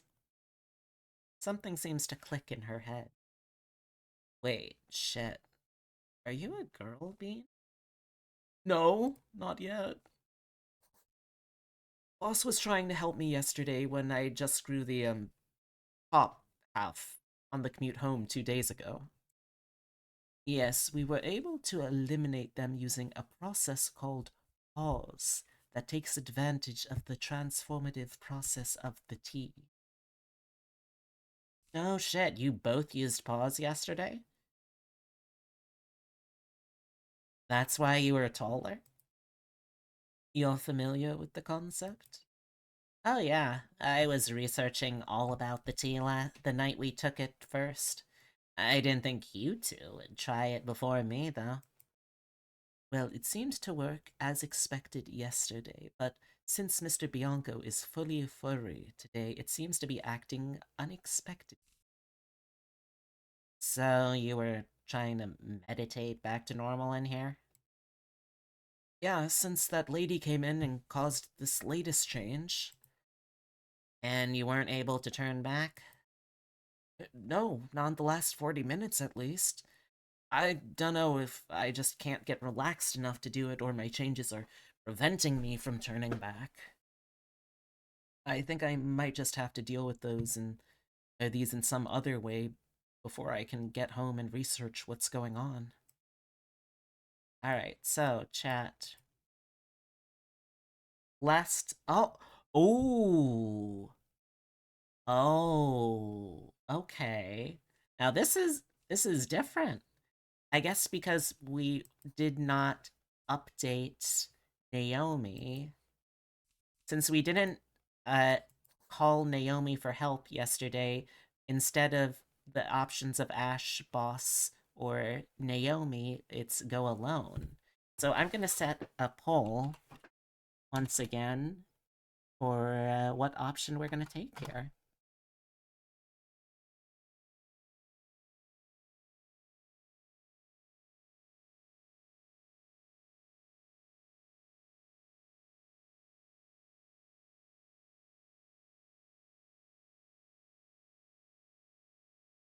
We've already seen the route with Ash, so we'll skip over that for the time being.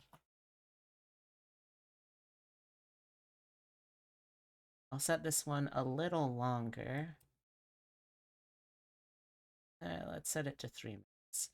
If Naomi is the winner, I will simply reload the save from the previous run and use that instead.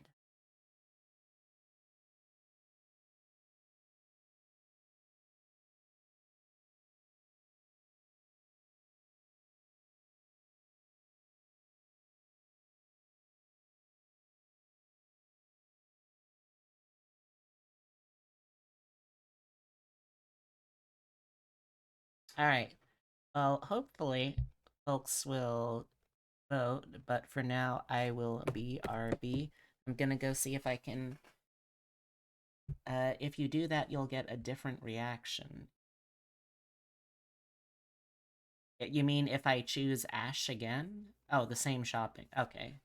Alright, well, I will be right back. I'm gonna go talk to my partner instead.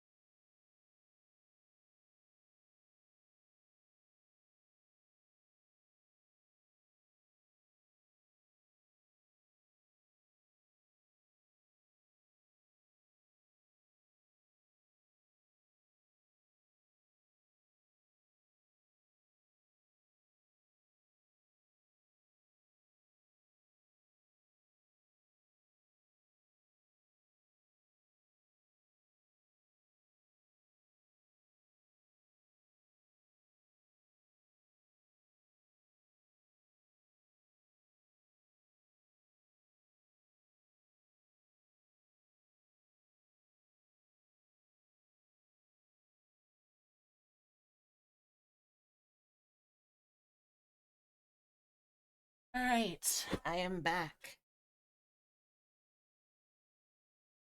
What? Gosh, I'll be right back again. Uh,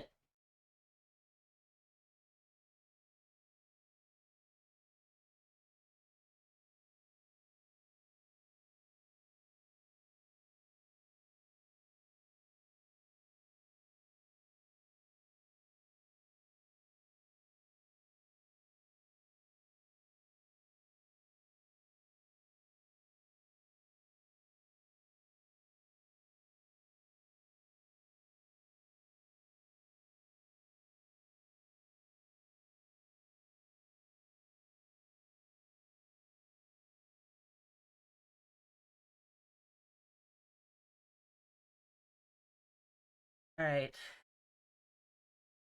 So I will be right back again. Epitome managed to lose his phone that he had on the bed that he is now tucked in. Don't know how. Try and find it.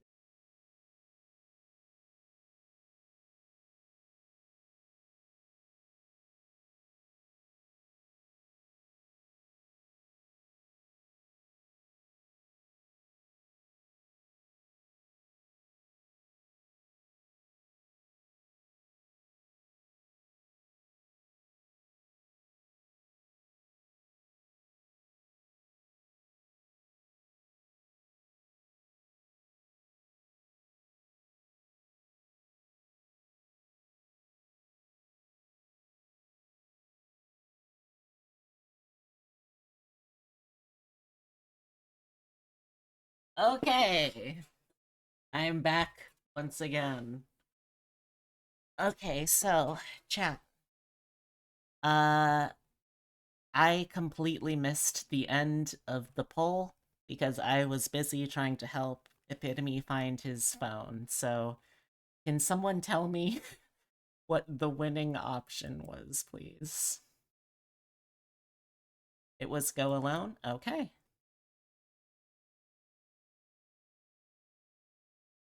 I look away from Ash and Boss. Uh, no, I don't want to be bothered, either of you. Are you sure?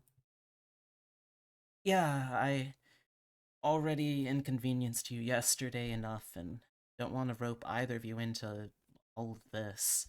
I'm just going to try and fix this myself and come to work once I'm back to normal. Boss doesn't seem to like the idea, doesn't push back any. Still, feel free to let me know how I can, and we'll close the shop. I'll text you where you can get a binder, okay? Sure, thanks. It's cramped in the storage shelves, and I awkwardly try to pass them to reach the egg. Last thing I want is for my new hips to brush up against theirs, so I press myself flush against a shelf. They seem similarly intent on avoiding contact. Only once I'm on the street do I realize the hole I've dug for myself.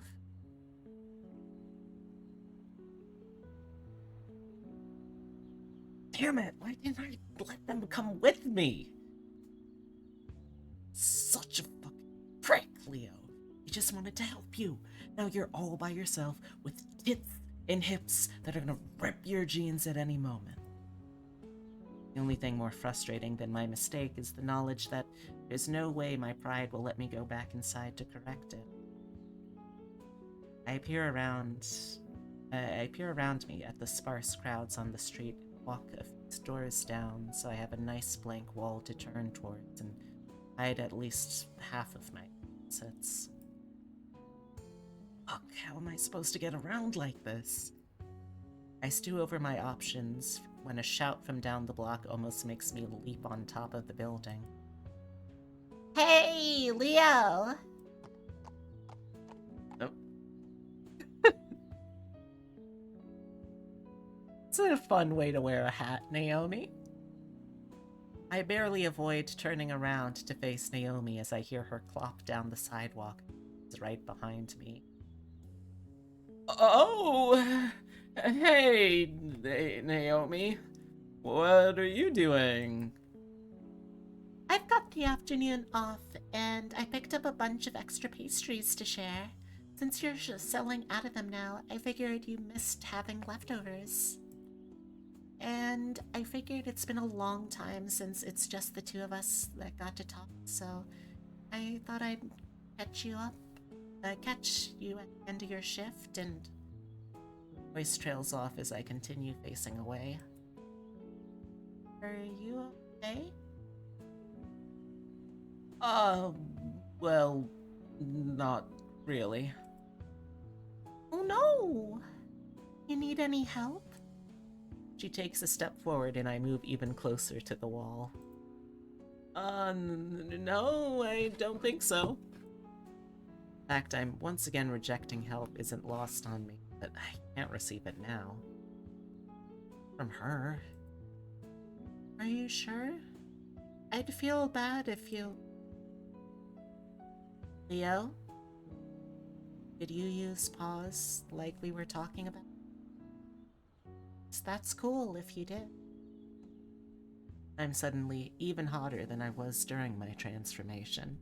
I mean, I agree, this is even hotter. Fuck, she already sees my hips. Fuck! No! I mean, I'm full anthro right now, so... Oh, I didn't see your fur from this angle. Can I see how you turned out? I bet it looks great. The sweltering heat prevents me from thinking straight. Sorry, I don't think I...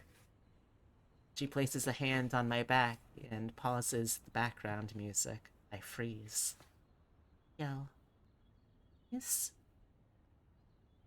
The sound of chirping birds is interrupted by a single passing car.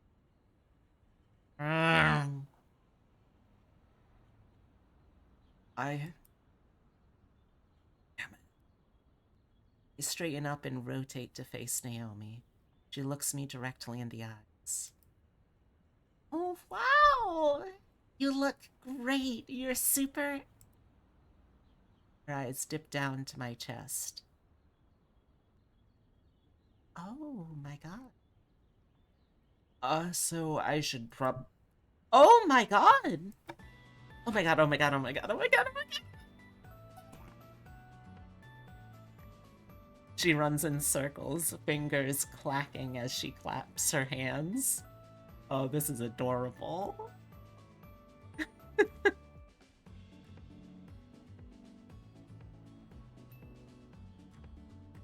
Naomi, you don't have... Yes, it's just...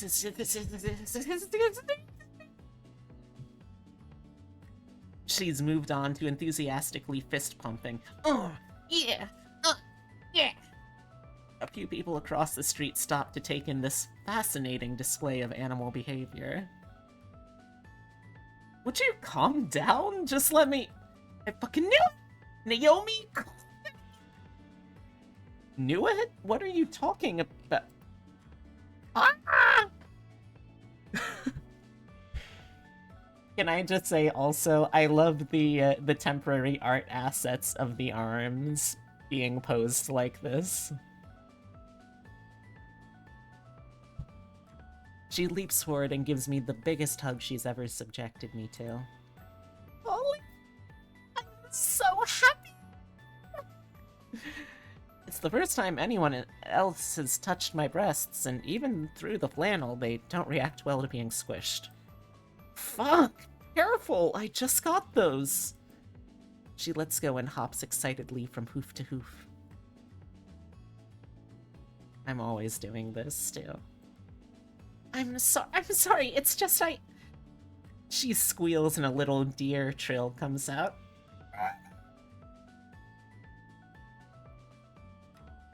The Naomi lines are getting ducked, you think? Oh, are they?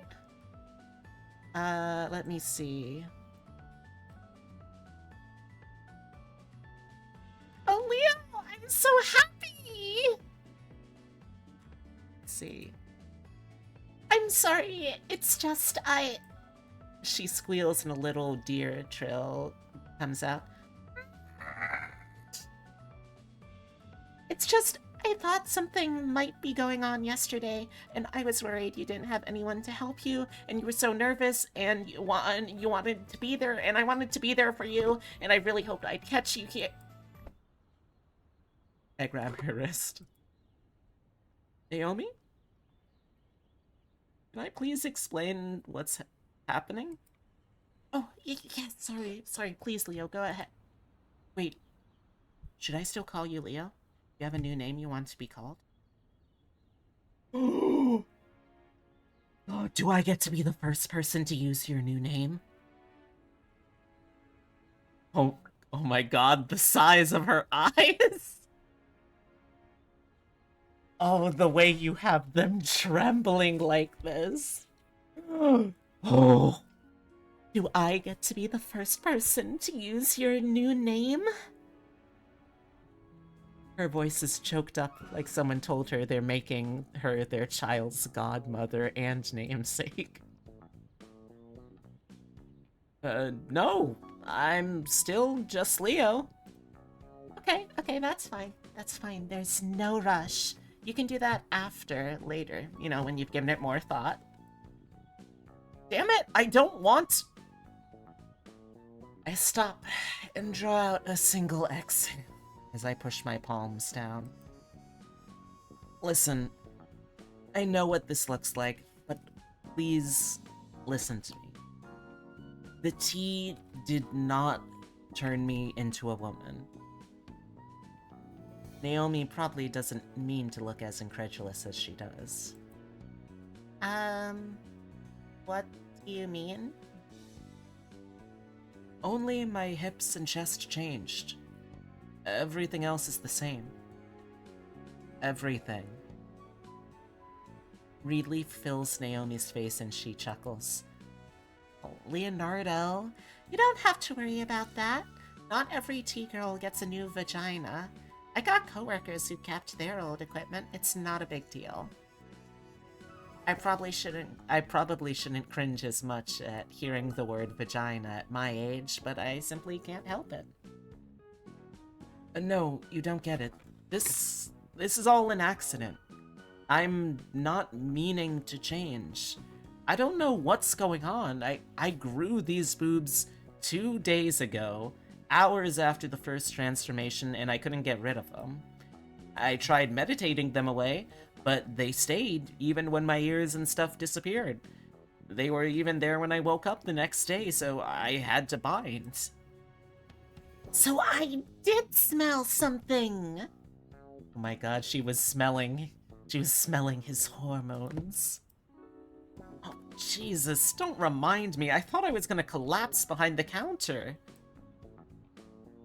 But the bindings failed, so I asked Boss for some help. It's when she told me about Paws, and we used it to get me back to normal. She reconfirms my body is still in the shape that it's in. So, when did you change back? Just an hour ago. That was the first time I pause. Well, I mean, technically, I changed back one more time before then.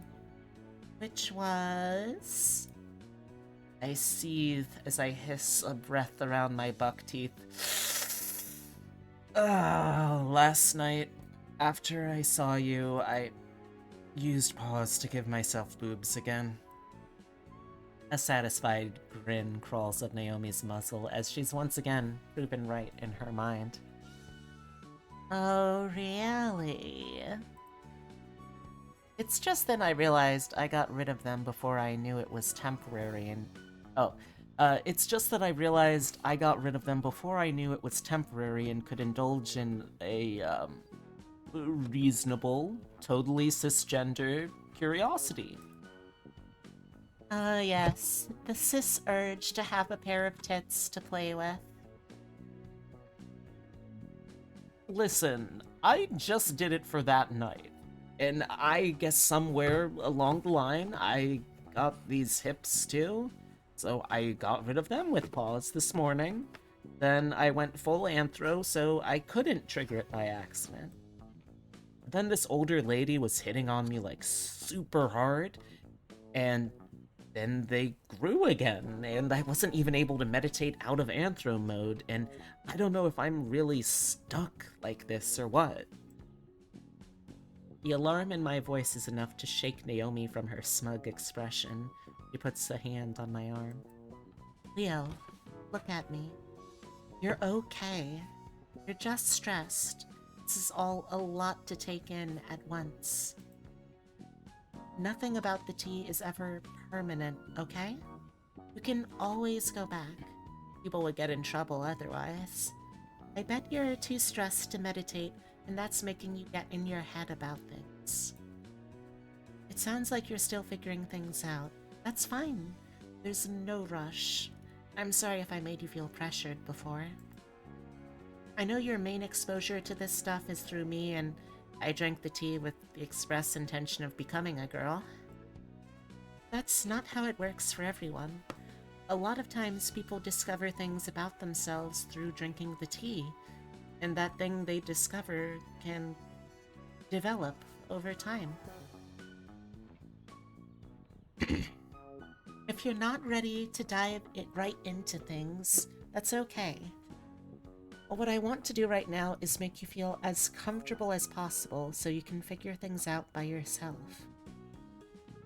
So, what can I do to make you feel the best you can? It still feels like she's making a lot of assumptions about what's going on, but I don't feel like hashing out every little thing, and there is an immediate practical problem at hand.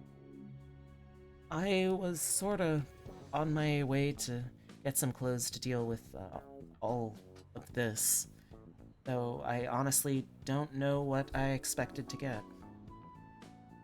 I can see Naomi slide from earnest mentor to gleeful confidant as the sentence leaves my lips. You want me to go on your first shopping trip with you? She's clamping down on her elation so much that she's physically vibrating. Yeah, if that's okay. The lid she keeps on her excitement turns her voice into a reedy squeak. No, that's totally fine. I'm just gonna reserve a ride quick, okay? She turns away and feverishly taps away on her phone. We're dropped off at the mall after a short ride share. I'm actually grateful that Naomi's there, as her presence distracts the driver from noticing much about me. She sits in front and leans the seat all the way back so her antlers have room. It means her face is right there with me in the back seat, but she refrains from engaging in conversation. Instead, she simply hums a giddy tune as she plans out our trip to the mall. We walk down the center aisle of the mall through the meager Tuesday crowd in single file. Naomi's slender frame doesn't do much to hide me as I shuffle behind her. Ash would probably be a lot better at that. Oh, she was. So, Ash texted me a place where we could get a binder here. Oh, I bet I know the sex toy shop she's thinking of. You've got a great selection. Good to, know. Hope she doesn't plan on selling me on some new implements. But before we go there, I thought we could get you some new clothing. What kind of clothing exactly? Clothing for you. Clothing that does what you want it to. You said you were going to shop for clothing to suit your new body, right? I mostly meant to get something that, hid all of this. Well, a binder would definitely do that, though it would definitely be somewhat inelegant as a solution. Also, you probably wouldn't like how much it hurt. I almost cover my breasts with my forearms before realizing that it might draw even more attention to them. It would? At your size? Probably. Not a ton, and it's not like I never wear something that hurts a little as long as it makes me look good. I just think there might be some more elegant solutions for de-emphasizing your bust if you really want to. You independently stumbled on the time-honored boy-moding staple of a loose hoodie the other day. But there's other methods too. I personally think it's a good idea to get at least one outfit that you could wear right now that would help draw attention away from your curves and could pass as masculine, but could potentially transition She actually... Oh, sorry. Wink. She actually says the word wink. To an outfit that comes across as more feminine when you're ready for that. But I don't want something more feminine. I just want something to hide these things. And I promise it'll do a great job at that. But I think it would be nice to keep your options open with something more versatile. Listen, I don't want to wear women's clothing. I'm not that kind of person. But wearing women's clothing is the best. It's like one of my top 3 things I love doing. But you're a woman. And you're someone who appreciates women's fashion. You've been way more thoughtful and complimentary than any of my male friends about the outfits I wear. You've got real appreciation for the form. Yeah, see, that's what I was saying. Like, chat, if you are a trans bunny woman who's butch and regularly goes braless underneath some flannel, my DMs are open. I'd be flattered in any other context. As is, it's just more evidence to use against me. Yeah, I mean, I admire it on women, but it's not for me. Leo, it's for everyone who wants to take part. You know, I once heard someone say, everyone who ever truly loved music has at least tried to start a band. If you're flawless, you can go braless. Man. I guess I can never go braless then. If you truly love women's fashion, why would you seal yourself off from participating in it?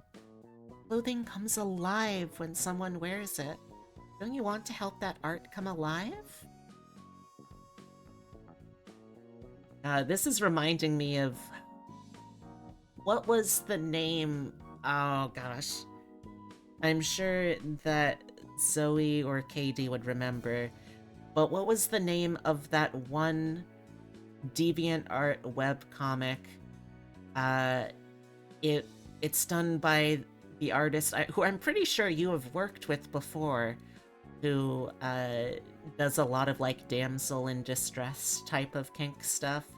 And it was about clothing that seems to come alive and possess someone to wear them, and then like it's gradually revealed to just be a trans Heart Gears stuff. Yes. Material Girl. Thank you. Yeah, just for some reason, I think it's because I've seen Heart Gear working with stuff that y'all have made before. The second I read clothing comes alive, that's all I could think of.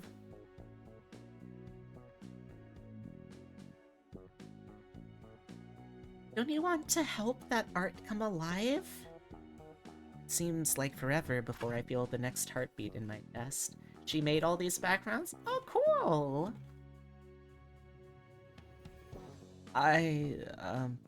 Well... And we won't try the more feminine one until you're comfortable with the more masculine version, okay? I'm mercifully freed from making the full decision right away. Okay. We can start with that then. Perfect. I'll take you to one of my favorite spots. Oh my gosh, hey Stelia! Welcome. Let me give you a little shout out.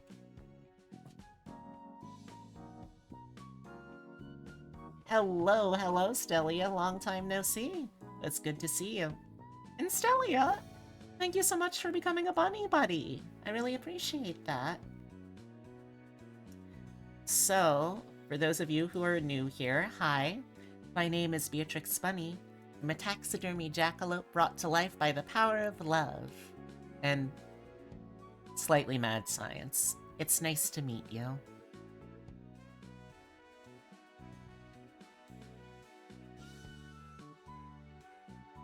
There we go.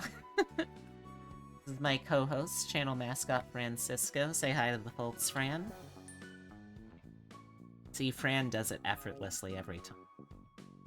And tonight, I have the absolute delight of playing through the demo to Coffee Buns from Cinnamon Switch Studios, the developers of Hit, furry transformation, and super queer romance visual novel Mice Tea. When I'm not doing stuff like this, though, I'm a variety streamer who tends to focus on roguelikes, digital artwork, and RPGs. So if that interests you, stick around if you please. Life Forcer, if you have been looking for a sign to start playing Mice Tea, consider this your sign. If you play Mice Tea, I will personally... Hold on, come a little closer here. If you play Mice Tea, Life Forcer, I will personally say that you are a very, very good little furry of your preferred gender and or furry species, okay? How does that sound? What were you up to tonight, Stelia? Technically, we've already finished the game, but since we had some time left over, I decided, hey, you know what, let's go back through and do at least one other round. Magnificent steering, thank you, I try. Sometimes I even succeed. Okay, so when we came to the mall with Ash, we went to the cosplay store. That feels like it's very much an Ash-specific place, so I'm very curious where Naomi's gonna take us. We're playing Rift the Necrodancer. Ooh, okay.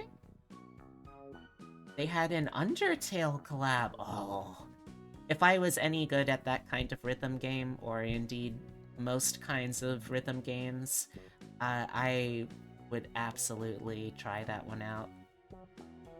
Terrifyingly, some of the devs dropped by. Hey, that's pretty cool.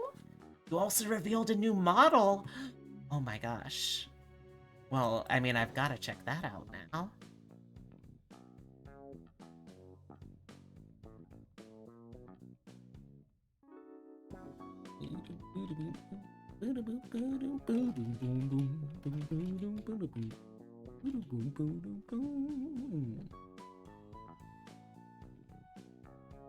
Ooh! Oh.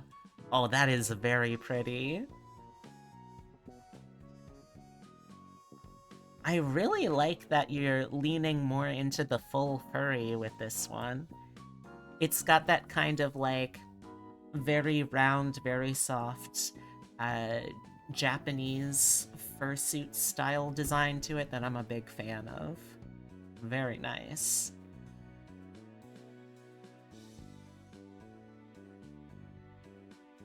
You can really tell it's one of Naomi's favorite spots. I don't see any pieces I recognize from her wardrobe, but everything in there is at least adjacent to outfits I've seen her wear. Every inch that isn't taken up by flowy linen blouses and heavy knit sweaters is covered in farmhouse kitchen implements and vases filled with wildflowers and cotton. Huh. You know, I was wondering why I was vibing as much with Naomi in terms of fashion, and then I realized, oh, she's just doing cottagecore. My girl is being a Mori girl, you know? Like, this is literally just one of my ideal fashions. Okay. Game recognized game. You've been full furry for about, like, a while. Last model generation was the jump to it, but that generation was a mess. A lot of compounding issues that led to the newest one. Well, hey, the newest one. Chef's kiss. You're looking great.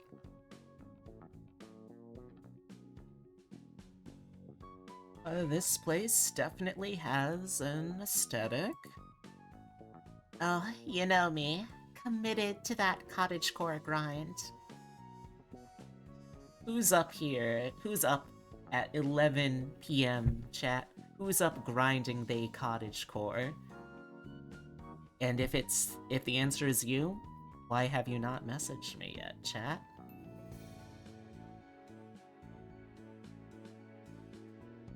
I was literally... I have got to stop saying things and then immediately having the narrative say word for word exactly what I'm saying.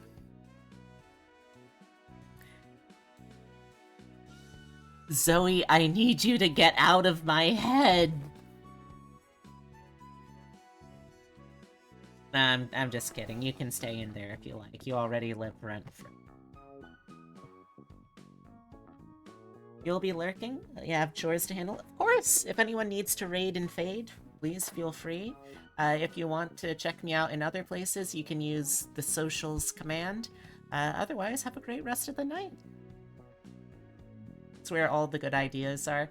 Oh, I don't know about all the good ideas. Sometimes I do better thinking with my gut. Or my heart. Or the other brain that I have stored in... Oh, you know what? I shouldn't be telling all of my secrets, should I? Though, really, I'm leaning more Mori K these days. Not that the difference is going to be on a test or anything. Anyway, let's get you a nice sweater and shirt combo that'll flatten you out. There doesn't seem to be much rhyme or reason to the layout, but Naomi strides with purpose towards a corner of the store. And I really need to find me a store like this. The frustrating part is because I know that this is just fiction because y'all haven't actually been to Boston and the greater Boston area. I know that y'all aren't basing these off of places that I can actually go to, and I hate that for myself. She stands in front of a selection of cardigans and taps a finger to her chin for a second or two before pulling one off the shelf. It's a very heavy, chunky weave, though not a terribly loose one. 6 feet to the left, there's a selection of shirts where she repeats the process. I don't think they're blouses, necessarily. They look a bit more like polo shirts with peak fabric and a buttoned placket that goes a fourth of the way down the front. The biggest difference is there's no collar. Ooh. I think I might actually have that outfit. Okay, I think we can build an outfit around these two pieces together. Oh my gosh. Seriously? 2 raids? This late in the game? Oh, well, thank you. Let me give you a shout out. Welcome, welcome. Really need to figure out why my eye keeps making that noise. Anyway, welcome, welcome, Raiders. If you're new here, hi. My name is Beatrix Bunny. I'm a taxidermy jackalope brought to life by the power of love and slightly mad science. It's nice to meet you.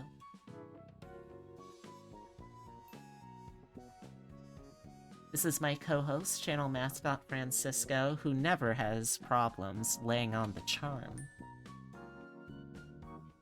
And I do variety streams here focused on roguelikes, digital artwork, and RPGs. So if you like what you hear, stick around if you please. Tonight, I have the absolute pleasure of continuing to, well, we have already finished our first playthrough, really, of the demo for Coffee Buns. It is a visual novel about transforming into furries, bending your gender, discovering fun new things about yourself, and a lot of romance and steamy bits of interactions between all the characters along the way. So if you want something a little romantic, a little sexy, a little kinky, a little fetishy, and a whole heaping lot of furry, I highly recommend checking it out. You can find a post pinned at the top of chat that will take you to the itch.io page.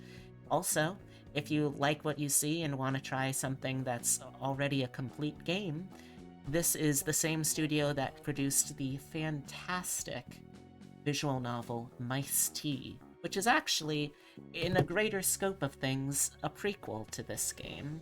Mice Tea created the universe so that Coffee Buns could play in it. And, yeah, if you enjoy stories about being turned into a furry and or shrinking, hypnotism, gender bending, or just, I don't know, more vanilla stuff like exhibitionism and bondage, then that game definitely has stuff for you.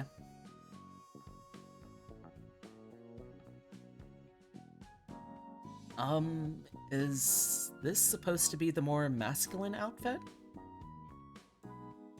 If you love exhibitionism, Niji, have I got the raccoon for you?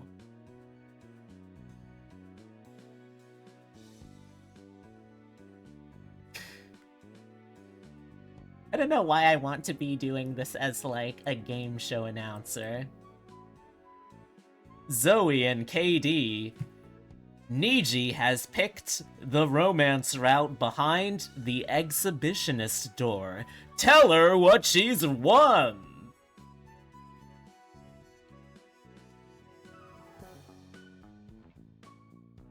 Well, I mean, it's not super butch, if that's what you mean. It's just got a nice, soft, androgynous feel to it that's meant to fill in the spaces around your curves. Your favorite kink in Mice Tea is having a healthy conversation about your relations. God, that's so good. Trust me, you're gonna love how it looks. I scratch at the seam of my jeans. Oh, what about pants? Oh yeah, we're gonna find a nice, simple pair of jeans that'll fit your new hips to go along with them. Stack of medium wash jeans isn't too far away, and she grabs a selection of sizes. They're definitely women's jeans, they'd have to be. But they're thankfully free of the embroidered floral finishes I see on other pants.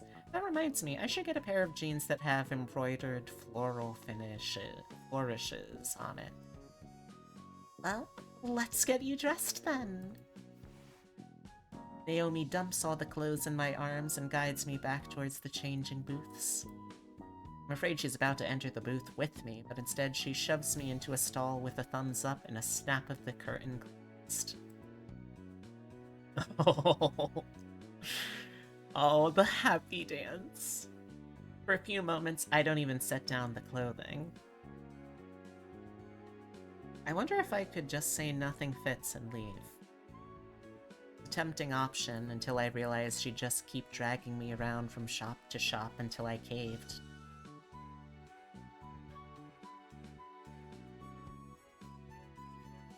You know what else, Niji?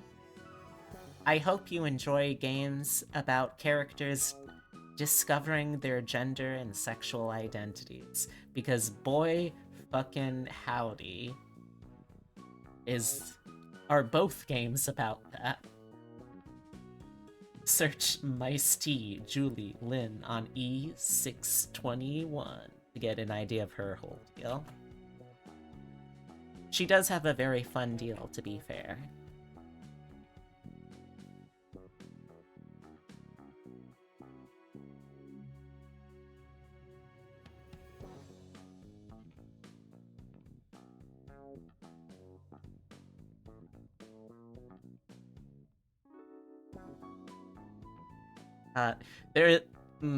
There's no way I can show that particular bit. Oh, thank you, Violet Wolf, Hime Joshi, for joining the Fluffle.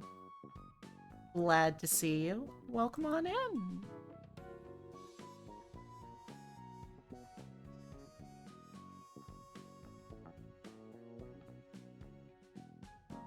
I'm just looking at a fan art that I feel kind of epitomizes Julie as a character, and there's absolutely no way I can show this on stream. You can fully see she is pussy out for this look.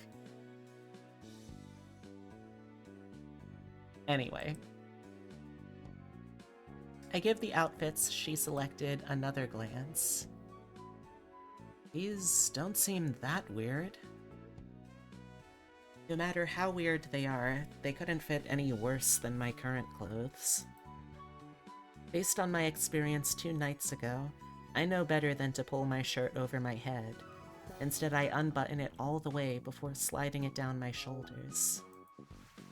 The button on top of my pants takes some effort to unfasten under all the tension, but once it's undone and I'm unzipped, it only takes a little bit of struggling, of tugging to free myself from the best-fitting jeans I own. I run a finger down the crease left by the seam on the side of my hips. Once again, I'm down to just my boxers with these breasts and hips to contend with. I would have savored them so much if I knew I'd have them again, so I wouldn't have savored them so much if I knew I'd have them again so soon. It's worth checking if they got any bigger.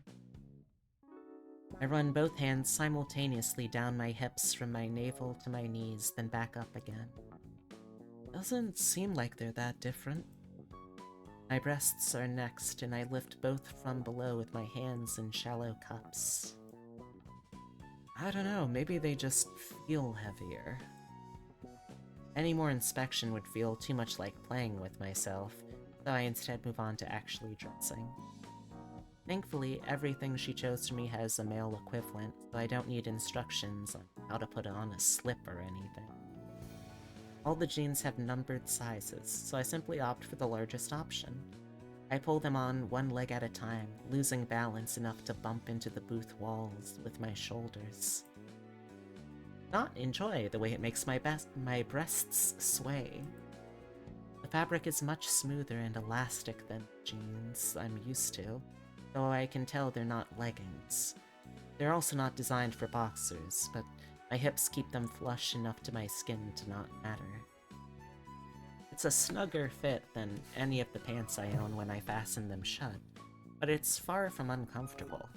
In fact, it's comfortable in a way that's distinct from the comfort I associate with loose clothing. I was concerned there'd be no room in the crotch, but my underwear's already keeping things nice and snug, so there's not much extra pressure from the jeans. The shirt's next, and I pull it over my torso with all the caution I've gotten used to using. It's not like it makes my breasts look much smaller, but they don't seem to tent the fabric quite so much. Hopefully the cardigan does more to flatten things out. It's the easiest thing of all to put on, and it's around my shoulders in seconds. I look down. Oh, now they just look bigger. I'm quick to realize they'd have to from this angle. Well, with 2 layers of fabric on top of them, one of them particularly thick knitted weave. But only one person ever gets to look at an outfit from this angle. The true test will be the mirror. So, I think I might be finished. Okay, let's go ahead and see you. I slid the curtain back with as little fanfare as possible. Naomi catches sight of me, and I see her heart melt in real time. Oh my god! Leo, you look so good! It's the most predictable reaction possible, but I notice a sliver of myself in the mirror behind her. I walk up to see for myself. Oh. Oh. Again. Oh gosh, again, this is one of my favorite things to see. Seeing someone who's genderqueer really seeing themselves for the first time.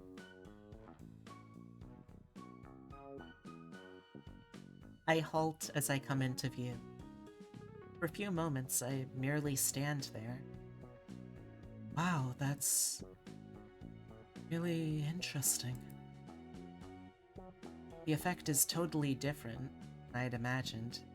The outfit isn't covering up or negating my body, it's accommodating.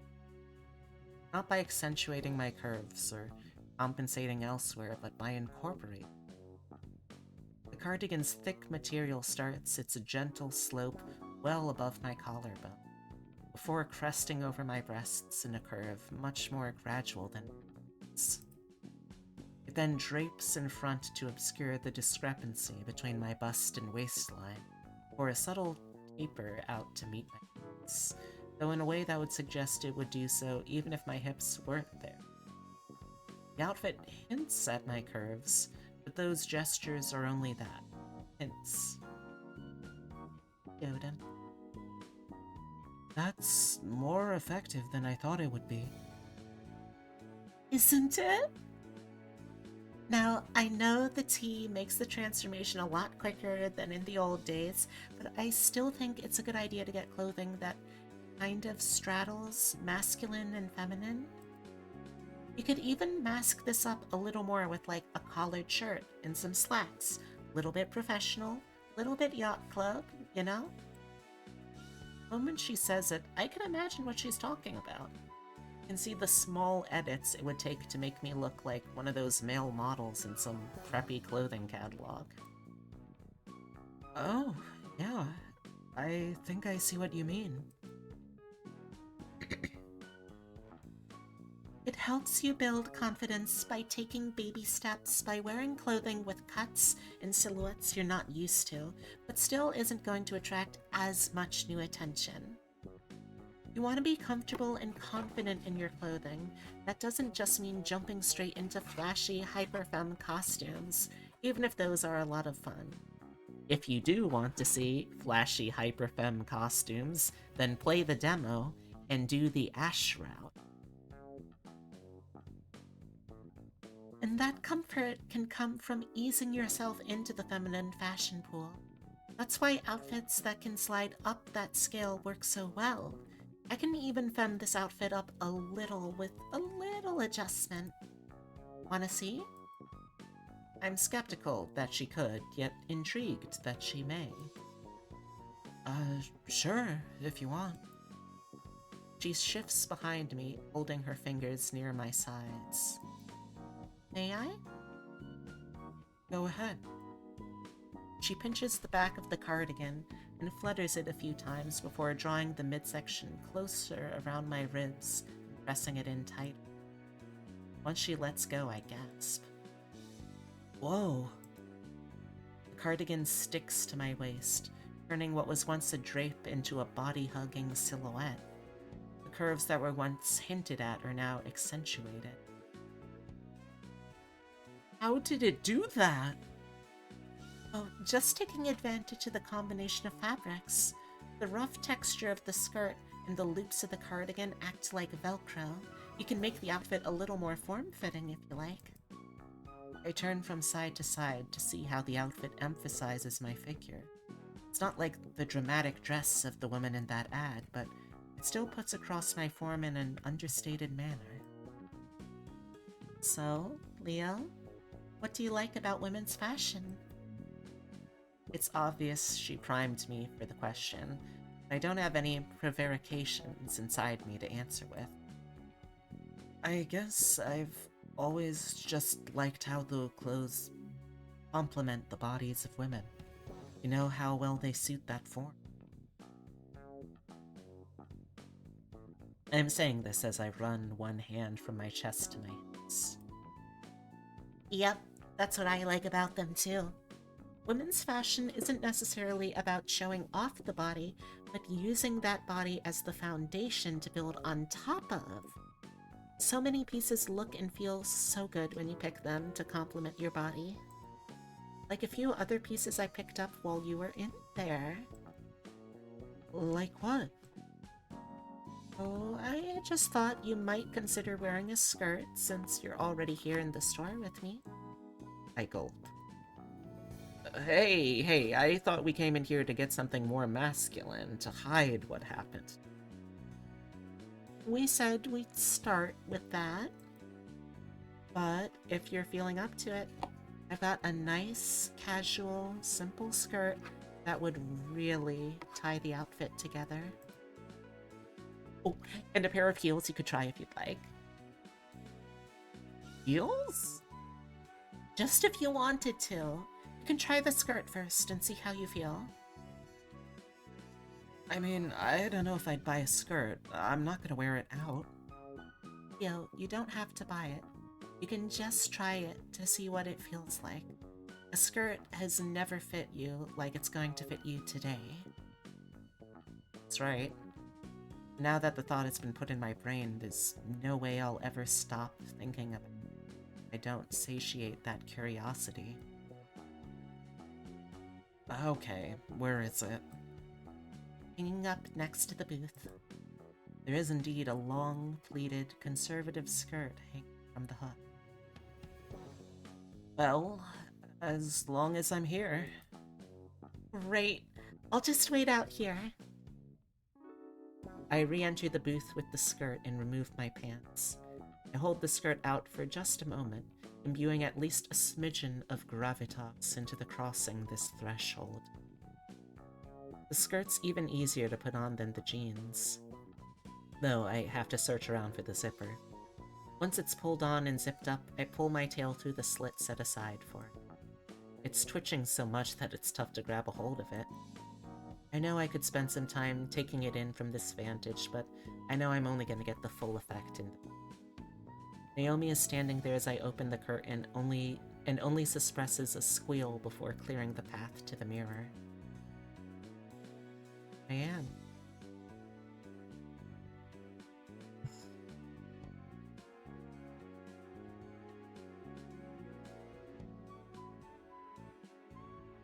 The way... Gosh, the way that one little 3-word sentence hits.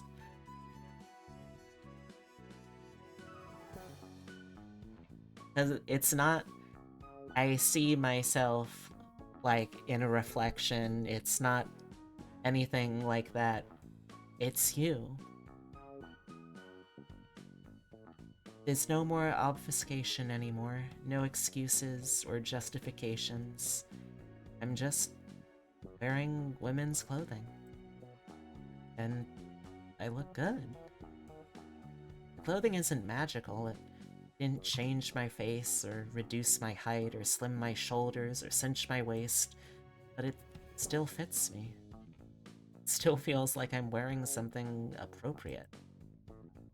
See? What did I tell you? Yeah, it looks really nice. Looks great! How does it feel, physically, that is? I'd felt it a little during the first steps to the mirror, but I take the time to sway back and forth to feel the way the skirt moves itself in the air around it. Really different, especially with the fur. All the little breezes kind of tickle my legs. Feels good, doesn't it? It's definitely new. I smooth out the front of the skirt, noticing I'm holding my hands a little loosely each time I do. Something about the clothing itself is making my mannerisms a little more delicate. So, wearing some heels wouldn't be too big an ask at this point? I know she already has them set in front of the mirror. After all the coaxing she's already subjected me to, I don't feel like going through another rigmarole before acquiescing. The heels are a bit snug as I step into them, though I imagine that's not unusual for the style. And we gotta wait for ads now. Boo. Bum, bum, ba-da, ba-da, ba-ba.